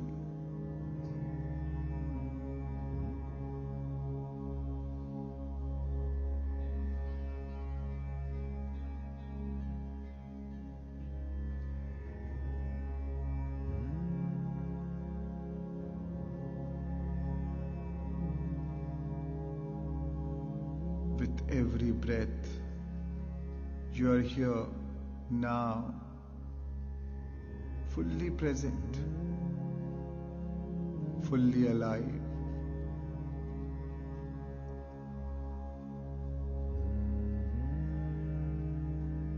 Now, turn your attention to the sense of I,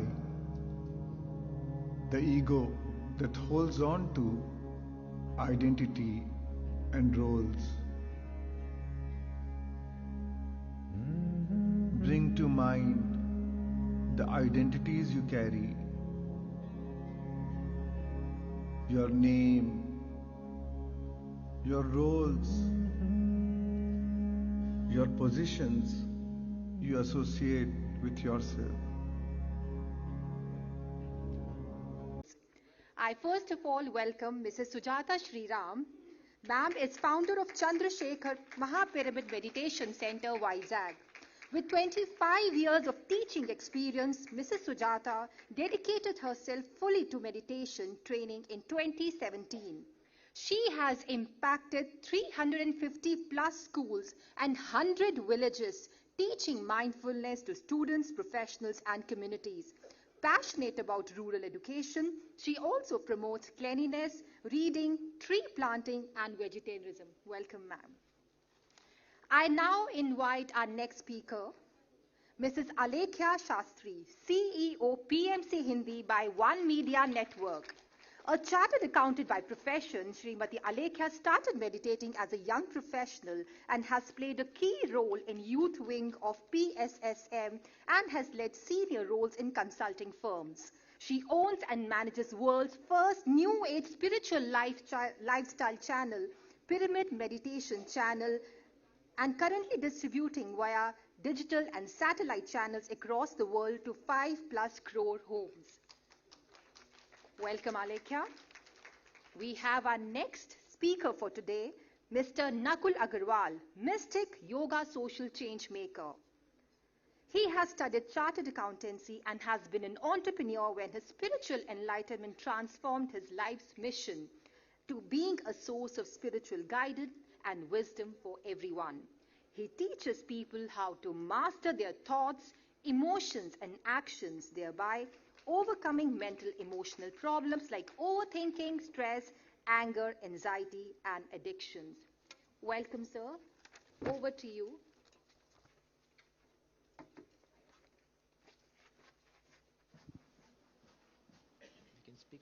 Students face constant pressure, academic stress, digital distractions, and emotional overwhelm. The emphasis is always on performance and achievement. But what about clarity, resilience, and true focus? Across the world, a silent revolution is unfolding. Meditation. Today's students face constant pressure, academic stress, digital distractions, and emotional overwhelm. The emphasis is always on performance and achievement. But what about clarity, resilience, and true focus? Across the world, a silent revolution is unfolding. Meditation can transform education from classrooms to universities. Research shows that meditation improves memory, attention, and holistic well-being, and global studies clearly demonstrate its impact.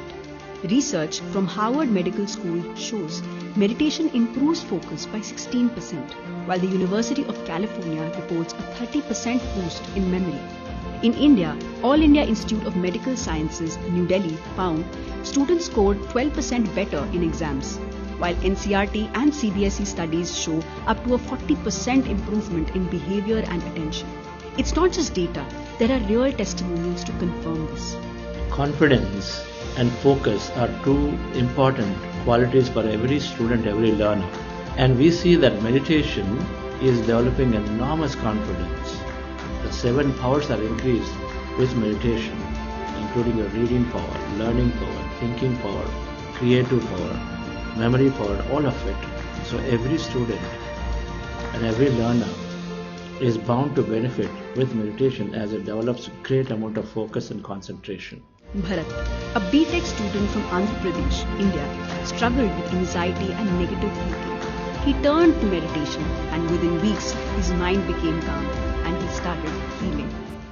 నేను మెడిటేషన్కి ముందు నాకు చాలా anxiety issues and negative thinking obsessive thoughts ఉండేవి. నేను 21 డేస్లోనే first ప్రోగ్రాంలోనే నేను కొన్ని changes చూశాను. నా థాట్స్ అనేది కొంచెం కామ్ అవ్వడం. సో స్టెప్ బై స్టెప్గా నేను ఇంప్రూవ్ అవుతూ నాకు హెల్త్ అనేది బాగా రికవర్ అయింది. సో ఇప్పుడు నేను చాలా కామ్ అండ్ కాన్ఫిడెంట్గా ఉన్నాను.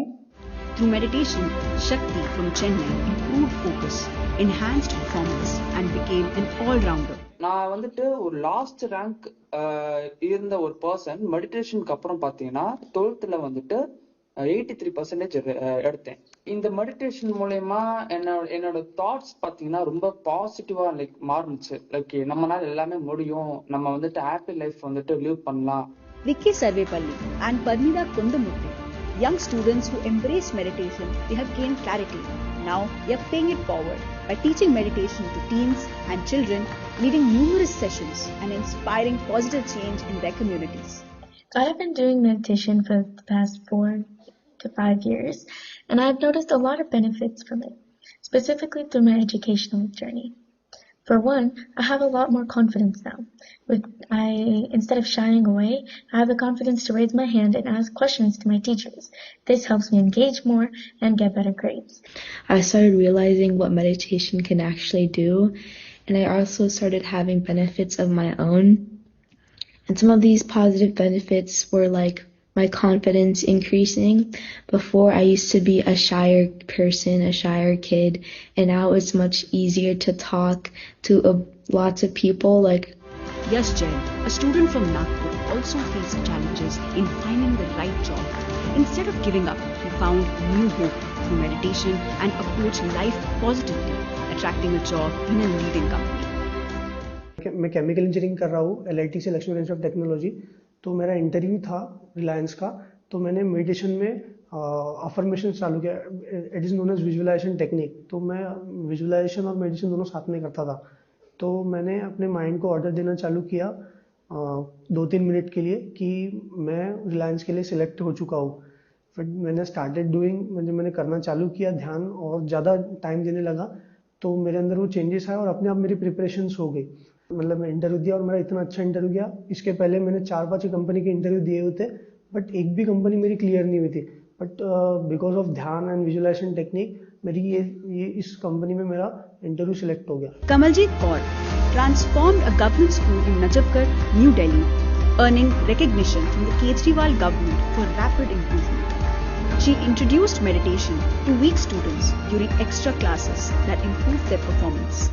हमारे बच्चों में एनर्जी बढ़ गई, बच्चे डिसिप्लिन्ड हो गए, फोकस्ड हो गए, एनर्जेटिक हो गए, इंटेलिजेंट हो गए, उनकी मेमोरी बढ़ गई। हमारे 10th का रिजल्ट हमारे आसपास के एरिया में सबसे अच्छा आया, जिसके लिए हमें एप्रिसिएशन लेटर मिला। और हमारी 12th में बहुत बच्चों के 90% अबव मार्क्स आए, उसके लिए भी हमें एक एप्रिसिएशन सर्टिफिकेट मिला। The future of education is here. The mind is the most powerful tool a student has, and meditation is the best way to train it. It is time to look beyond just books and grades. Let us build a generation of happy, smart, and conscious leaders. Come, join us in this beautiful journey to make meditation a part of every classroom and help every student shine with a limitless mind. The time to begin is right now. For more details about Project Excellence, write to us at excellence@buddhaco.org. A huge round of applause for the PMC team that has worked so hard to collect all of these testimonials to put this together for us. Welcome back, friends. We know that the theme of the conference is meditation. We understand the solution is meditation. There's a need. All our esteemed guests in the morning already spoke about the need for it now more than ever. Everyone says this is necessary and needed. But how many people think meditation is something that young kids can do? I don't see 100%. I'll start by sharing something that came as a shocker to me. I myself have been a practitioner of meditation since when I turned 17 years of age, I was introduced to the concept of meditation. But since we are here, all three of us, all of these wonderful team members that we are going to be presenting, we have been working in the field of education, some for more than 20 years together. Combined, put together, I think we have more than 40 years of experience to take meditation in the educational realm. Some of the alarming things that we've recently found out and why this becomes more relevant. There's a government school not very far from here in New Delhi, and we met with the principal. We wanted to tell them about the project. And of course, immediately he said, yes, yes. This is what he shared with me. So this is a lower income background group, almost like a Kendra Vidyalaya. So not very rich parents, lower income background group. The young girl, and he knows quite a few cases like this. And because he's his principal, he's very much aware that there are young girls, particularly one particular case, where this young girl, 13 years of age, is maintaining a relation with a very elderly man. Now immediately we'll feel shocked, correct? This is alarming. 13-year-old young girl. And he explains that both the mother and father are working. And they are unable to give time to the child. They are working so that they can earn and give a better livelihood to their daughter. But their daughter's emotional needs are not complete. And so in seeking, without the right information and guidance,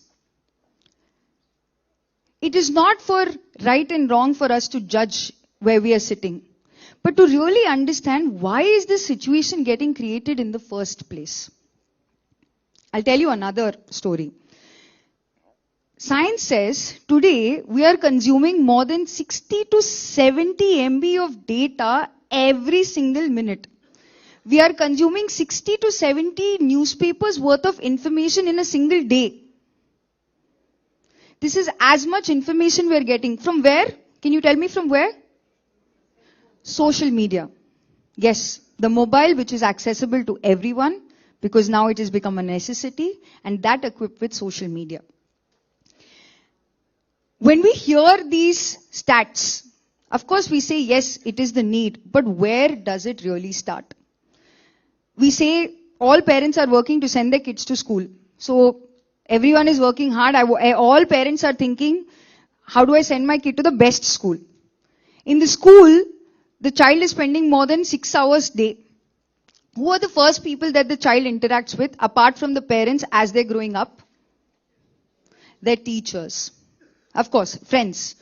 But first, till the age of 13, it's teachers. So from 0 to 5 years of age, a child learns everything from their parent. And that becomes their subconscious programming. जो भी उनके मन में चल रहा होता है, जो भी उनकी विचारधारणा है, whatever belief system that they have is all coming already absorbed by the child by their 5 years of age. Now, when we send the child to school, till the age from 5 to 13, for the child, apart from the parents, now we've introduced a completely new set of people who you don't personally know, by the way. The teachers and the environment, which is now influencing your child all the time. This is, I'm saying, apart from the 60 to 70 newspapers worth of information the child is anyway consuming. We know that meditation is the answer. But see, in a practical sense, from 0 to 5, the parent is the role model. So the parent is impacting the children. Now, from 5 to 13, the teachers are. Now, from 13 to 17, till the child is in 12th grade of school, his friends, his peer group become his influence. This peer group again is influenced by his subconscious programming by his parents as a child and the teachers who influenced him as role model. Now, by the time this child is 18 years of age, he already knows who he is or who he thinks he is. So all his habits, likes, dislikes, everything has already been pre-established. Now he's pushed into the world to say, go now make a living, earn a living for yourself. And this is how we've heard since time immemorial that children are the future citizens of the world. But this is truly how a child till he becomes 18. Even our constitution says you are 18. That means you have now the legal right to appoint someone of your country. That is what it is. That is how the system is defined. And so, while we know meditation is the answer, we also know that simply just putting meditation to children is not enough. We must create an ecosystem of meditation friends. And from that particular context, what I would like to present to you is what PMC is doing as Jagath Yuva project. This is a 12-week social emotional curriculum wherein we teach first the teachers how they can improve themselves, because teachers also have an inner child within them. Do you agree? Yes? Every teacher has a child within them. So touch the child of the teacher within them. Empower them. Give the child within them the power to decide what is right for them. And they will choose meditation. And these educators then become teachers of the Jagath Yuva curriculum. I'd like the team to quickly play the video for Jagath Yuva, please. India is home to over 265 million school-going children, the largest youth population in the world. These children are the foundation of our future. But that future is facing a growing challenge.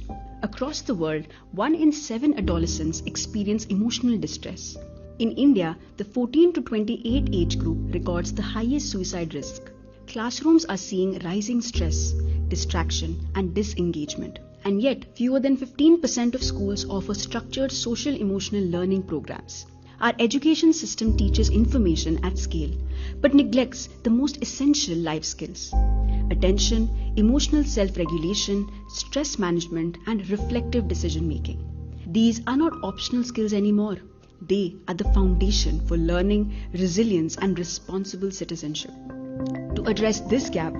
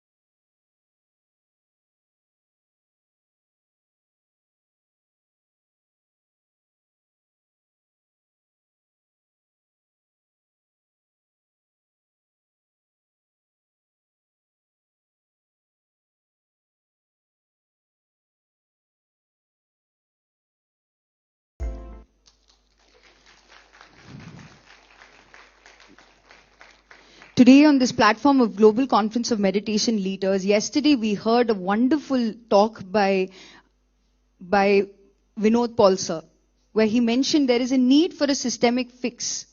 And while all of us are going to be presenting to you, what is needed is also for us to give validated research. So while we have outreach of almost 100,000 students where we've actually taught them meditation, through this program, through quantitative research and qualitative research, we are now able to prove that meditation truly enables a child to improve his thought power, his emotional well-being, his right goals for his life, for him to choose what is truly his purpose in his life, and how truly he can be a global citizen and a contributing community member of this country. So I would invite all of you all, whether you're an educator, a practitioner of meditation, or someone who wants to be a benefactor for this project, please consider that research is a very integral aspect now for us to take this at scale. India has a 265 million population. We have to reach all of them, and together we will be able to do it. Thank you very much. Very proud of you, Alekia. My namaskarams to Karthikeyan sir and all the esteemed guests, and my beloved Patri sir and my parents. Matru Devo Bhava, Pitru Devo Bhava, Acharya Devo Bhava. As Alekia mentioned, quality time children they spend in schools. And one parent or teacher can give time and space. Yesterday we heard time and space for the child. The child is an explorer. I would share one story, real story, and then I continue that. One boy, he came from school crying, giving a letter to his mother. My teacher asked me not to come to school and gave this letter. The mother in tears opened the letter and read it louder. You are genius. You are amazing. You are awesome. Your child is awesome, but we can't teach that child. So please, you are the capable person to teach your child, like the letter was given, like she reads for the son. Rewind and then fast forward. After so many years, the mother vacates the body, the son takes all her things and he finds one letter. And meanwhile, he becomes so successful scientist, so many inventions. Now, whatever light we are using, you all know, that was the fruit of his work. There were so many such things. Then when he opened, he found a crumpled letter in one plastic cover. He opened it and he read it. Your son is a stupid. Your son is incapable of learning. He can do nothing. Don't send him anywhere. Keep him with you. He's fit for nothing. This was the letter written by a teacher. So mother changed the version and she ignited the real gem qualities of the child. The child was none other than Thomas Alva Edison. Give him a big round of applause. And to his mother, I'll tell you, in universe, there can be anyone bad, but mother can never be bad. A teacher can become a mother. A mother can become a teacher. First guru is mother. So in my experience, I am Sujata Sriram. Humbly I say, whatever I am today, I attribute to my parents, my father and my mother, and then my beloved guru and all the teachers who taught me so many things, and my beloved family, the soul family. See, I was a teacher by profession, but since 8 years, I was very passionate towards this spreading awareness of meditation to others, because I was practicing since I was a 12-year child. I got introduced to this meditation by my teacher. I heard the term and I started practicing meditation. Since then I was doing 1 hour meditation, no calculations for me. And I love reading books. My father encouraged me to buy book. Every month I used to buy 1 book. And then he told me one thing, parents and teachers can really ignite the inner potential of any child. The child is divine. He said, you can read any book, but remember, learn anything, whatever you are reading, you implement in your life. I received it as a great lesson, and any topic, whatever you give, any time, I can really enjoy explaining it to anyone. That quality has come because of my meditative state. So Patri sir taught me when I was doing this, when I got a message and resigned. And I'm ever thankful to Chandra sir for starting up a project, rural project, Dhyana Gramina and Dhyana Vidyarthi. Patri sir initiated and he encouraged like my father. He said, whatever you are doing the best. So I started working for schools and colleges because I have one seed in my mind. Since childhood, that's why for me, before meditation, after meditation is not there. Many of them, those who know me, they tell that. There is no before meditation, after meditation. My practice has taught me how I can receive good things from others. How I can be an ever learning student. How I connect easily with everyone. I know only one word, love and sharing and caring.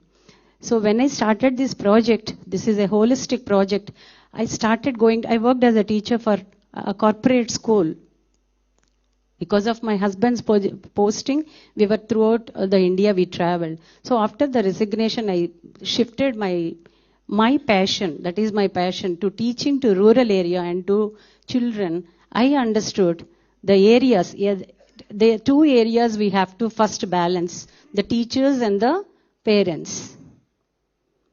The students are always beautiful. There is a saying in Gurjad in Telugu, Desamante matti kaadoi, desamante manushuloy, vatti maatalu katti petti, gatti pel tala pettavoy. Means don't speak, you show it in your action.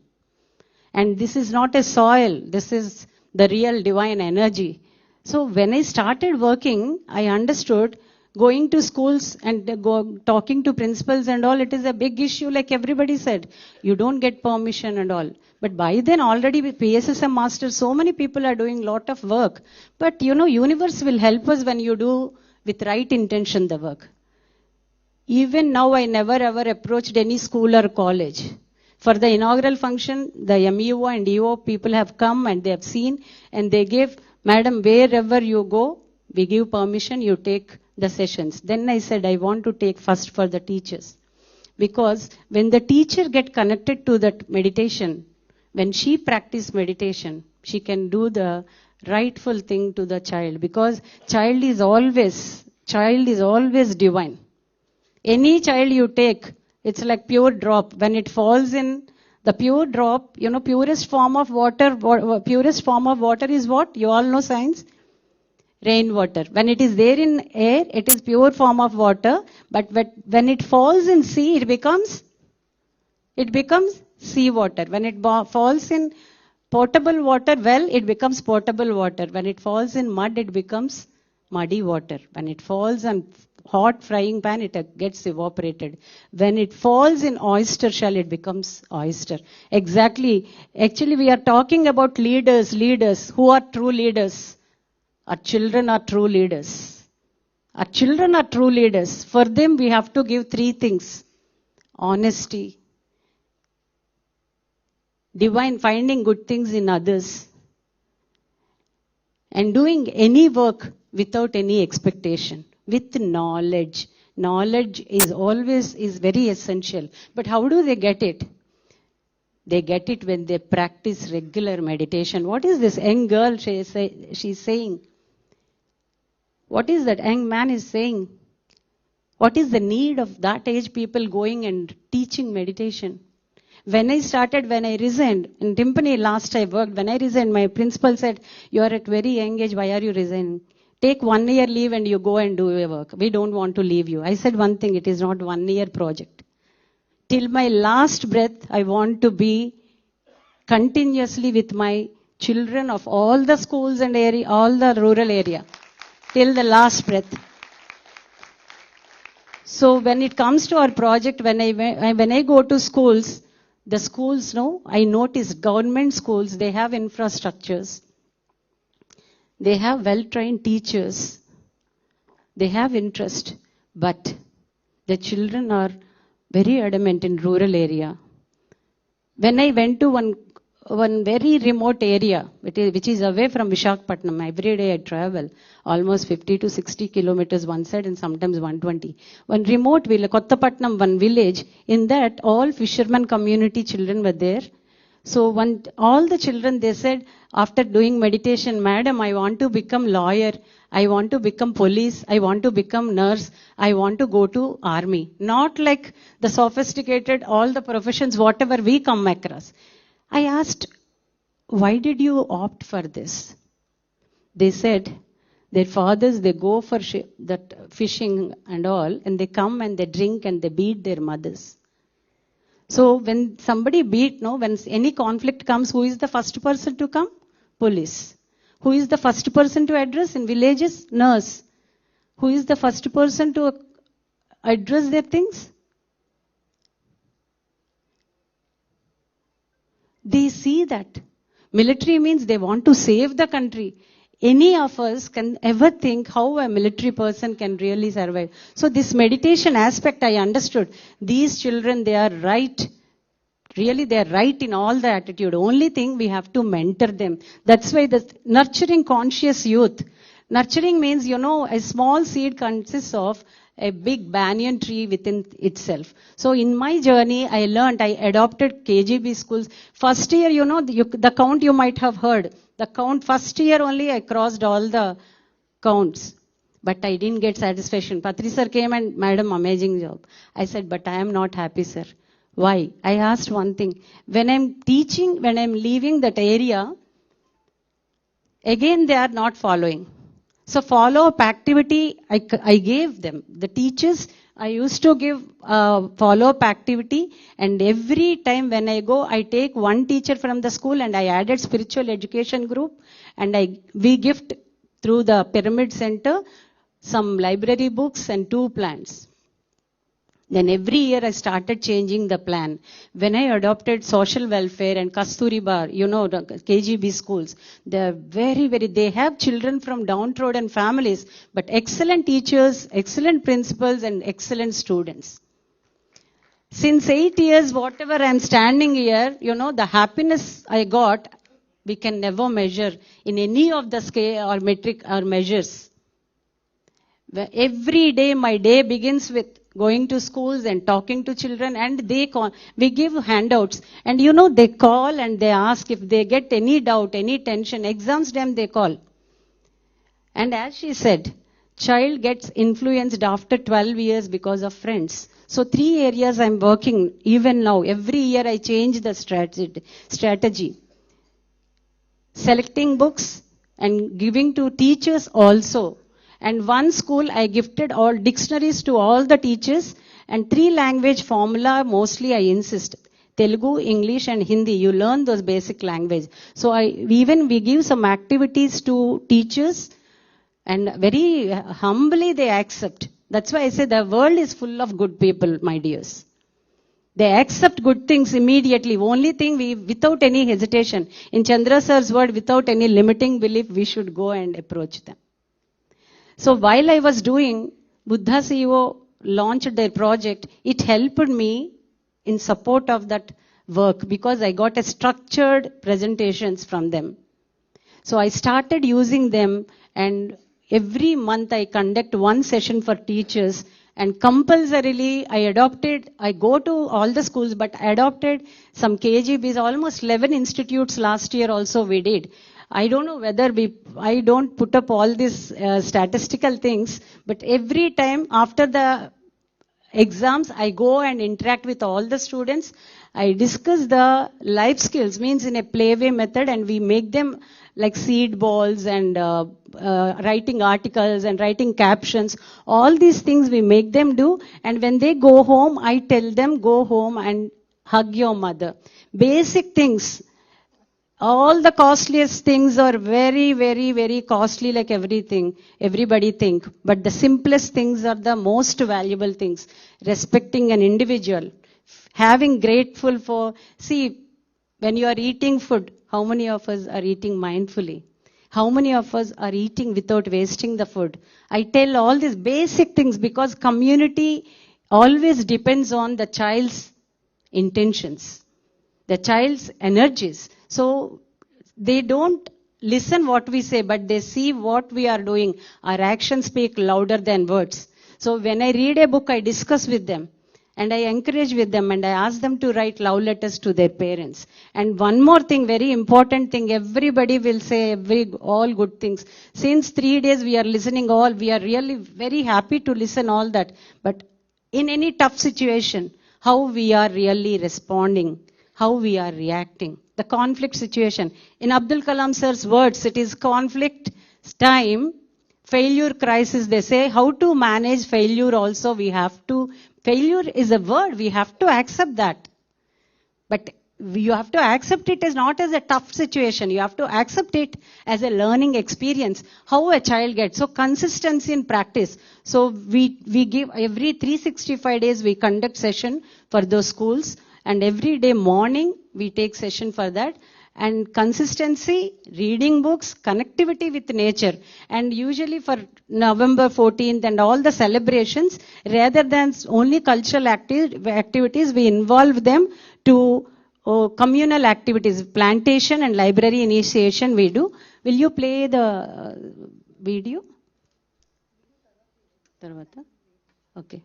So we involve all the students in plantation because nature connectivity is one thing. As Swamiji, Pujya Swamiji said, we focus on all such things. Cleanliness, greenery, library, vegetarianism, Veda youth energy. We must do. So many people now, I make them teachers. So ambassadors we call. They take up the responsibility of continuing the meditation in their schools. So this year, now immediately after going there, we are establishing library because when we give books to the teachers and students, sometimes it may not be used in a proper way because of their time work and all. So we are arranging and we are giving a curriculum. So I have to ever thankful for the organizations, those who are working with me, and here those who are listening. Please, my humble request is everybody treat your child as an adult and respect and give time to the child. Be a teacher or be a parent. Giving time and love is the best gift to the child. Thank you so much.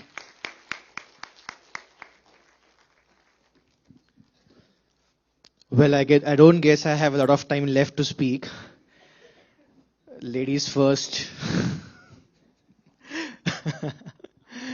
I'll try to wrap my words in a few minutes. I hope I can get an extension of a couple of minutes. I wouldn't take a long time. I'm Nakul Agrawal. We run a project called Dream Catchers, especially in Nagpur, Mumbai, and the surrounding areas.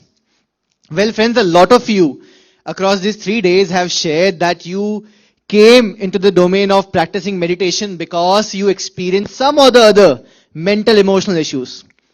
Some of you shared how you had anxiety, how you had some suicidal tendencies, depression, stress, overthinking, relationship conflicts, whatnot. Yeah. I realized this pretty early in my life when I was hardly 15 years old, having studied from one of the best educational institutions of my city. And then I had to make a choice about what do I want to do with my life? What career do I need to pursue? You know, should I become a doctor, engineer, architect, IAS, entrepreneur, whatever. And I realized that I did not know on what basis do I choose. Because the education system taught us how to make a living, but absolutely nothing about how to make a life. And on what basis to make choices in life. Most of my peers went for engineering, medical and whatnot because their parents said so. Or it was the in thing to do that. When I asked my elders, what should I do? They say, IAS ban ja. I said, why? Lal batti wali gaadi milegi. You know, people will give you salute. मैंने कहा उससे क्या होता है? Why do you need that? Somebody said, Nakul, you look good, you're a very good dancer, become an actor. I said, okay, why? You'll be famous. It's like, okay, great. उससे क्या होता है? Someone said, अरे मारवाड़ी खून, अपन तो धंधा करते, कुछ मत कर, MBA पढ़, बढ़िया भाई जाकर के अपने को पैसे छापना है. I was like, okay, great, but how much money is enough? Probably my father already has that much. Or probably the number could just be met by becoming a teacher, teaching children in kindergarten and having fun at the same time, right? And nobody seemed to have any answer to all these questions that why one should do whatever the society says one needs to do, right? And this is where I realized that I actually know nothing about life. And everything that my parents or peers also seem to know are just assumptions, not based on grounded facts or their own realizations. From this, I realized that it's high time that there is some intervention wherein we talk in our education system about not just how to make a living, but also how to make a life. The peers around me and even a lot of youth nowadays are addicted to drugs, alcohol, cigarettes. You all know this, right? आप में से भी कई लोगों को लत लगी होगी कभी शायद. Maybe कम लोगों को, because conscious लोग हैं, पर हो सकता है हुआ होगा, right? I saw a lot of them getting carried away by such things, and why? Because nobody talked about how you can manage your own thoughts and get the high without depending on any substances for the same, right? So with this insight, when I was quite young, I think hardly 21 years old, I started this organization, and we started offering sessions to children in municipal schools, orphanages and shelter homes around meditation, mindfulness, yoga, now what is called social emotional learning, but back then there was no such term. And I simply involved a lot of my friends to do that. Now it's been 15 years. We've done this work in more than 6-7 cities, touched in all close to 60,000-70,000 lives. We now have a curriculum. You can see some of the photos and videos. Thank you. Our model is that we train teachers so that they get into the habit of daily meditation and self-reflection. And because unless and until they are convinced, there's no way they would bring it to children. Second, we recruit youth from colleges, thousands of them. And we teach them how to do this. So they get to learn, and then they go once a week. We have a curriculum, and they conduct sessions every single week throughout the year, from grades 5th to grades 10th in municipal schools, in government aided schools and orphanages, and through them the children also learn, right? So, like Alek has done a wonderful study with some 167, some students, and she stressed on the importance of having data. We have a data of close to 10,000 students whom we've measured before and after. And there is tremendous, I mean, you all know the benefits, right? But let me just share one or two stories before I end, in the interest of time. There was this guy, his name is Pankaj, okay? And Pankaj used to be very shy kid. He would hardly speak in the class, very timid. You know, कोने में रहेगा, सब बच्चे उसका मजाक उड़ाएंगे. And in one fine session, we asked, okay, Pankaj, what is the reason you are this way? And we just had a conversation around what do you want to do with your life and stuff. He said, Bhaiya, when I grow up, I really want to kill my father. And we were like, what? He said so. And he must have been, I guess, 4th, 5th grade, okay? When I grow up, I want to kill my father. I said, ऐसा क्यों? ऐसा क्या हो गया? तुझे क्या नहीं मिला?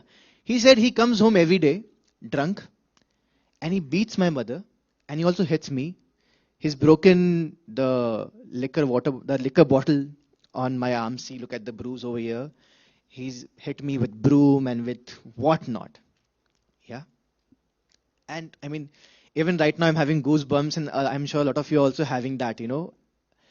A guy wants to murder his father. And the guy is right to have that hatred because he's experiencing that hatred from the father, that violence from him for no reason whatsoever. Right? Of course, then he went through our sessions and program. And in a couple of weeks, the same Pankaj says that, Bhaiya, thank you so much. He just comes, gives me a tight hug, has some tears in his eyes. I say, kya ho gaya? You know? He says, now I do not want to kill my father. I was like, okay, good. Because we never say, ye sahi hai, galat hai. We help the child discover, aapke liye kya sahi hai, kya galat hai. We don't want to give morals and values. It does not work, we believe.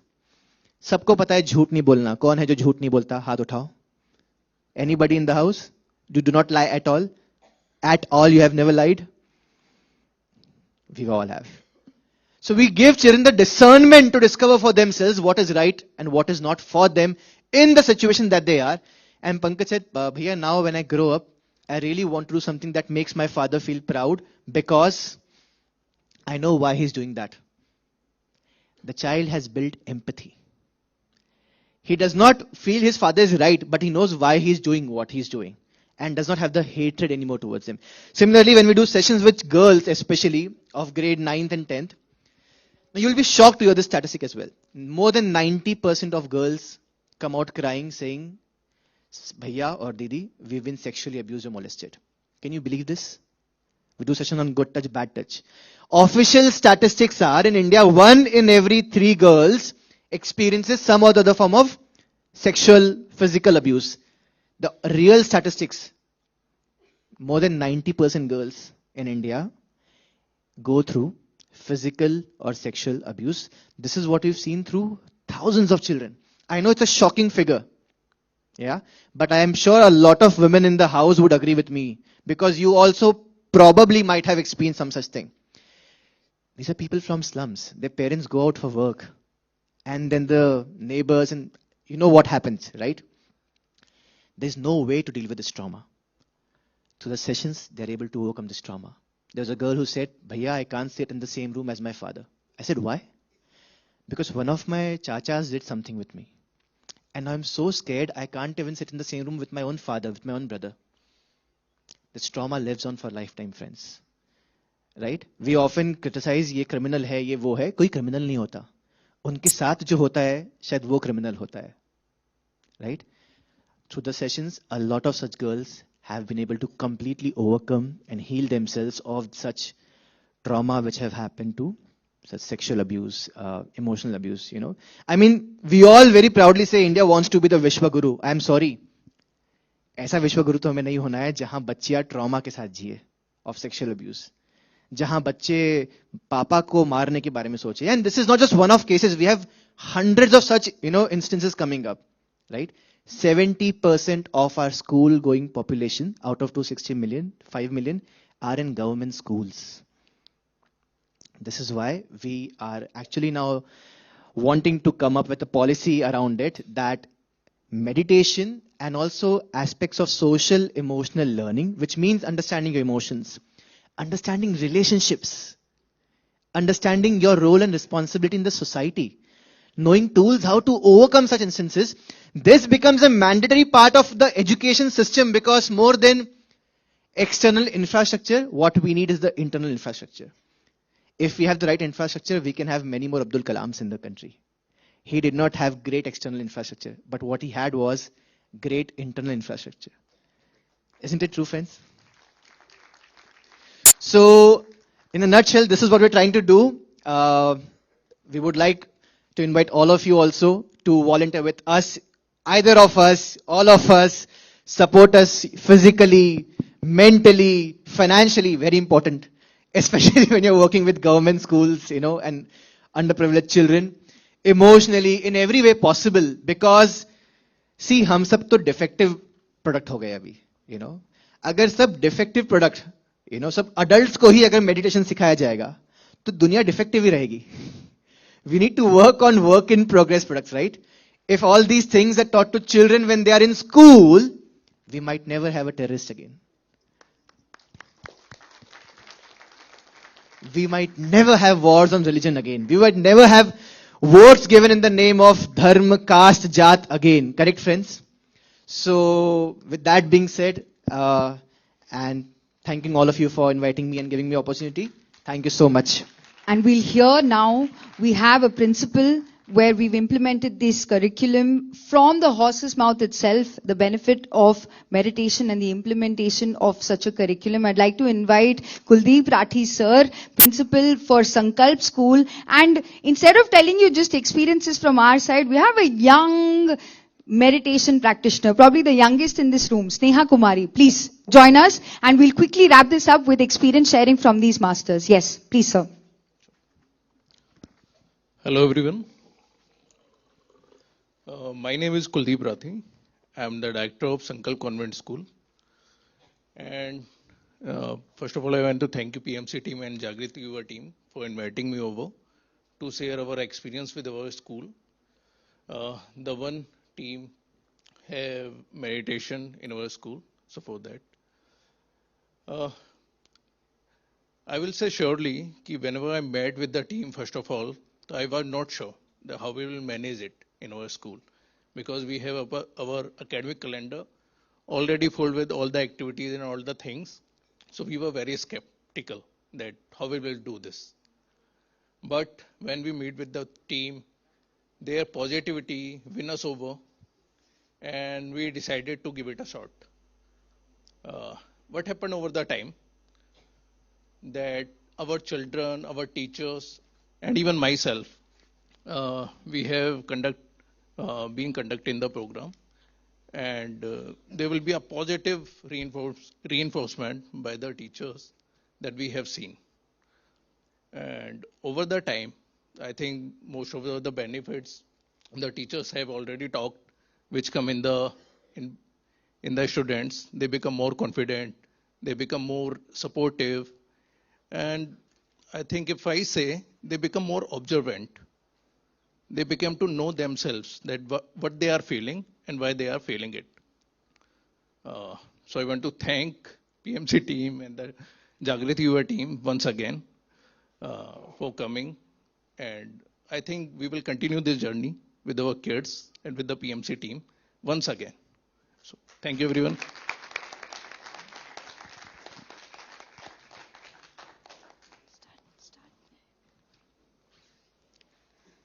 Good afternoon, guests and everyone present here. My name is Sneha. I am a student of class 10th at Sirohi Convent School.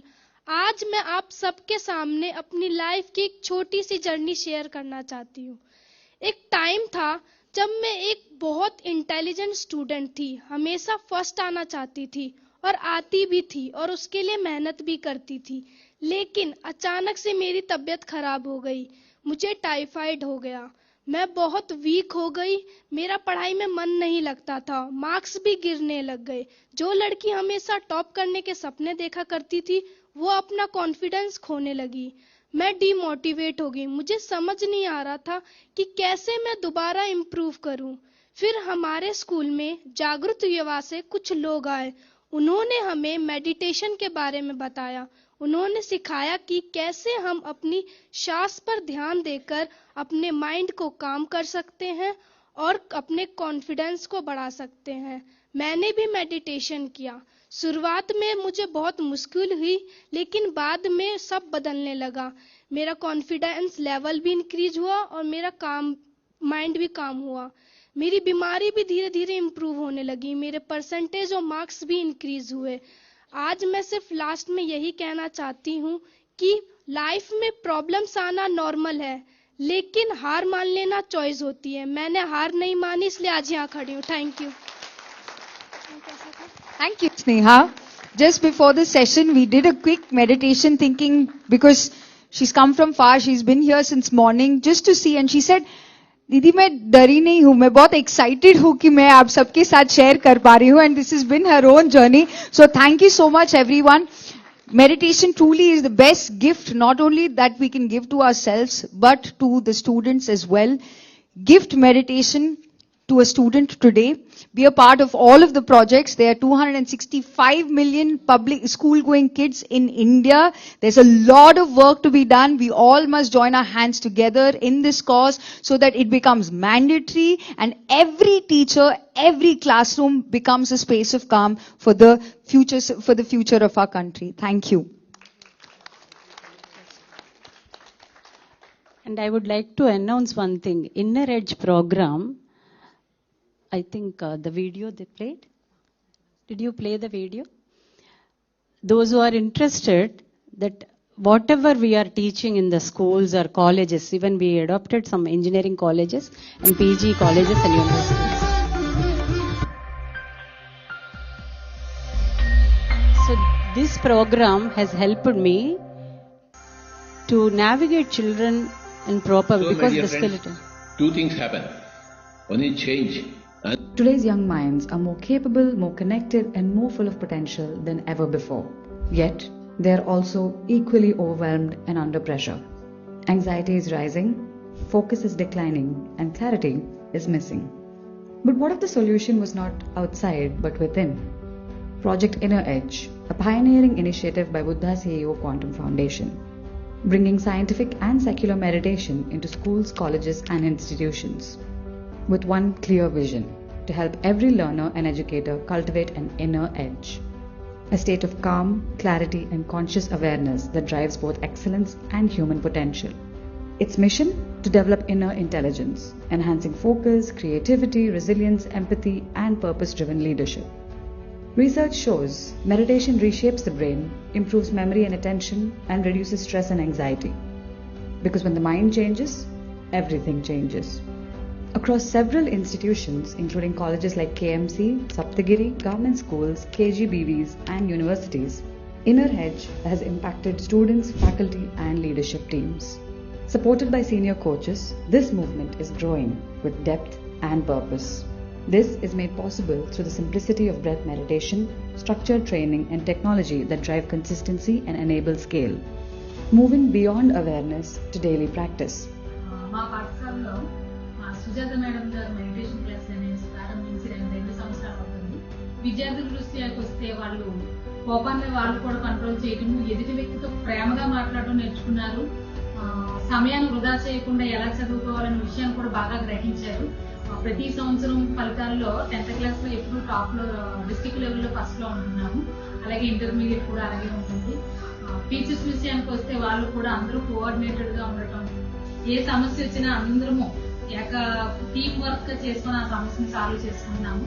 ఇప్పుడు meditation చేయడం వల్ల చాలా confident గా మాట్లాడుతున్నాను, అలాగే బాగా చదువుతున్నాను. Meditation చేయడం వల్ల ఆరోగ్యం కూడా చాలా బాగుంటుంది. అసెంబ్లీ చేయించేటప్పుడు నాకు చాలా భయంగా ఉండేది. ఈ మెడిటేషన్ చేయడం వల్ల అసెంబ్లీలో కూడా నేను కాన్ఫిడెంట్ గా బాగా చెప్పగలుగుతున్నాను.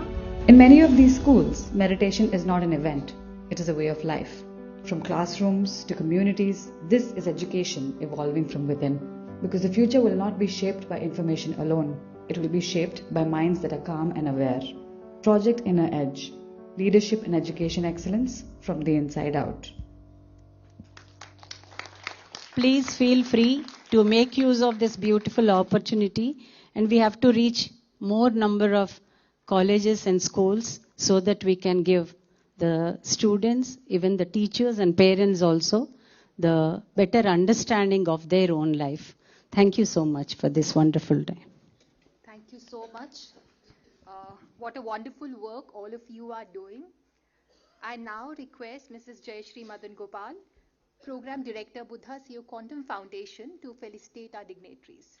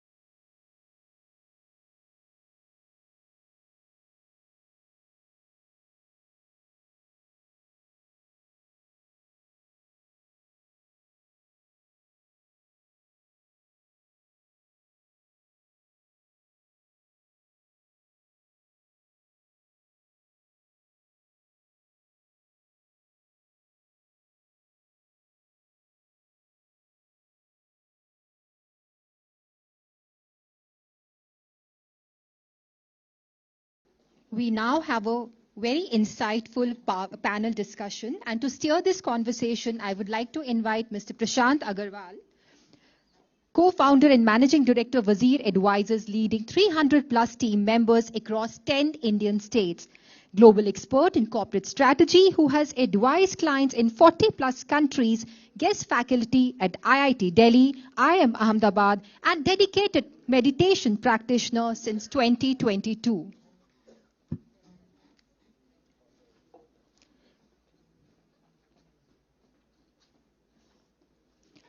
I now invite Dr. Sivanappa B., Chairman, Pyramid Spiritual Science Academy.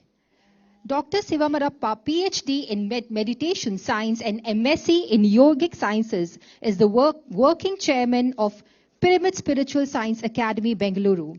A renowned spiritual master with 25 years plus of experience, has trained 3,000 plus certified masters and established 40 plus meditation centers. Internationally, he has conducted courses across Asia, Africa, and US. A guest professor at Vedic Wellness University, Florida, he has MOUs with global universities to advance spiritual education. Welcome, sir.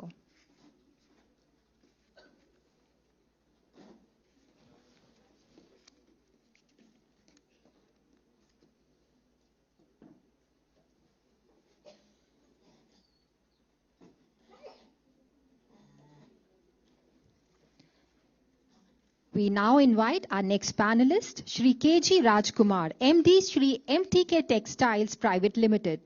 Mr. K.G. Rajkumar, a graduate of Loyola, began his business career in 1997 in cotton trading before expanding into renewable energy, focusing on wind and solar power across Tamil Nadu, Gujarat, Karnataka, and Rajasthan. He has held leadership roles in various organizations including Roundtable 31 and the Indian Wind Power Association dedicated to sustainability and social impact. He supports education, healthcare and other essential needs. Welcome, sir. Our next panelist for today, Ms. Siddhi Jori, multidimensional and multi-dynamic personality from Jodhpur. Born in India and raised in Kathmandu, Nepal, she is a renowned youth icon and a role model.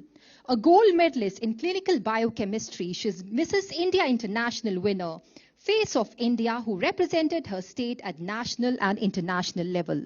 Celebrity turned into a dedicated social philanthropist, she serves as National Brand Ambassador for Women Empowerment and Health Education, Ambassador to India.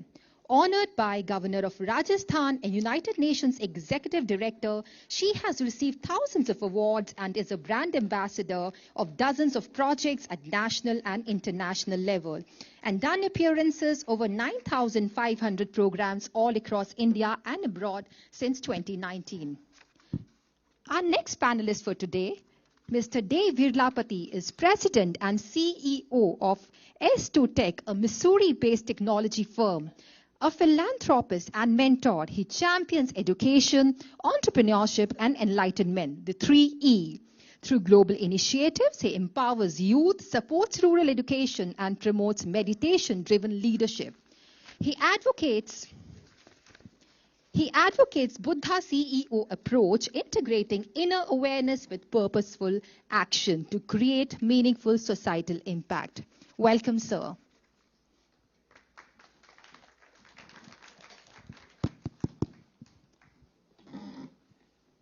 Yeah, can we have the video first?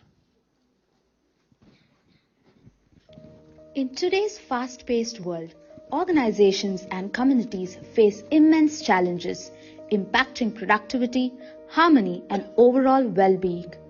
Individuals experience growing pressure and imbalance affecting both performance and relationships. But what if the solution lies within? Meditation is a science-backed practice that enhances performance while fostering peace and cooperation within individuals and organizations. Let's dive into the research behind these benefits. A Journal of Management Studies found that mindfulness increased workplace productivity by 12%. Another study showed a 15% rise in engagement. Workplace well-being benefits included a 29% rise in job satisfaction and 35% lower absenteeism. A group of 4,000 meditators achieved a 23% drop in violent crime in the nation's capital, an effect that could not be explained by law enforcement activity or seasonal trends. Organizations such as RDT, Telugu Foods, and initiatives from Buddha CEO are witnessing similar positive shifts in employee well-being and workplace culture. Now, let's hear from those who have experienced these transformations firsthand. Pavitra, a working professional and mother, was managing multiple responsibilities while dealing with chronic illness and constant stress, leaving her physically and emotionally exhausted. Through meditation, she experienced a transformation. Her health improved, her mind became calmer, and her relationships became more harmonious. This inner shift enhanced her well-being and brought greater balance and connection to her family. Nagendra Prasad, a cloud solution architect at Microsoft, transformed his approach to work through meditation. By overcoming stress and future anxieties, he developed greater presence and clarity, enhancing collaboration and elevating performance. Today, he extends this impact by facilitating meditation sessions across organizations and his community. My productivity increased in office. Earlier, I used to take a lot of time for preparing for the PPT and a lot of preparation work. But now, I started developing that intuition. A lot of focused work I'm doing. Everybody in my team, they now understand about meditation, the importance of the meditation, and also, so I'm working towards spreading the meditation in organizations and community. The service helped me to understand myself, and I'm going more deeper into myself to understand myself. Karthik Sivakumar, a vice president in an IT firm, was navigating high-stakes global responsibilities. Through meditation, he developed greater clarity and emotional balance, becoming less reactive and more thoughtful. This inner shift enhanced his effectiveness at work and brought a deeper sense of purpose and fulfillment. What Ana-Pana-Sati has helped me is to ground myself and not get too much reactive or emotional. Also, what it's done is helped me be a little bit more responsive, think ahead. But something 3 years ago told me that, hey, all of our factories were in China, as an example. So why don't we start moving it out of China? So 2 years ago, I started this journey it came as a flow. So now when the tariffs came in this year, we were not overduly impacted. We had a plan and we continue with that plan. So sometimes these synchronicities come in and I could see that for myself, both on a personal and professional level. Similarly, in the role that I'm in, it was something which I manifested. Two friends, Alekhya and Divya, were facing challenges in life that many of us recognize. They faced uncertainty, feeling unfulfilled, and were searching for direction. Through meditation, they found clarity within themselves, and from that clarity, they built something meaningful, guided not by pressure, but by purpose. Not just creating a business, but creating something that reflects who they truly are. And we're the co-founders of Purple Forest. I think working with Purple Forest has given both of us so much fulfillment because it feels like we really have discovered the purpose of our lives. We both have learned and experienced so much joy and gratitude and much, much more because of meditation and mindfulness that we really felt the urge to take it out to as many people as we could. Every single day feels like a change maker. Thanks. I think now I have very eminent panelists with me. The topic today is conflict to clarity. Leaders on the power of calming the mind in organizations and communities. And we know if we calm our mind. So what I see from what we are listening and understanding in last 2 days, it's not about calming. You have to just drop your mind. The moment you drop or calm your mind, I think you start listening more than reacting. And you respond. Suddenly, you develop a sense of forgiveness, more clarity comes in the organization, and everybody becomes open. The response, the efficiency of the people in the organization really change. This I really experienced myself in life, where the moment you calm your mind, because so many things, because we judge everybody in the organization the way we think it should happen. Anybody who comes to work, we say, this is not right, because this is not the way I think should be worked. It's not about right or wrong. So the moment you calm your mind, start listening, I think this is what we have learned in meditation. With this, instead of really talking more about meditation, we have heard in last 2 days so much about it. So with these eminent panelists, I would like to understand, listen to your experiences. Once you have started meditating, how it has helped you in calming your mind, and whether it is in organizations, in communities, in life, wherever, how it helped you take a decision, and what was the impact of that decision. Let me start with Sivarapapa ji. Can you just share your experience, and then we'll move on. Okay, sir. Friends, clash, conflicts, disagreements, differences of opinions, they are not of only organizations, they are there everywhere. Starting from domestic domain. In the house there is same thing. In the schools there is same thing. In the market is same thing. In the business, in the offices, in any organizations, or even corporate houses. The issue is same. Why clash is coming? The clash is pertaining to the issue, but people are taking it as personal. They express some opinion and they think that it is final. So both the parties will be of the same opinion that they are attributing these solutions for their personal success or personal achievement, they think. But there is no personal involved in that. There is an issue is involved. What is the issue we should examine and give our opinion standing alone with the issue. We should be aware. We are not fighting here. We are only finding the solution for a conflict. So in such a way it should be there.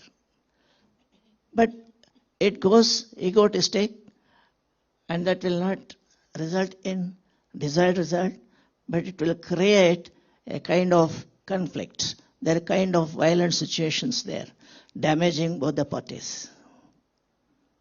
Maybe in the house, same thing. Husband and wife, people are thinking that they are fighting. But first of all, I would like to inform this conflict is the nature of this physical world. Because the physical world is dual. It is. Dualities are existent here. There is good and there is bad. There is positivity, there is negativity. The nature itself of this materialistic world is duality. Let us not forget about it. So, naturally everybody will be having different of opinion. The creation itself, male and female, has come into picture because having a duality. So, it is not a kind of bad thing to have conflict. But the thing is that how we should conduct ourselves towards that issues, towards that duality. The mind should not involve in conflicts. But today, what is happening, because of lack of proper understanding of the issue, and partially about the spiritual existence and the nature of the materialistic world, and etc., we are taking every issue as if it is as it is belonging to the individuality. There the clash comes. Always every party says his is the correct. There the clash comes up. It should not be like that. That is the reason why meditation has come into picture, introduced by our ancestors, who are very, very wise people. They know that the physical world is a place of duality, and human mind is always attached to the physical world, and it will not be steady always. It will be having a conflicting mind. With this background only, our ancestors have developed the meditation to make the mind stable. No duality in the mind we should have. How? The duality disappears the moment you stop thinking. Through the meditation activity, we can stall the duality in the mind, conflict in the mind. This conflict can be internal and external, as we discuss. Internal conflicts, definitely it will damage the individual. If the individual is always in the habit of having mental conflict in himself, that is internal conflict, gradually he will lose the intellectual power. So a lot of damage is done. But clash is inevitable. Conflicts are there. External conflicts. Husband and wife. We are seeing father and son, husband. Everywhere morning is last 2-3 days, we have been sufficiently given the true facts of the conflicts. Differencing of opinion. Same thing goes in the organizations also. The boss and the employee, or among the employees, wherever there is a decision has to come up, there will be a kind of conflict will be there, or the difference of opinions will be there. They are bound to be there because we are all physically we are more attached. The more and more you are attached to the physical world, this kind of conflicts are more in common. So, here the need is that we should differentiate ourselves from this physical world. You should stand as a witness only to this physical world. You should not get attached to the physical world. You have to examine the physical world and be a third party, and you will be able to judge the real conflicts are not there. The real solutions you will be able to advise properly without getting individuality into picture, without getting that, and without touching your ego and all those things.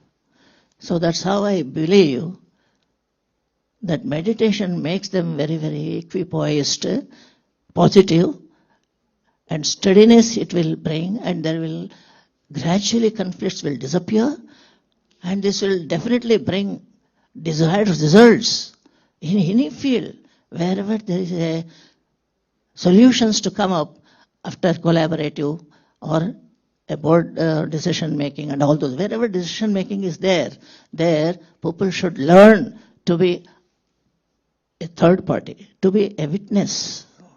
They should not a party to that. Conflict or struggle or fighting should not be the target. The issue should be the target.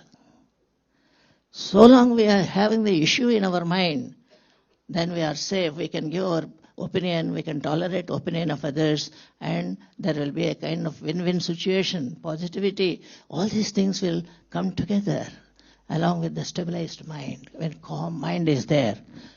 Here, meditation does its role very, very beautifully. It will act with all of us, involving their own opinions and deriving out the best of the cream of that.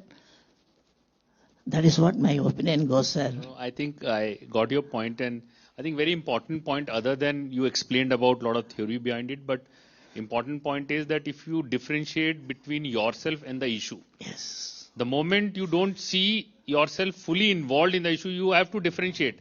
Then you will be able to give an independent view about it. Yes. So that's a very important part for all of us in life, because we get so involved in the issue as if somebody is telling you this. Yes. And I think one of the agreement which we talk about is don't take things personally. Yes. That's where it fits completely. Yes. Thanks for this input. I think I'll come back to you, sir.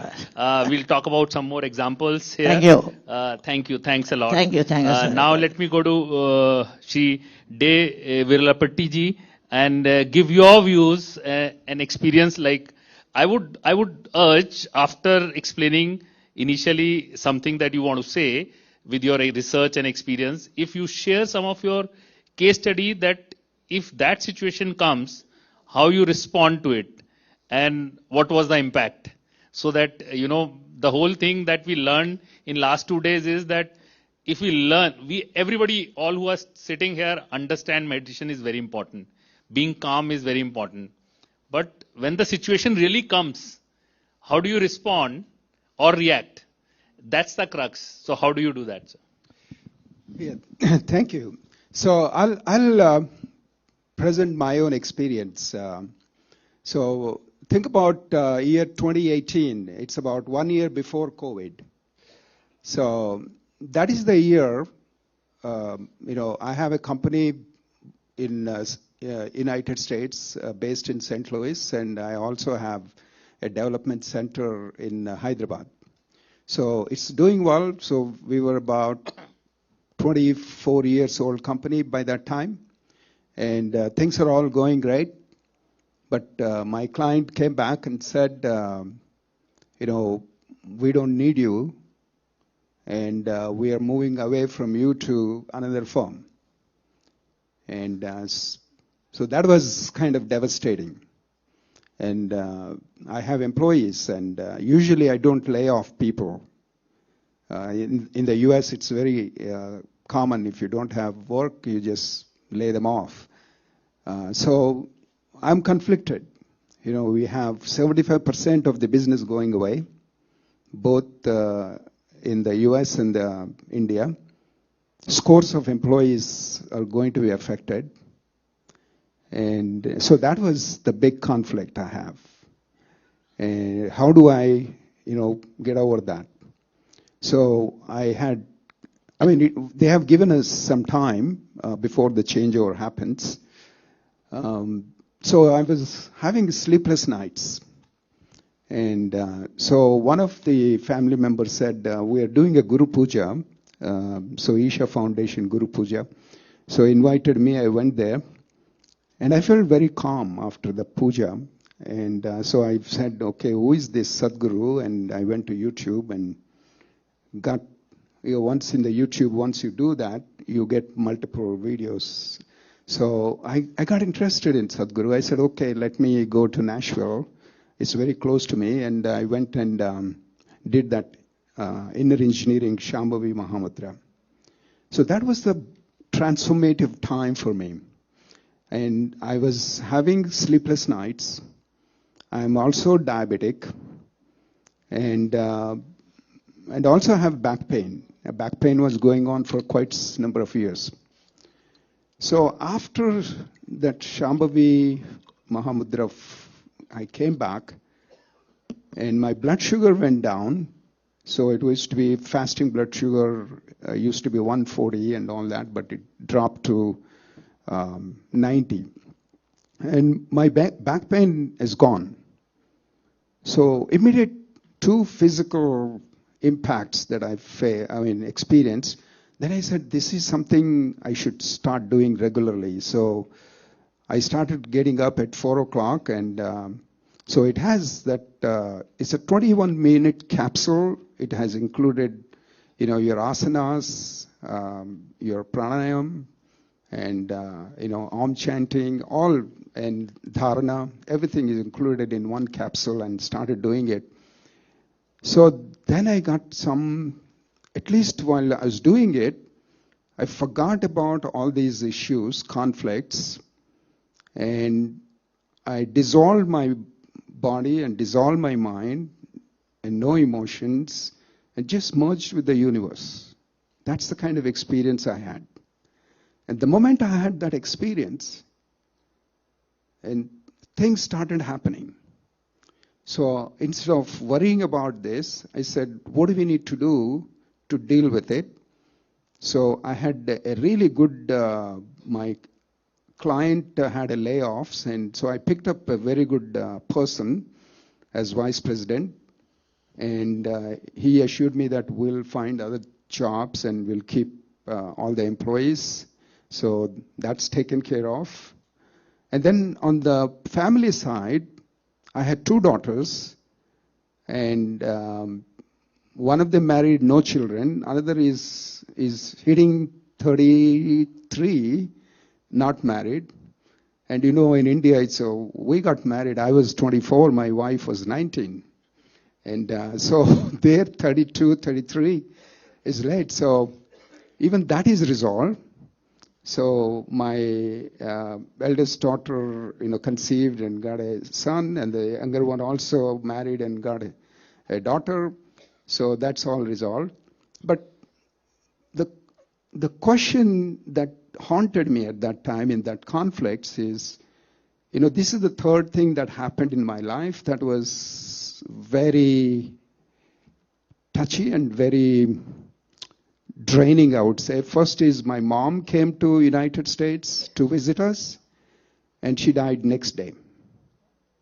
So it's a pulmonary embolism, they say, if you travel in the flights. So blood clots form in your legs, and they traveled and hit the lungs, and lungs stop functioning. So immediate death. So that was devastating, and it kind of put me into depression. I'm talking about this is a few years ago, before 2018. But after that, my dad passed away, and plus this baby, that business that I was growing close to 20 years and it was going away, then questions started coming to me and said, what is this life? Why am I here?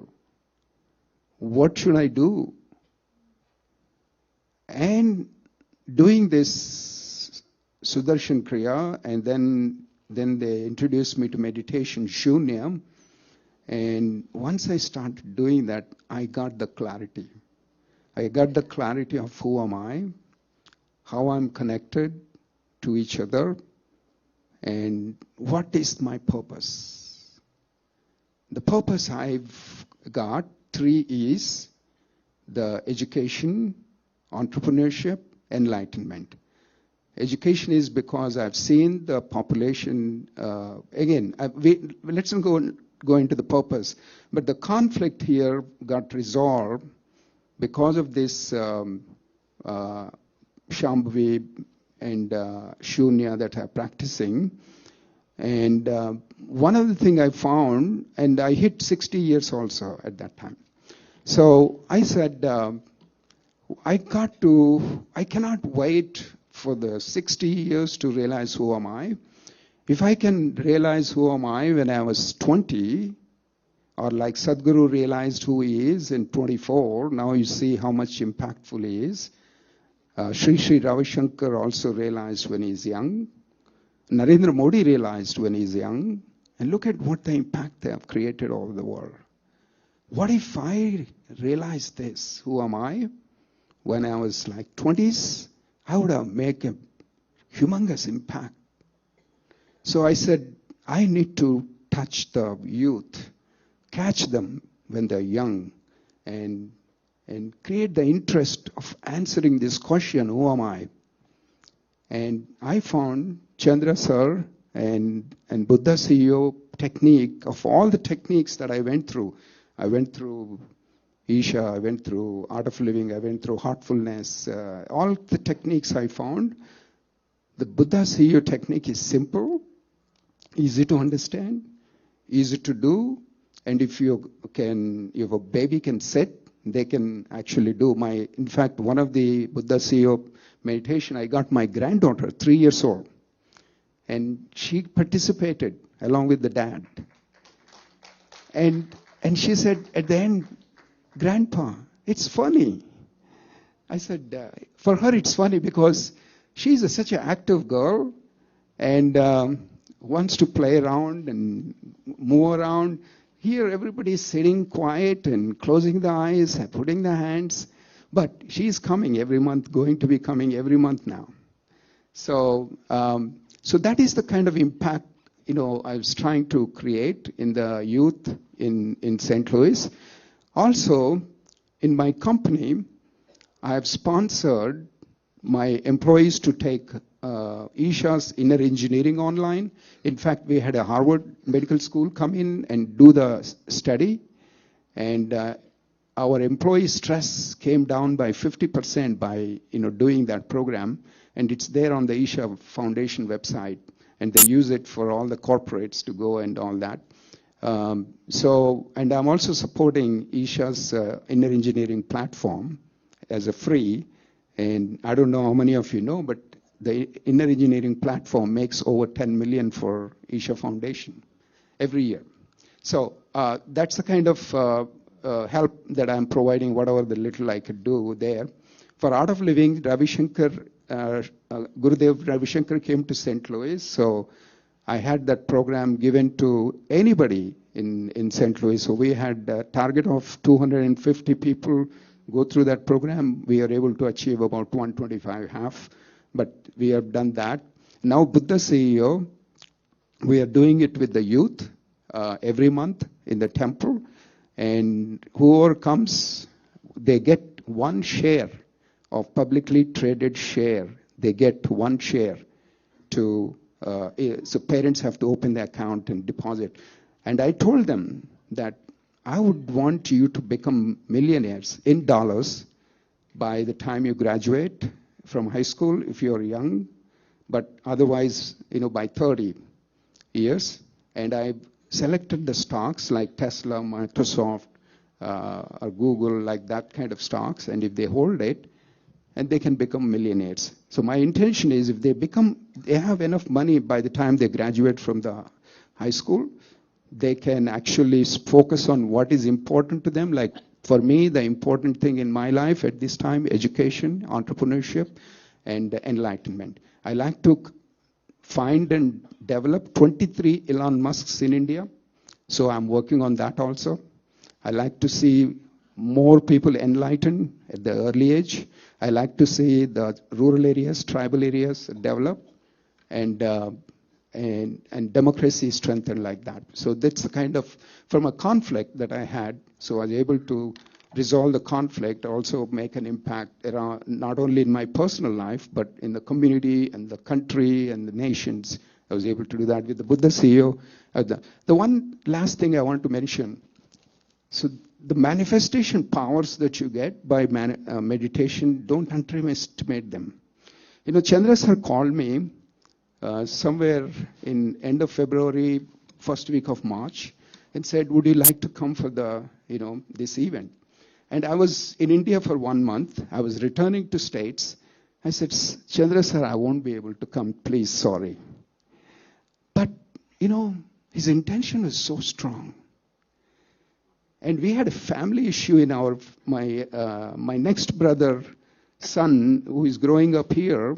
He's 32 years old, and he's not married, and everybody was concerned, and he was looking for a perfect match, and his wife, the would-be wife, was also kind of a perfect match. It was not happening. But somehow they, watered down all the things and all that, but it happened. But that marriage settled, and it's a tradition in our family. If marriage happens, all the family members meet. So I was coming in, and I looked at it. The marriage is on 11th, and this is now, so why not I just come here and then go to marriage? So it's not only Chandra sir intention not only brought me here, but also made my nephew's wedding happen. So when you have with the masters, the power of meditation or power of intention, power of manifestation, does amazing things. That's why people ask me why you want to create 23 landmarks. I just don't want to make just simple millions. I want to help India become the superpower and the #1 economy. The only way to do it is create 23 landmarks. That's it. Thank you. Thanks. I think he shared a lot of first conflict which happened in his life. And with clarity, I think sometimes conflict brings a lot of clarity in life. And a lot of things you are doing, kudos to you. I think thanks. And 2 more things which I understood from you. One is a lot of millions and millions. So we all can earn millions and donate. So I think millions is something. Millions is like 1 million is 10 crores now. So it's a good number. And third is like, when it comes to family, I think younger generation is less conflicted about marriage. Parents are more. Older generation are more. So that's a conflict between generation and parents. Parents are like, not married. Children are cool. So I think with this, let me move on to Siddhi Jori. And she's a youth icon, public figure, role model. What else? So when I was reading the profile, like 217 was kind of awards. So I stopped reading. So 217 is too big a number. So with this, I think being a gold medalist in medical, lot of achievements in life. So being a mother also, have family also. So I think understanding from you at this age, what kind of conflict came in your life, and then what decisions help you make that clarity. I think those are good to hear from you. Thank you so much. The art of all arts is to make one's life a perpetual victory. So with this optimistic thought, let me have the opportunity to greet all of you, all the divine souls who are left here now, because so many have left. So those who all are present, my heartiest regards to all of you. The question itself is so overwhelming. I am like processing in my mind which all conflicts should I share at the first and to share at the last. So let me start. As my introduction was given, so let me just give a little overview about my own journey first, so that we all can relate from my own experience. So I was born in India, raised in Kathmandu, Nepal, which we all know is a very cold place and basically Himalayas. So raised in Kathmandu, being a medical student, and then getting married to Jodhpur, in Jodhpur, Rajasthan, which we know again is deserts. So the first conflict, coming from Himalayas and then getting adjusted into deserts. Secondly, as I mentioned, I was a gold medalist. I have been a gold medalist in clinical biochemistry. My experience has been also at AIIMS, Jodhpur.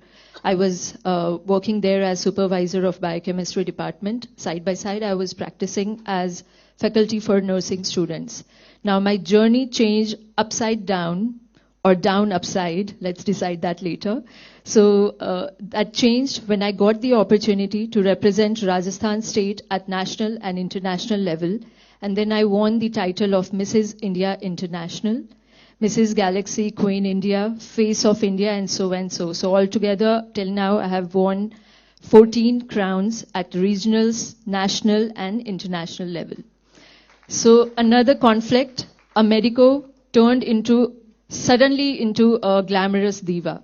So the life changed from the white coat, labs, hospital, the huge automated analyzers, blood samples, patients, reports, and all that hula-balu which goes on, to being a glamorous diva with a crown on the stage with all the evening gowns and dressed up like a Barbie doll. So that was the another conflict, because I was not at all used to these kind of transformations. So all these things, why I explained all these things? Because I started meditation at my very early age through my growing years, since my growing years. So that time, probably as a college student, I didn't have much deeper knowledge on meditation for sure, but it started as an activity that time. That time I was practicing simply Tibetan Buddhist chants. I used to hear them, Om Mani Padme Hum, we all know that. So I used to hear them, I used to feel very calm. The studies pressure, the chaotic routine of a student life mellowed down. It used to pacify me, and it was a very relaxing mechanism for me that time. So it started that way, and later on when I understood that it is surely a stress buster thing for me and I should go much deeper into it, then I had the opportunity to join Art of Living program. I learned Sudarshan Kriya, Soham Kriya, of course, and then slowly and gradually I used to practice that continuously, and my interest and inclination towards meditation started increasing.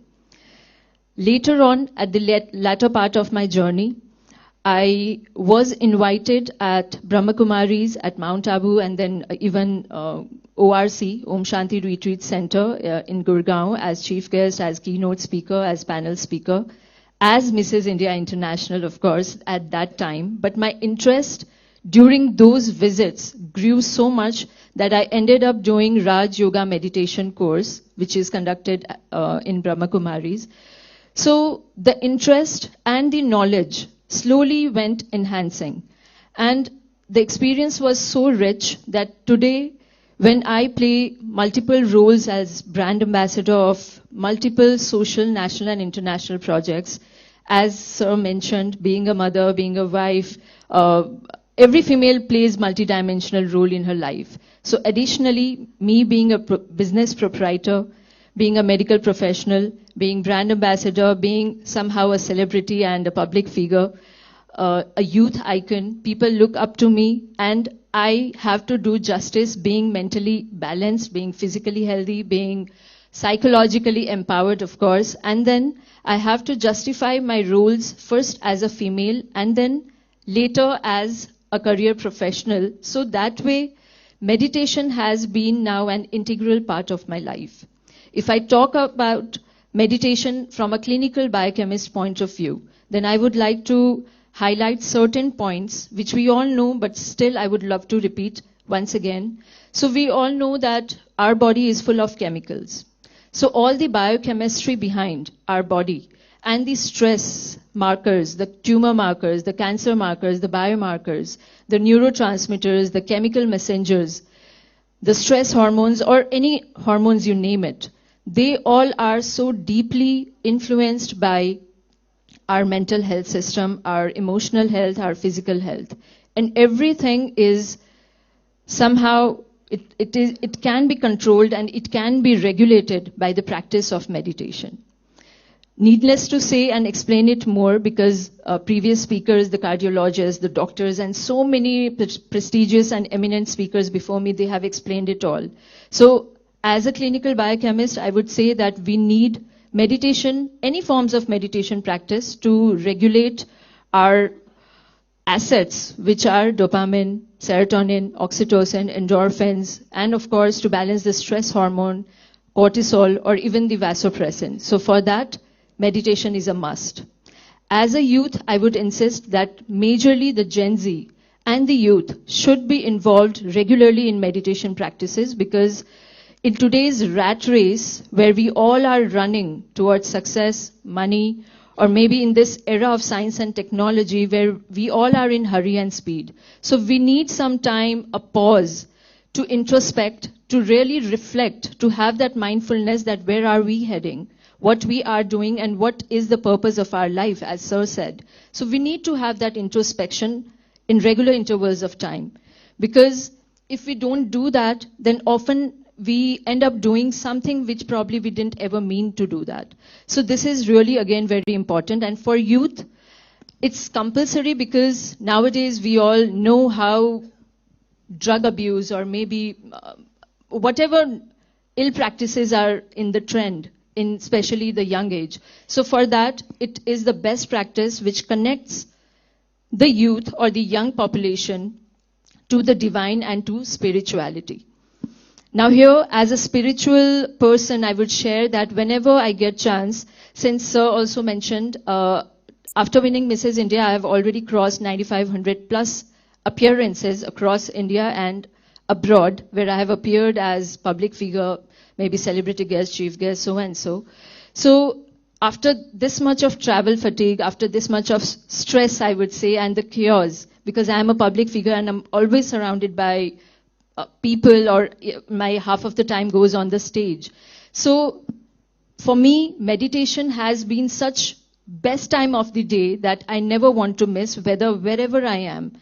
Be it even 10 minutes after my regular workout, I love to have meditation, be it Om chant meditation, be it breathing meditation, be it even just sitting idly, or whenever I get chance, I visit to the Jyotirlingas. Wherever I find a right place, I make sure that I meditate there for at least 5 minutes.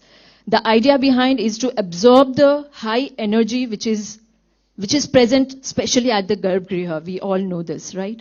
So I insist to all age groups here, needless to say to those who are already practicing it and who are our seniors here, but to the youth especially, I would say that please have this experience. Once you taste this, once you have the flavor of this meditation, especially at the temples and the spiritually charged places, believe me, the energy alignment would be so very different, and you would be blossoming in such a different way that no makeup, no cosmetology procedure would give that glow.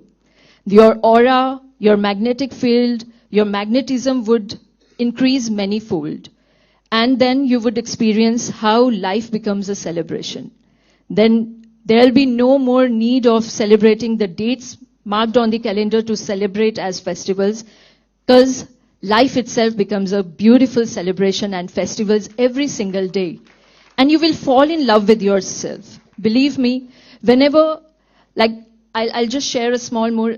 So we have time? But still I have to add one more point here. So I also practice, whenever I get time, sunrise meditation and compulsorily full moon night meditation. And believe me, that really gives you such a different glow on your overall personality, the shine on your personality. You become more polished, you become more focused and concentrated in your life. And it really makes you realize your own potential. It gives you that sense of gratefulness inside you that not just you fall in love with yourself, but people around you, they are attracted to you like a magnet. So be that magnetic personality and adopt meditation in your life. So this is how my idea was to balance conflicts with a calmer mind and a sublime mind and a balanced emotional and psychological health in order to have the meditation as a compulsory practice. Thank you. Thanks, Siddhi. And when, as a lady, you ask me a question, can I ask? I can't say no. If Raj would have, I would have said, no time. But for ladies, definitely we always have time. That's what we Thank you so to much. listen. Sir. Thanks. I think it was inspiring.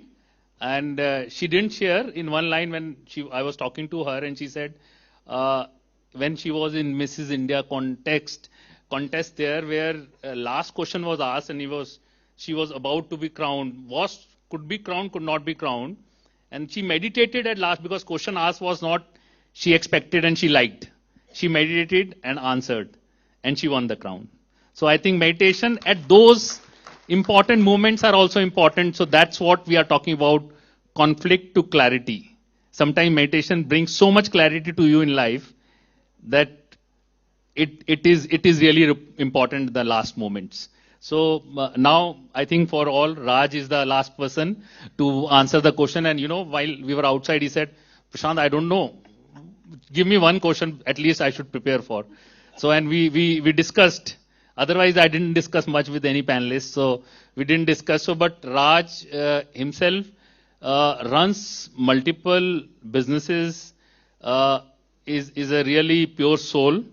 And I think listening from you, because having multi-dimensional businesses, handling those, what in a business, we talk about conflict to clarity. So what kind of situations you faced and how sometimes calmness helped you taking a better decision? Can you give some examples, Raj?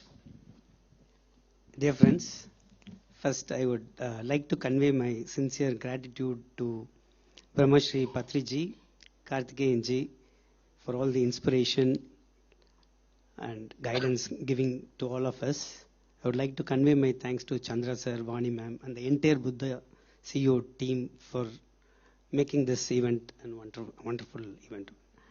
So the first conflict, as Prashantji was telling, he first promised me that he'll be asking the first question to me. So I thought I'll complete answering whatever I could. So every time he was asking, questions were coming that side. So I thought I'll finish my answer quickly because I'm not a good orator. So conflict started within me. So I started practicing meditation for 2-3 minutes. So then at last, okay, I surrendered to the process. Whenever question comes, be ready. So for me, coming to the question of Prashantji, so I have a lot of conflicts. First, not external, internal about decision making, whether it'll go right or wrong and those stuff. So I always what I've practiced in the last few years. So before any decision I make in my life, whether it's expansion in my business or entering into new business vertical, I have not to regret later because of the wrong decisions I've taken, because I've not come across anyone in the world who takes the decision knowingly wrong. So based on their maturity and experiences and information they get at that point of time. Yeah. So based on the maturity, experiences and information they get at that point of time, they take decisions. And later if the decisions go wrong, so we keep on regretting ourselves and worrying. So basically for me, that was big conflict within me, so which I wanted to overcome. So I'm following for the last, my personal experience, I'm following. So before taking any major decision, I write down what are the merits, demerits, and with full clarity. So okay, I take a decision and leave it to the higher mind, to God. So I surrendered to the process. So meditation helped me in surrendering entirely so to the process, and whatever outcome of that particular decision, I think the God has a greater plans for me. And so always every day I practice meditation and gratitude, so which helps me run my life very smoothly and in my organization also. So basically I would urge everyone, meditation is an integral part of, if you make it integral part of everyone, it gives immense benefit that definitely no one will leave that. So meditation can be experienced more than explanations. I think everybody will agree to it. Thanks, Raj, and I think thanks all of you really for good inputs, and it was good sharing because it was not about some understanding of meditation, but it's a lot of sharing. It really enriched all of us at the last part of kind of sessions that we are going through. The only thing I was talking, last point in terms of when we talk about conflict and clarity, I was talking to Nagendra. We were just having some coffee outside, and he said, and you know, when you listen to people, you get the clarity. So he said, there are two things only. Either if you are in a fear or survival mode, then decisions are very difficult. You always are in conflict. Somebody who has confidence, who has real clarity, who has confidence in the process, confidence on themselves, I think clarity comes.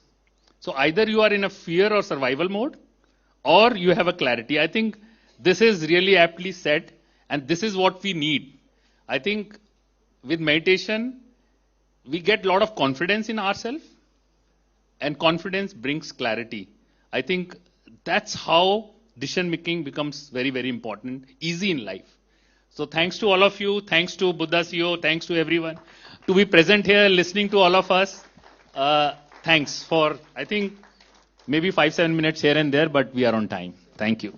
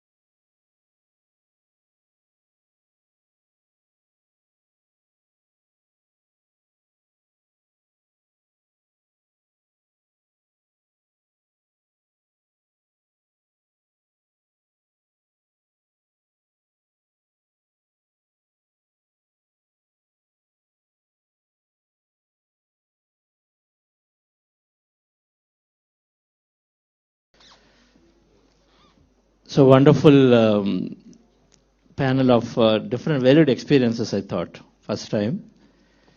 So on closure, I would like to announce that Sri Siddhi Joriji, Srimad Siddhi Joriji has accepted, or rather initiated an idea of, as a celebrity, that she wanted to do something from promoting meditation, as she is always going into so many programs. And she's working on youth, women empowerment. And so we're introducing, with her initiative, a program called MA Program, Meditation Awareness Ambassador Program. So she will be our first MA, Meditation Awareness Ambassador, in taking it to youth, into women, into many places wherever she is going, and then there's be taken. Some of the objectives are, of course, they are practitioners to begin with. The first thing is they are practitioners of meditation. So she's greatly, and then when she's been sharing that every full moon she meditates, regularly she is part of these programs practicing. So that's first. And then second is that then they are sharing and then inspiring. So Ma shares and then youngsters get inspired. Then there could be many social engagements that they're part of, and so then she will be talking about. And then some of the objectives of the program. And then Meditate with Ma could be an awareness campaign. Right? Meditate with me, Meditate with Ma will be a campaign. And some of those could be run. So many ideas that we will work with her. And then she is perhaps the more knowledgeable about these programs than than us. And so then I request her to say a few words on this. And then please lead this program. It's a brilliant idea. We meet many, sometimes some sports stars, sometimes some celebrities. We haven't thought about having them and then be an ambassador in promoting or in just talking about this and creating awareness. Of course, these days have come. Mental wellness is there. We see here Deepika Padukoneji doing a lot of work in that area. And so I think it's a great thought from you. And then a few words on this and whenever that we will work with you, please. It's really a big honor for me. I really feel proud and truly grateful that I have been chosen for this noble cause. See, we all know that mental health has been a bigger challenge nowadays.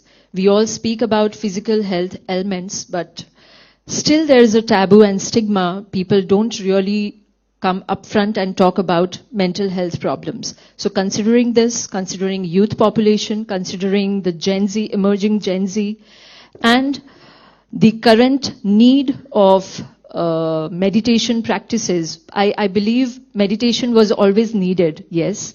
But then in today's era, it has been a compulsory practice.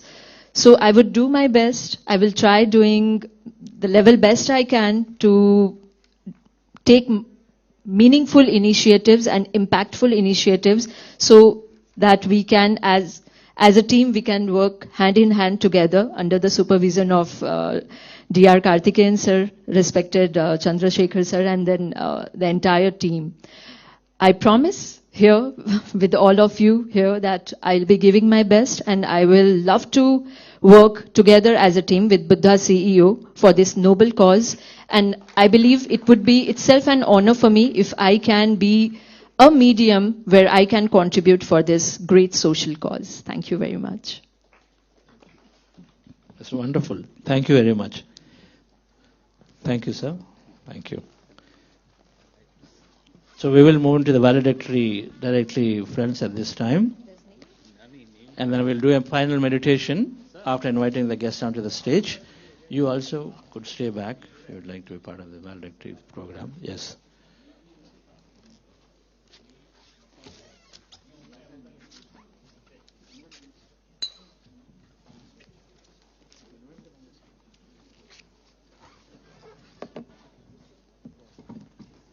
Hello.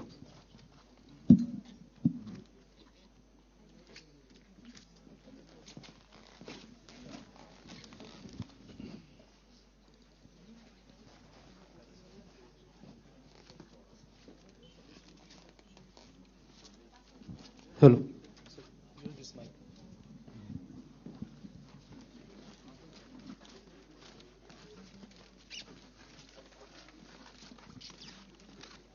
We'll have the dignitaries on the stage, and then we'll do a final meditation for this program, which will be, we seed intentions for peace and prosperity and for conflict resolution as part of the meditation. And then we'll do the closing and valedictory session. But for that, we'll invite the dignitaries so that we will do with them the meditation together. Let me take the pleasure of inviting all the dignitaries onto the stage. GTTCI leadership, Gaurav Gupta garu and Rashmi Saluja garu.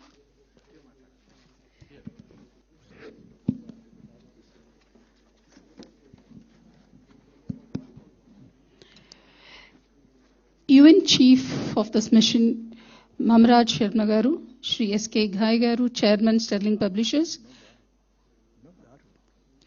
Shri Vijay Bhaskar Reddy, Chairman Pyramid Spiritual Trust Hyderabad, Shri D.R. Karthikeyanji and Dr. Chandra Pulamari. I welcome all of you onto the stage.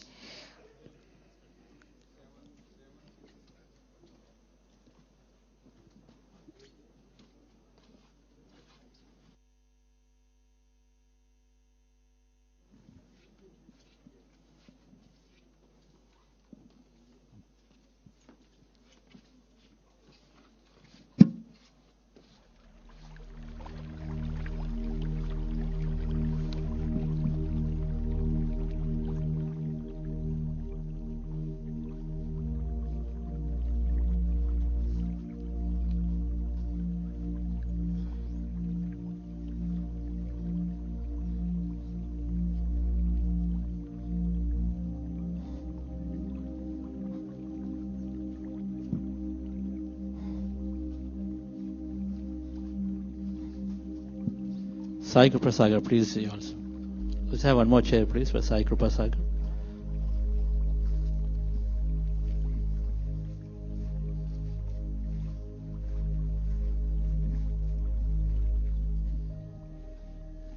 So we'll start with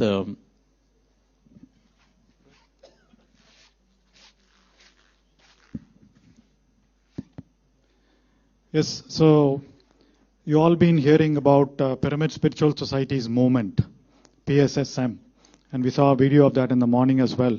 And one of the main objectives of PSSM is to kind of spread meditation, awareness about meditation, and all the teachings of PSSM to people all over the world.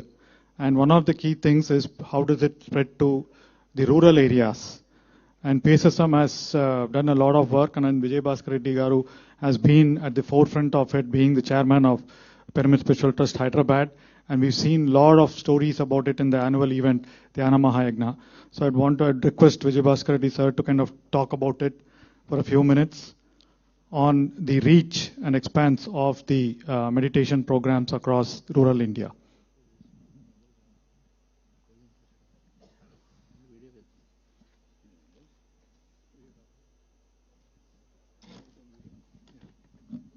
Can we play the PSSM video, please?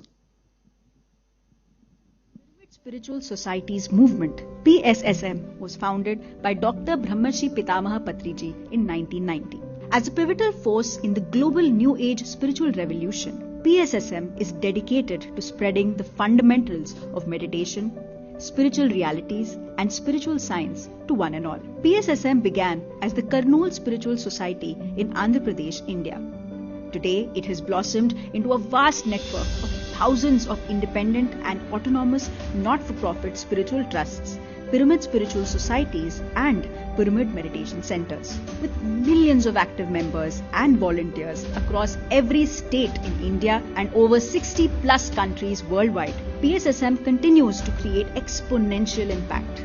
A man of the masses, teaching the common person the most simplified tool for self-empowerment, meditation, Brahmarshi Patriji paved the way for a new world by sharing the simple yet powerful statements. Your breath is your guru and be a master. His vision, Dhyana Jagath, Shakahara Jagath and Pyramid Jagath, that is, a meditative world, a vegetarian world and a pyramid world. He is a flute player himself and encourages music at all events and meditation centers for meditation. Demystifying the paradoxical and complex meditation sciences and karmic laws with simple, easy to adopt universal principles such as reading right spiritual books, Swadhyaya, sharing meditational and spiritual experiences with all those interested, Sajjan Sangatya, practicing ahimsa by adopting a plant-based diet, Shakahara. All those who interacted with him were transformed inside out by his presence. PSSM is a non-religious, non-cult, non-profit, spiritual scientific movement that welcomes genuine seekers from all walks of life. Its core message is profound. We are not merely physical entities experiencing random existence. We are eternal energy, consciousness, and wisdom, constantly creating and shaping our reality. We realize the divinity within us through 4 simple practices. Using our breath to practice Ana-Pana-Sati Meditation or breath mindfulness meditation, harnessing pyramid energy for meditation, understanding the essential teachings of spiritual masters from around the world, embracing plant-based living, and showing compassion towards our younger brothers, that is, the entire animal kingdom. The activities of PSSM revolve around promoting Ana-Pana-Sati meditation, an ancient and simple technique of mindful breathing. Across India, thousands of meditation workshops and classes are held at pyramid centers, public spaces, towns, and villages, all free of cost as a service to humanity.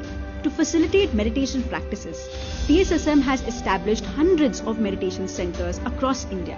Many centers feature indoor and outdoor pyramids designed to amplify meditation energy.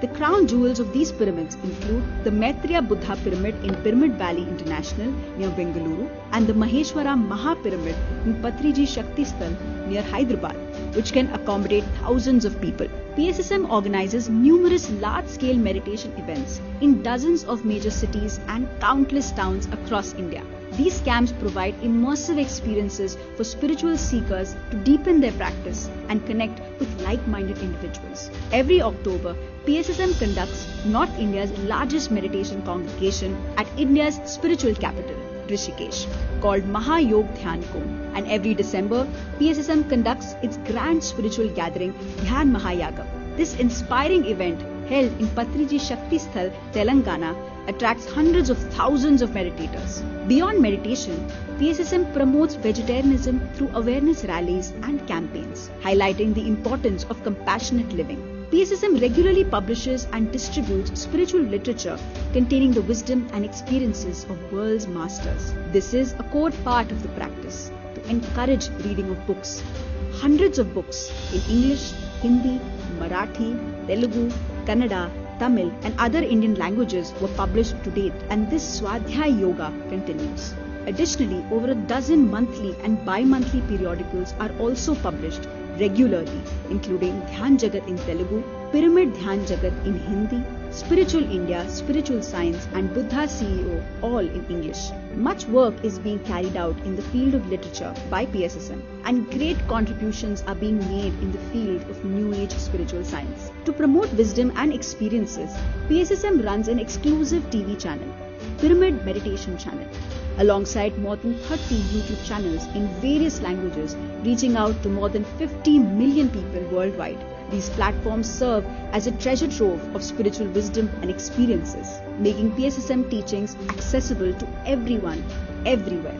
PSSM remains steadfast in its mission to spread meditation, pyramid energy, spiritual science and vegetarianism across the globe. Lakhs of dedicated pyramid masters are tirelessly working to share this wisdom with the world. PSSM has endeavored to make focused platforms for different sections of people for greater interaction. Few of them include Buddha CEO Quantum Foundation, which provides awareness and teachings of meditation to leadership in corporates and governments with a scientific voice, and organizes global and regional conferences of meditation leaders. Spiritual Tablets Research Foundation trains counselors that prescribe plant-based living, meditation and spiritual reading as the alternate healing modality for healing ailments. PSSM Global is the international wing of PSSM to take meditation worldwide in global languages. PSSM Global unites seekers worldwide and organizes international meditation summits called Mega Meditation Summit in USA to aid in planetary healing. Pyramid Spiritual Science Academy offers certificate and PG diploma courses in meditation and yoga sciences. It has published basic spiritual science textbooks for school children. Indian Federation of Spiritual Scientists has been promoted by PSSM to exchange the research findings among spiritual scientists in India. PSSM has formed the Pyramid Party of India to educate people on the aspects of enlightened governance through the electoral process. PSSM Swag, Save Water and Go Green, an environmental initiative, emphasizes sustainable living and ecological consciousness through awareness campaigns and action-driven programs. For those seeking spiritual truth and harmony, PSSM extends a warm and guiding hand. Together, let us usher in a world of spiritual science, wisdom and harmony. Join us as we create a brighter future for humanity. Visit us to learn more and be a part of this incredible journey.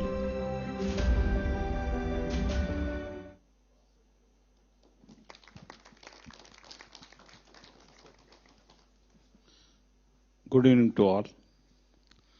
Really, Global Conference of Meditation Leaders.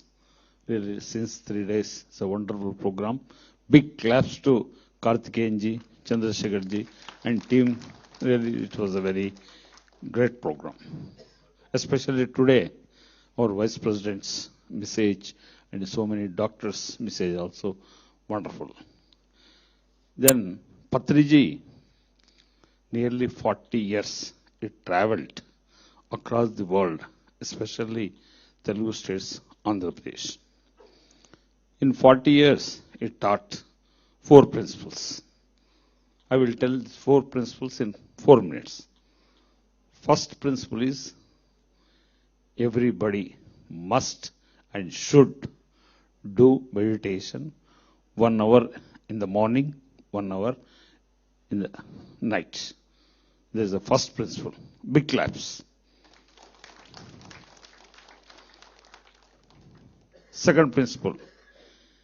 Every meditator must and should Dhyana Pracharam. At least every day we have to teach meditation or inform meditation at least for 10 members through messages or through phone calls or teachings or whatever the manner. Rozu, every day we have to educate meditation for 10 people, new people. Then only it is possible Dhyana Jagath. Patriji aim was last person in the world should do meditation. That is our mission. PSSM mission is till the last person in the world has to do meditation. Third principle is Shakahara Jagath.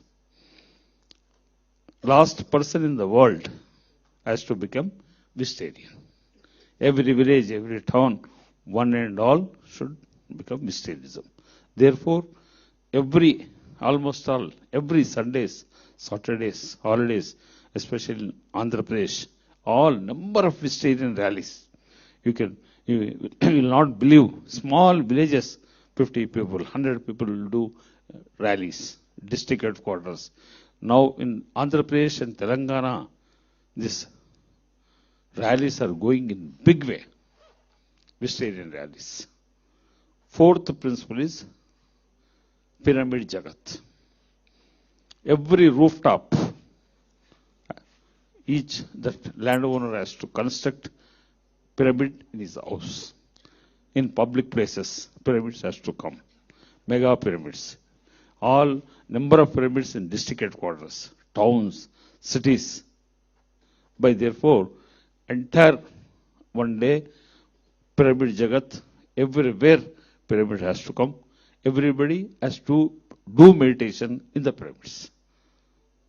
This total principles are 4, and especially we are planning in Andhra Pradesh, every village we are planning appointing one committee with 18 members. How the political system, the president of that village, we are this thing, Dhyana committee, pyramids committee, Dhyana committee. In that village, all entire village has to become Dhyana village on one day. Mandal levels also, district levels also. And number of programs are going on. Especially in holidays, everywhere programs are going. Especially this thing, Annadanam, everywhere, roughly approximate to every day in PSS movement, more than 10,000 people, our organization is giving the Dhyana food, Dhyana Prasadam. Is also going in a big way. Our headquarter is at Maheshwara Maha Megapir, Kailasapuri. They are also 24 hours open for meditation, 24 hours this thing, food and everything. And shortly we are planning number of this thing, new programs, especially for children's, for school people, children's. We are calling to the programs and we are calling to the Kailasapuri for this thing, for meditation programs. by 2040, I am very strong confidence, entire India, 90% people will know the meditation, they will do meditation, by which by 2050, entire world will become the Dhyana Jagath. Then my request to all is, please spread meditation. Please tell meditation. Please tell about the advantage of meditation. What today, since 2 days, we know, please inform to everyone. Thank you. Wonderful. Thank you, sir. And as you know, I think Pyramid Spiritual Society's movement has those 4 pillars. And then we've been doing a lot of work, and then request all of you to contribute, all of you to help in that activity, right? And every day it's growing. And every time we conduct an event, there are 70% of new meditators joining those events. So it's been fabulous movement growing based on Patriji's teachings. So now, as we get into the deeper into the valedictory plenary session, I would request a brief message from each of the dignitaries seated here. First, I would request Ms. Rashmi Saluja ma'am, chairperson of GTTC, to kind of give us a brief message.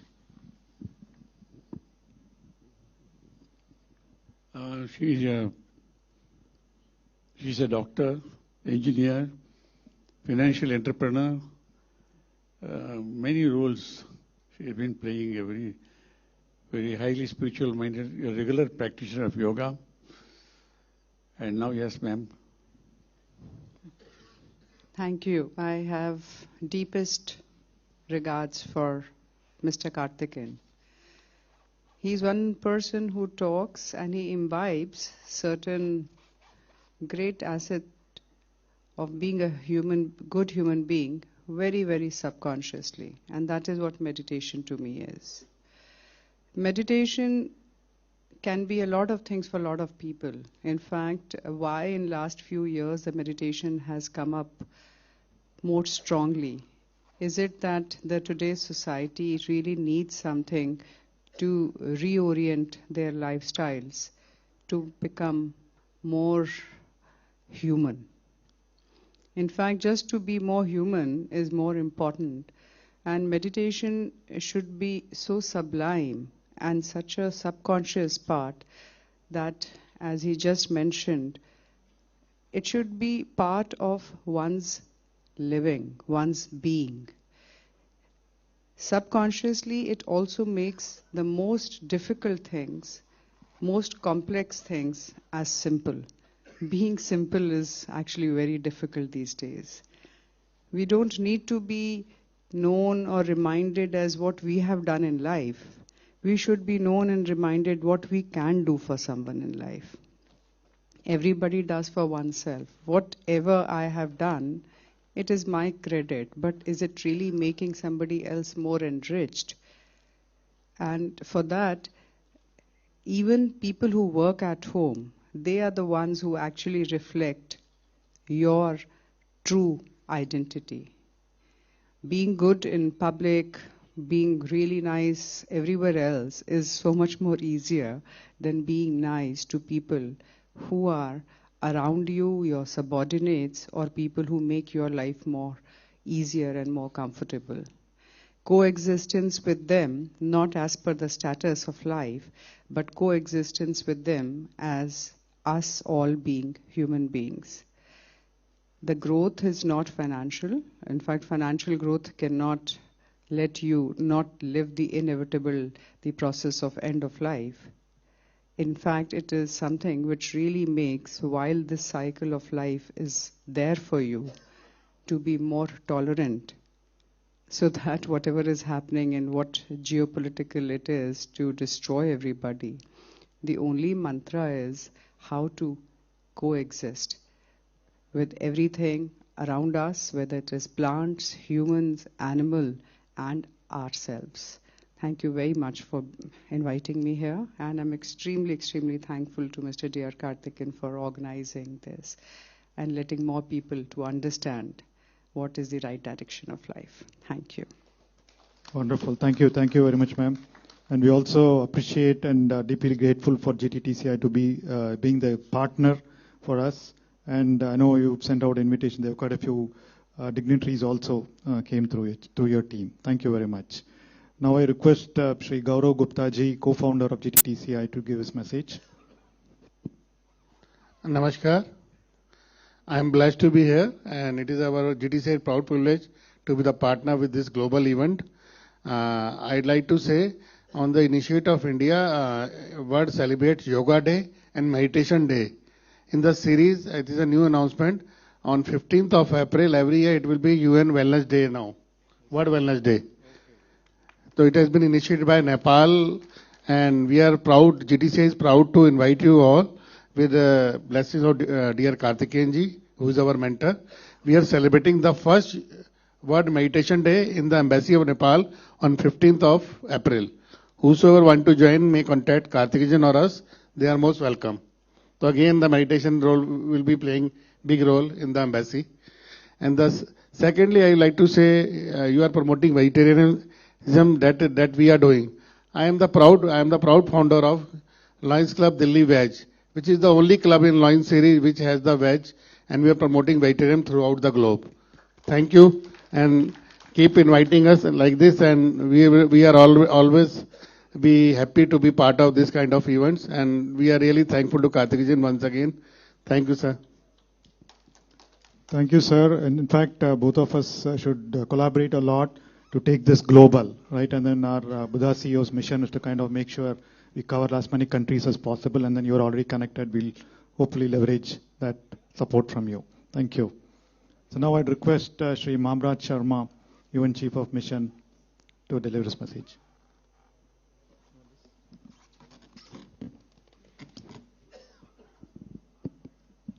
Thank you so much, Buddha CEO Foundation, for inviting me to this conference, and thanks to my colleague and mentor Harish Joshi, who has introduced me to this as well. I will just take a very simple anecdote and you will understand it. I have been working at international level for the last 24 years. Most of the time I have been part of launching missions, sustaining missions. In the last 3-4 years, I have been downsizing missions and closing missions, and that is the most difficult part, where you have to downsize a mission completely. You are literally laying off each and everybody. Every staff member has to go home. That has been the case, at least in the last 2 years, where I closed 2 missions. So when you deal with those human beings, and when you see how they behave in that particular moment, and how you mentor them, that's where you need the meditation the most, because that's where you need clarity. You have to show more empathy, and you have to be more compassionate with their views, why they are saying what they are saying. So I would say that this session for me has been very useful, and I would go with a message to my new mission where I'm serving right now, to propagate this idea that meditation can provide the required clarity when you are dealing with teams. It can provide the required clarity when you are making decisions that are going to impact large teams, and even the issues that are very geopolitical in nature and very sensitive to the whole global community. Thank you. Wonderful, sir. Thank you. In fact, we've seen meditation as a powerful tool where change is needed, right? Changing the way people work, changing the way, especially in the cases when you said missions are closed. So for people to understand, manage, and go with the change, not feel bad, not feel terrible, meditation has been used, and it's a key instrument that we are promoting, so we'd love to work on that as well. So now, Sri S.K. Gai sir has been our mentor, our biggest supporter through Sterling Publishers. We've printed a couple of books on Patriji, and every time his smiling face and energy, in spite of his age, energy has always been encouraging us. Sri Gai sir, a few words from you. I have been attending this global conference. This is the 3rd conference which I am attending, and I am pleased to announce that I was introduced to meditation by Kartikanji. During the COVID time, he sent me an email that I should, if I like, I can attend this program. And Chandraji was organizing the program. So I attended the program, and I continuously attended 3 programs together of 40 days each. It was a wonderful introduction to the life, to the to myself, and now I do start my day with meditation in the morning before doing anything else. And then after that I do some reading, some spiritual reading, and some reading which can raise my own self itself. It is a pleasure to do the meditation, and let me share with you also that I am totally vegetarian since that day of COVID, May 2020. I only take sometime the cake, because cake is the celebration of life, and life is a celebration itself. So it is a pleasure to be associated with the Pyramid Valley International, and I can also tell you, share with you, that Patriji, I requested the sir to release one of my book at about 10 o'clock in the morning when he was in Delhi. And the program was at 12 o'clock. He said, yes, I will do it. Please call the author.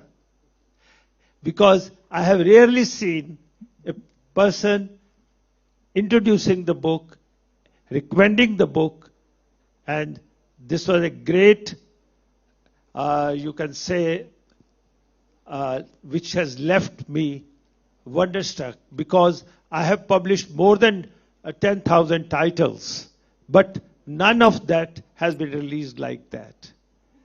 It is a pleasure to be associated with the meditation program.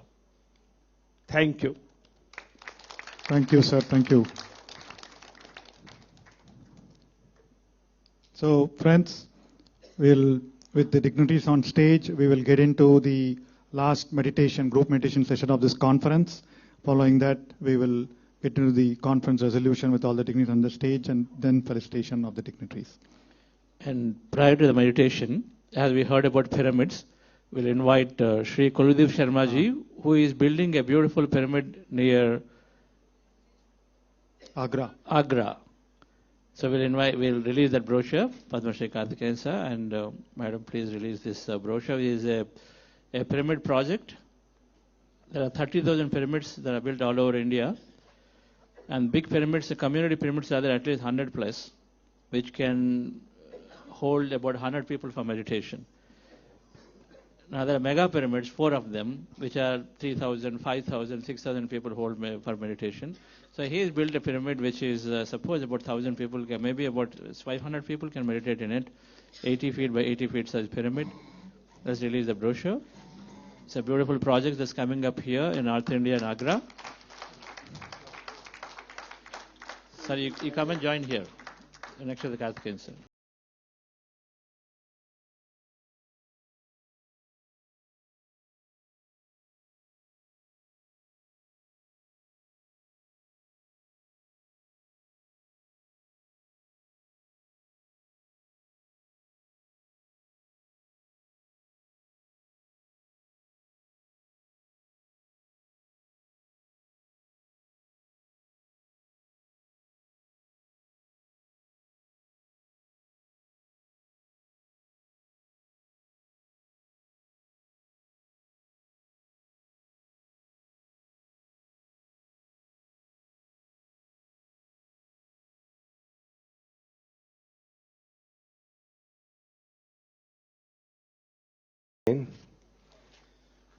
a respected person for me, and I owe my existence post-COVID to him only. He introduced me to the CEO, and Professor Chandra, as I usually call him, has been my mentor in teaching me the meditation, which I am spreading all along. Now, this pyramid has some different background. It is, technically it is in 80 by 80 feet area to accommodate meditation for 60 persons together. And it has been conceived soon after the departure of my mother on 3rd of November, who expressed her desire to donate 1 acre land on National Highway number 2 on the belts beginning from Delhi to Vrindavan to Agra to Ayodhya to Prayagraj and then to Varanasi. Incidentally, spiritual tourism in that area is a preference of the UP government, and UP Tourism and Culture Minister has been from the same town. The name is Datri in district Firozabad, and he has been advocating for this cause. So when my mother said that this 1 acre land, if it is given for Lokhit, Janhit, perhaps our next generation will have a modified karmic sanskar, and our vision of doing greatest good of the largest number in that particular area will be fulfilled. And in the background, I conceived this idea from Brahmarshi Patriji, impacting the life of the people across a state or society is a noble work.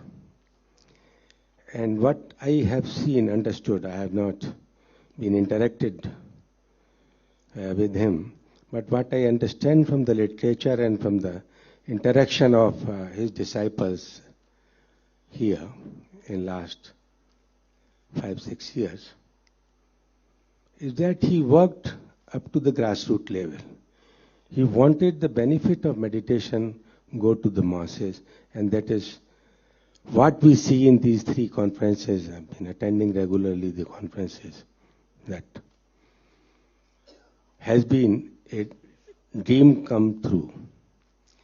Now, since this work has been taken, we intend or we propose to sign MOU, and the agreement has come from our friends and colleagues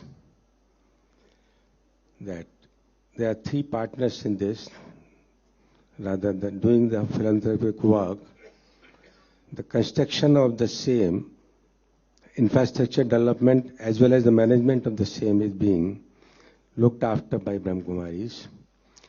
PSSA is looking after for spiritual training and certificate and other aspects regarding the certification. And Quantum Life University also involved in this, in doing the soul sciences program in that area.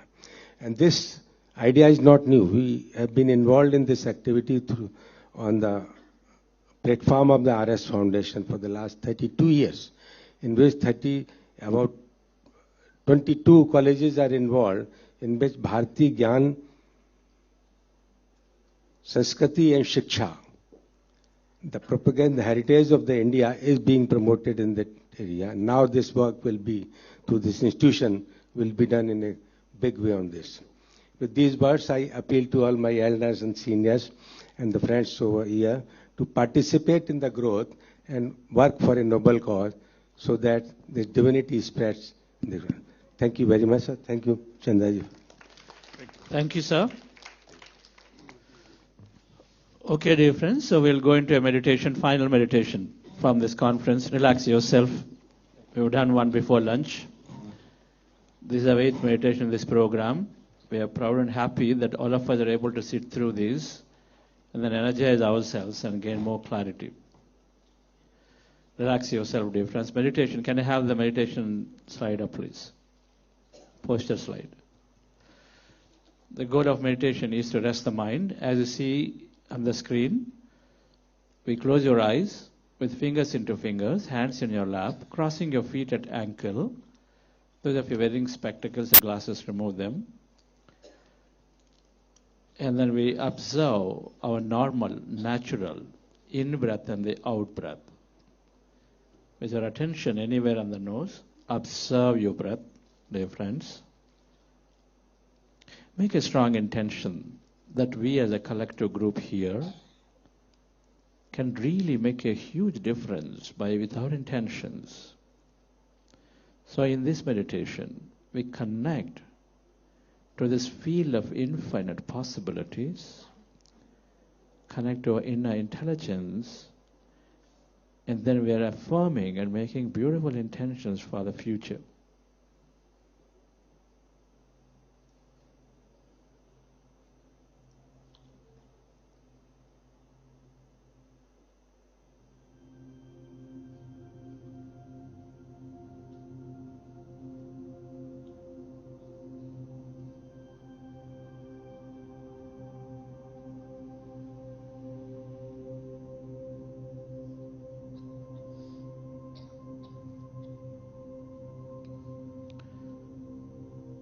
Dear friends, dear masters,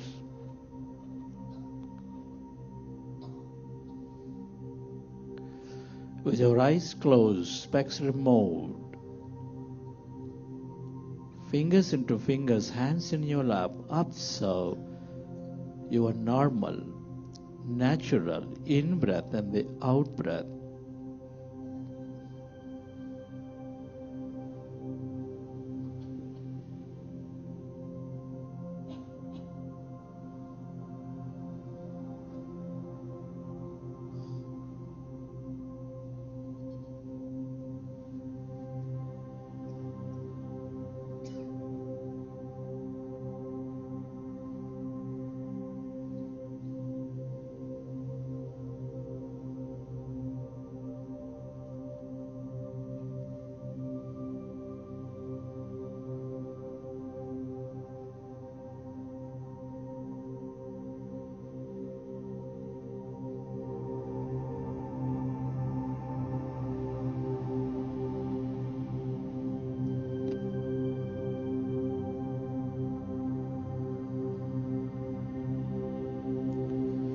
We are going into powerful group meditation.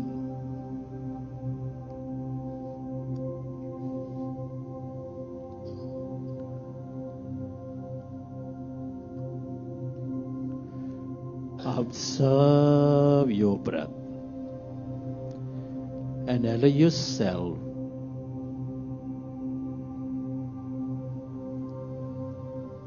to slowly become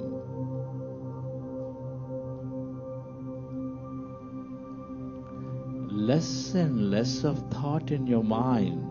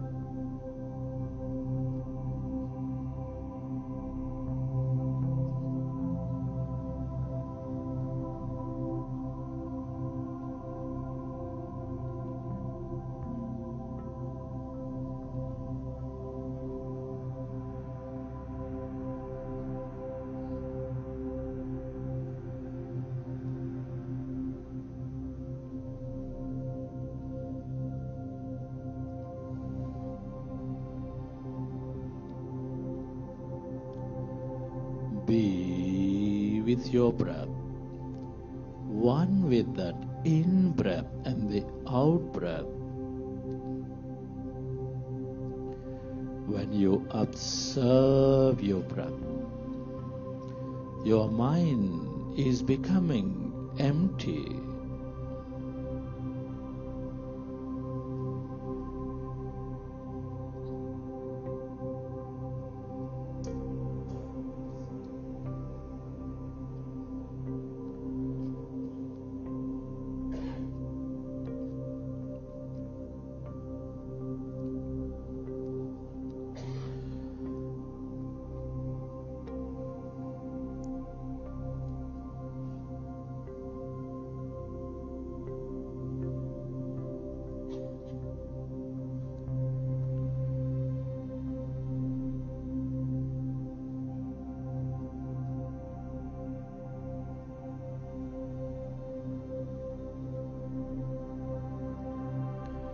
As your mind is becoming empty,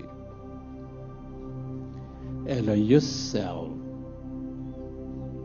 to experience calmness, emptiness.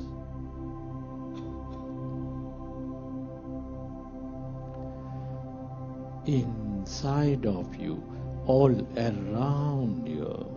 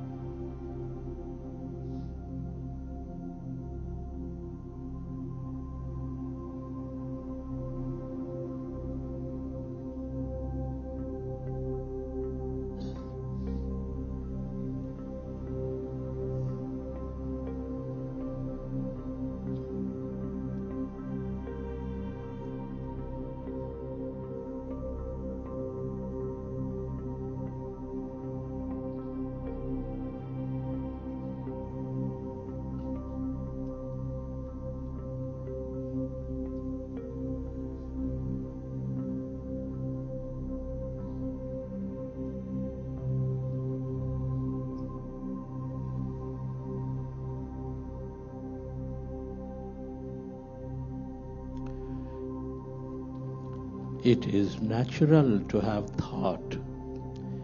When you notice you are in thought, go back to observing your breath and allow yourself to slowly experience that calmness.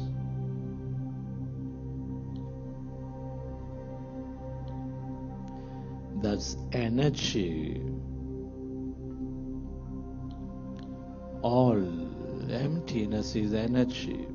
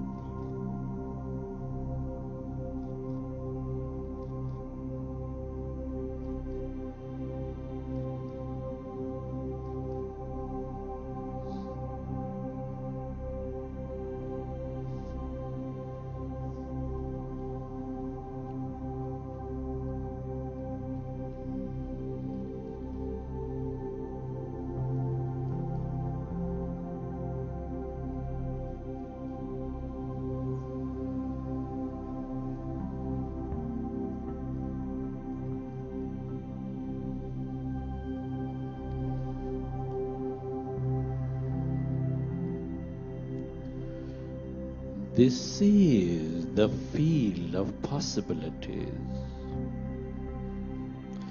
the field of intelligence, the longer you stay aware of this emptiness, energy,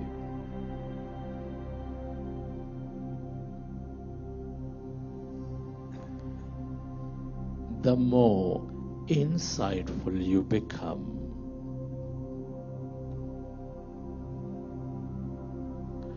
The more miraculous you become.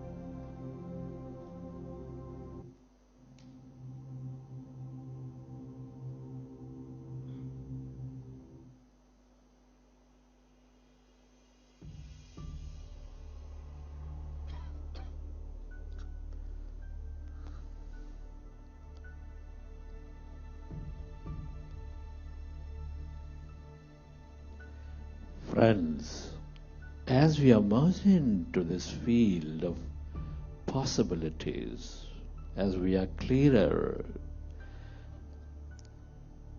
in a mind of thought, we have a great opportunity to create a new future, imagine and dream of a future. Friends, our thoughts and feelings draw the experiences into our outer reality.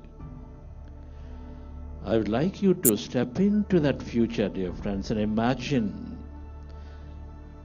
of that future where there is celebration, where there is cooperation, where there is meditation. Come on, dear friends, I'd like you to affirm these intentions with excitement, with total belief, dear friends. We affirm that billions of hearts are in sync with the rhythm of peace at this very moment in the world. As you affirm, dear friends, I want you to imagine the billions of hearts in sync with each other. Whatever that may be your imagination,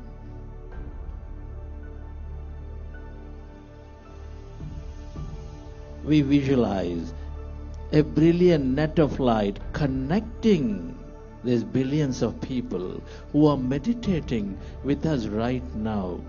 Come on, friends, feel it. Elevate yourself to that emotion. Feel that everyone on the planet coming together to know themselves more in meditation, to relaxing, quietening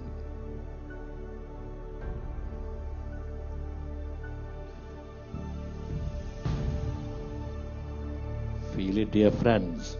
Let there be no doubt about it. We, as a collective force, from this very Bharata Mandapam, sending that energy, affirm, we celebrate the diversity of our global family,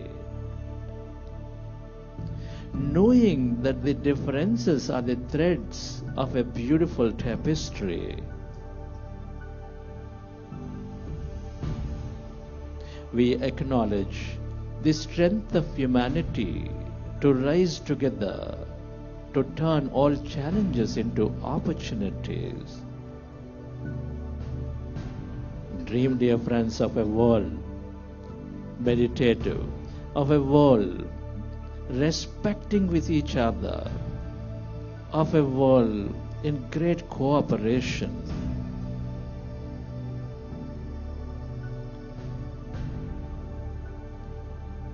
We intend for the wheels of separation to dissolve,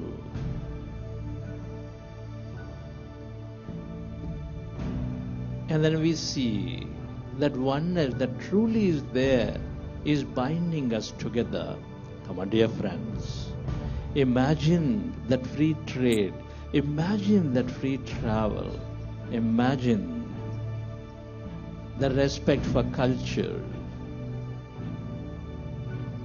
The passion for life is the only thing that governs our life.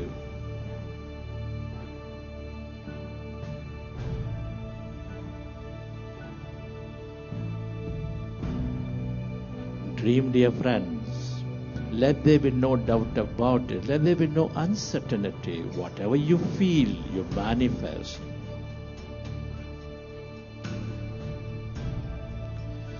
We affirm that world leaders are governed by wisdom, integrity, and sincere desire for the well-being of the planet.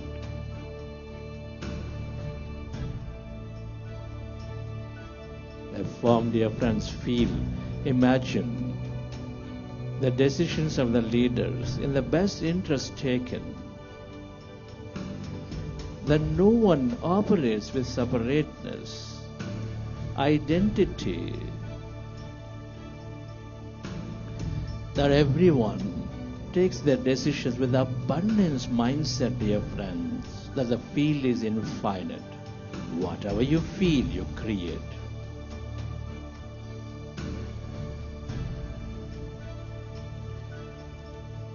We intend for the success of one to be celebrated as the success of all. Come on, dear friends, feel it. Feel their appreciation among one another. Feel the joy of celebrating the success of one with everyone.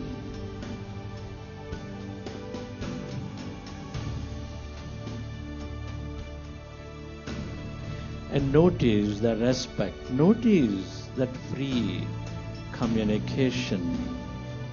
Feel, dear friends, let your imagination flow for a world where everyone lives a great holistic life, meditating, communing with nature, respecting, caring for the animal friend, contemplating, gaining greater knowledge. Feel, dear friends, serving one another. This is a world that is creating greatest peace on the planet. Feel. Love it, dear friends. Shift your energy. The more you feel that emotion, the more stronger you send the signal to the quantum field to manifest. Whatever you feel, you attract.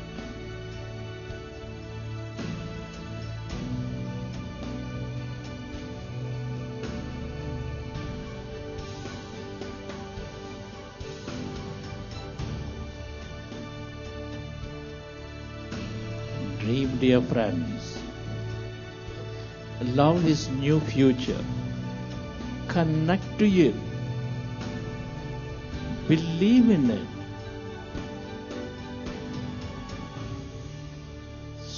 Enjoy it, dear friends.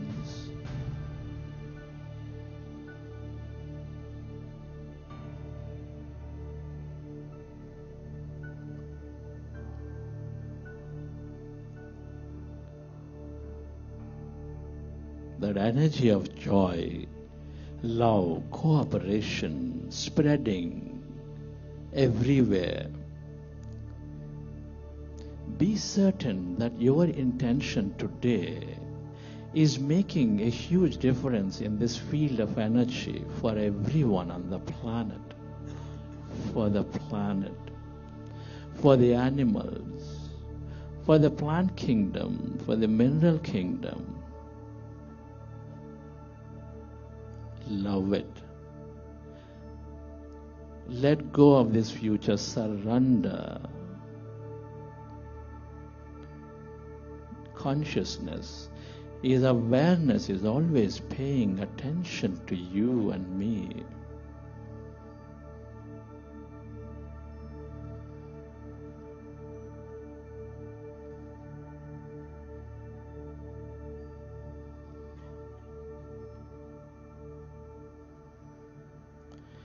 And express gratitude for this opportunity to serve, for the opportunity to create a new future.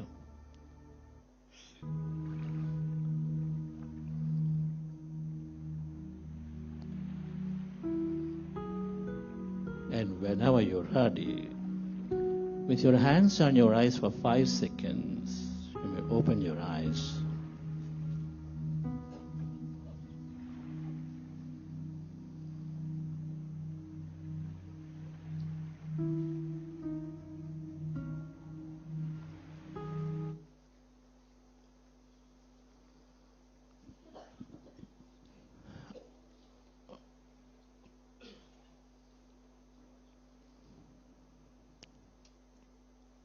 Okay, dear friends, let's give a big clap to meditation.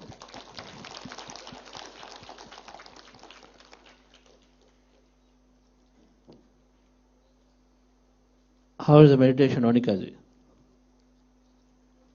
Feeling good that we are there in this conference? Energizing? We'll have another one tomorrow? Sure. We'll have a program starting 8th. A beginner meditation program for 9 days, an hour, and I promise we'll do these meditations more and more for sure. Yes, sir. So at this time then, we will go into the final segment. That is, we are always unanimously passing a resolution, and Karthikeyan sir is reading of the resolution at this time from the conference. So my request, Padmashri Dr. Karthikeyan sir, to read the resolution. So you'll do it here or you'll go there?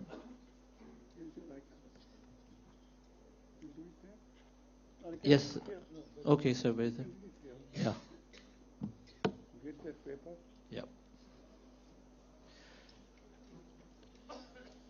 And as Karthikeyan sir is reading, sir, I'd like to invite some more leaders here onto the stage. You please read, sir. They'll just sit here, they stand here and then do.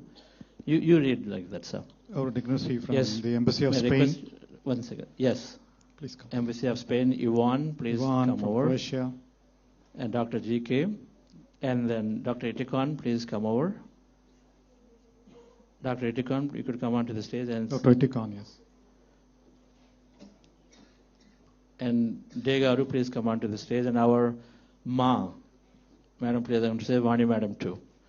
Yes. And Bindu Madam, some other core masters. Vasanta Shastriji, please come onto stage. This is energizing this resolution.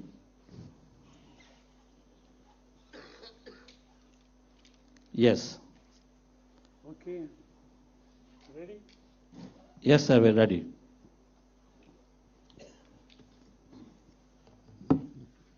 Thank you. Resolution. Global Conference of Meditation Leaders 2026. violence and negativity start in the minds of individuals. So the remedy must also be built in the minds of individuals. That's what preamble of the UNESCO says. The Global Conference on Meditation Leaders, held from the 3rd to the 5th of April 2026 at Bharat Mandapam, New Delhi, was convened with the goal of bringing together meditation leaders and policy makers to advance a shared vision, integrating meditation into public and societal life as a practical, scientific, and inclusive process for holistic living and world peace. Research shows regular meditation practice delivers measurable benefits across physical, mental, and social health, reducing stress hormones, lowering blood pressure, calming inflammation, and strengthening immunity. For mental health, where India's National Mental Health Survey identifies over 150 million adults living with diagnosable conditions, meditation reduces anxiety and depression comparably to pharmaceutical intervention without side effects, while restructuring reactive patterns at the neurological level. We have seen this morning in his message, Gurudev Sri Ravi Shankar said, 1 in 4 persons in the planet is having some problem or the other, mental problem, stress. As the inner world settles, the outer changes. Sustained practice builds patience, empathy, and emotional stability.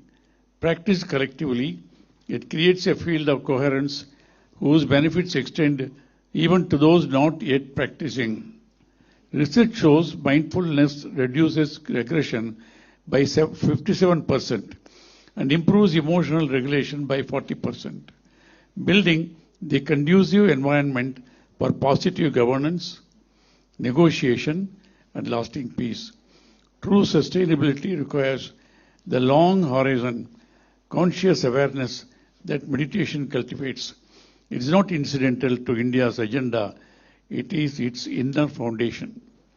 India has already shown to the world how to move the body towards health. The International Day of Yoga now reaches over 245 million people across 177 countries. Meditation stands at the same inflection point today.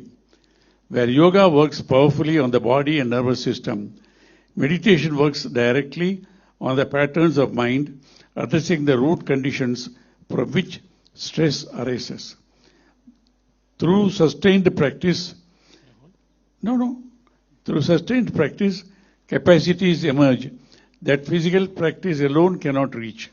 Intuitive perception, heart coherence, and a collective consciousness that embodies India's own vision of Vasudhaiva Kutumbakam.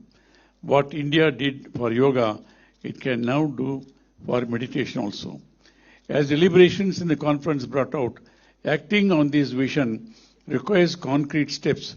Governments should identify and adopt simplified meditation protocols, minimal in instruction, easy to scale, and accessible to all. Where practices are more elaborate, a common minimum standard should be established that still delivers impact. Dedicated research around these protocols should be enabled so that schools, hospitals, and workplaces feel confident adopting them independently.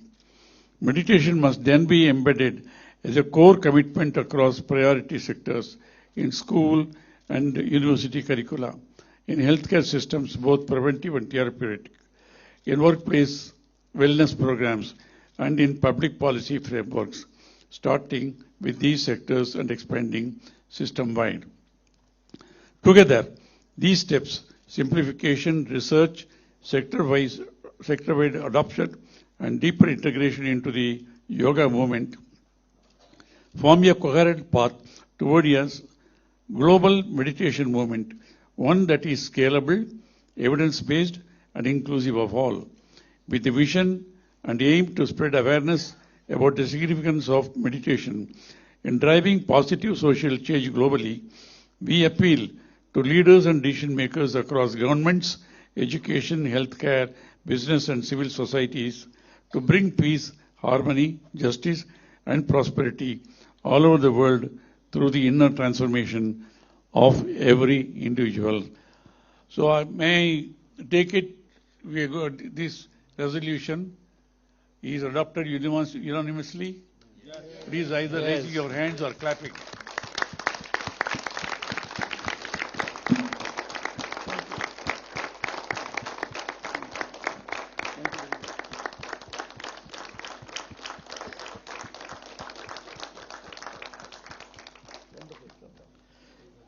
Thank you all, dear friends.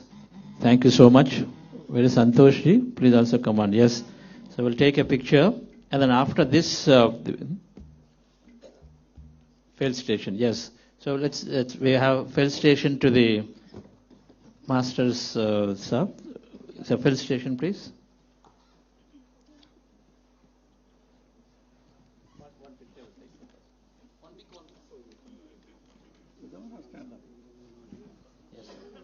Resolution. Yes, sir. Since I'm bringing the World Economic Summit here.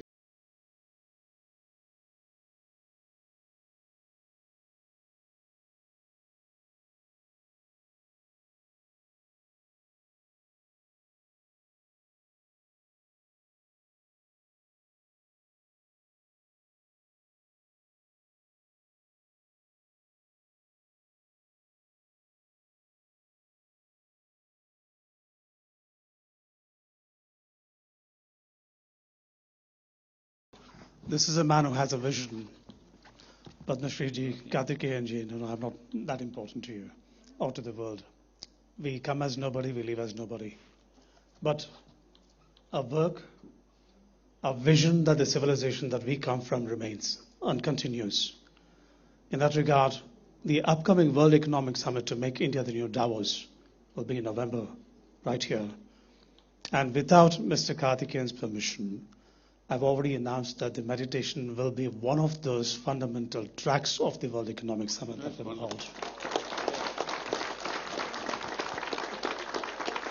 There is a precedence to this. There's a precedence to this. There are conflicts. Where's my buddy?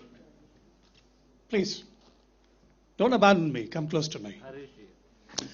This is Colonel Harish Joshi, who has seen conflicts and wars and suffering, and yet is in front of you, well and alive and still for peace and through meditation. Doesn't he deserve a round of applause? Please take it. Please take it up. What it means is we have seen conflicts. That's the fabric that we have cut from. And he's a man who has headed intelligence agencies and still here. The very CRPF that he headed also, I used to train in armed combat. But we don't need conflicts outside if we have the peace inside us. What drives us is light. Are we building systems of light? And that's the purpose why it makes much more meaningful. And it's inevitable, more than meaningful, it's inevitable for us to bring out what we have from our Vedic science and Upanishads, which existed before even life came into this planet. That is the essence of meditation, that which is fundamental to who we are and what we build. And in that regard, this announcement goes a long way to take it to all of those conflict areas as well, through people like us who have seen it enough. And each and one of you sitting here have also got that conflict inside you. We address that. We address not fixing the systems, but the systems that we need to build out of light, not the darkness that we see and experience today in the world. In that regard, let's join hands, everybody. Starting from you, I hand the mic back to Chandraji. We'll hear from, now that Harishji is there. Harishji, a word from you. Well, I think... So here is a mission from UN. See how it is yourself and Brahmarshi and yes. Let them know. This is a message from the Global Changemakers Network that we are part of, in which Colonel Joshi roped me in. Most of you have not heard when our very own neighbor Myanmar suffered the greatest earthquake, that we were supposed to take a convoy in which he asked me to lead as the relief convoy commander. Despite the UN staying there, which is handcuffed behind its back today. That is the world we live in. That is the death of the multilateral agencies, which we need to lead today and bring them back to life. I'll hand you. They will come in a new shape for sure. Introduce yourself because for the audience, Yes. who you are and what you represent, so that they will know. Well, I've seen conflict for sure within India and abroad.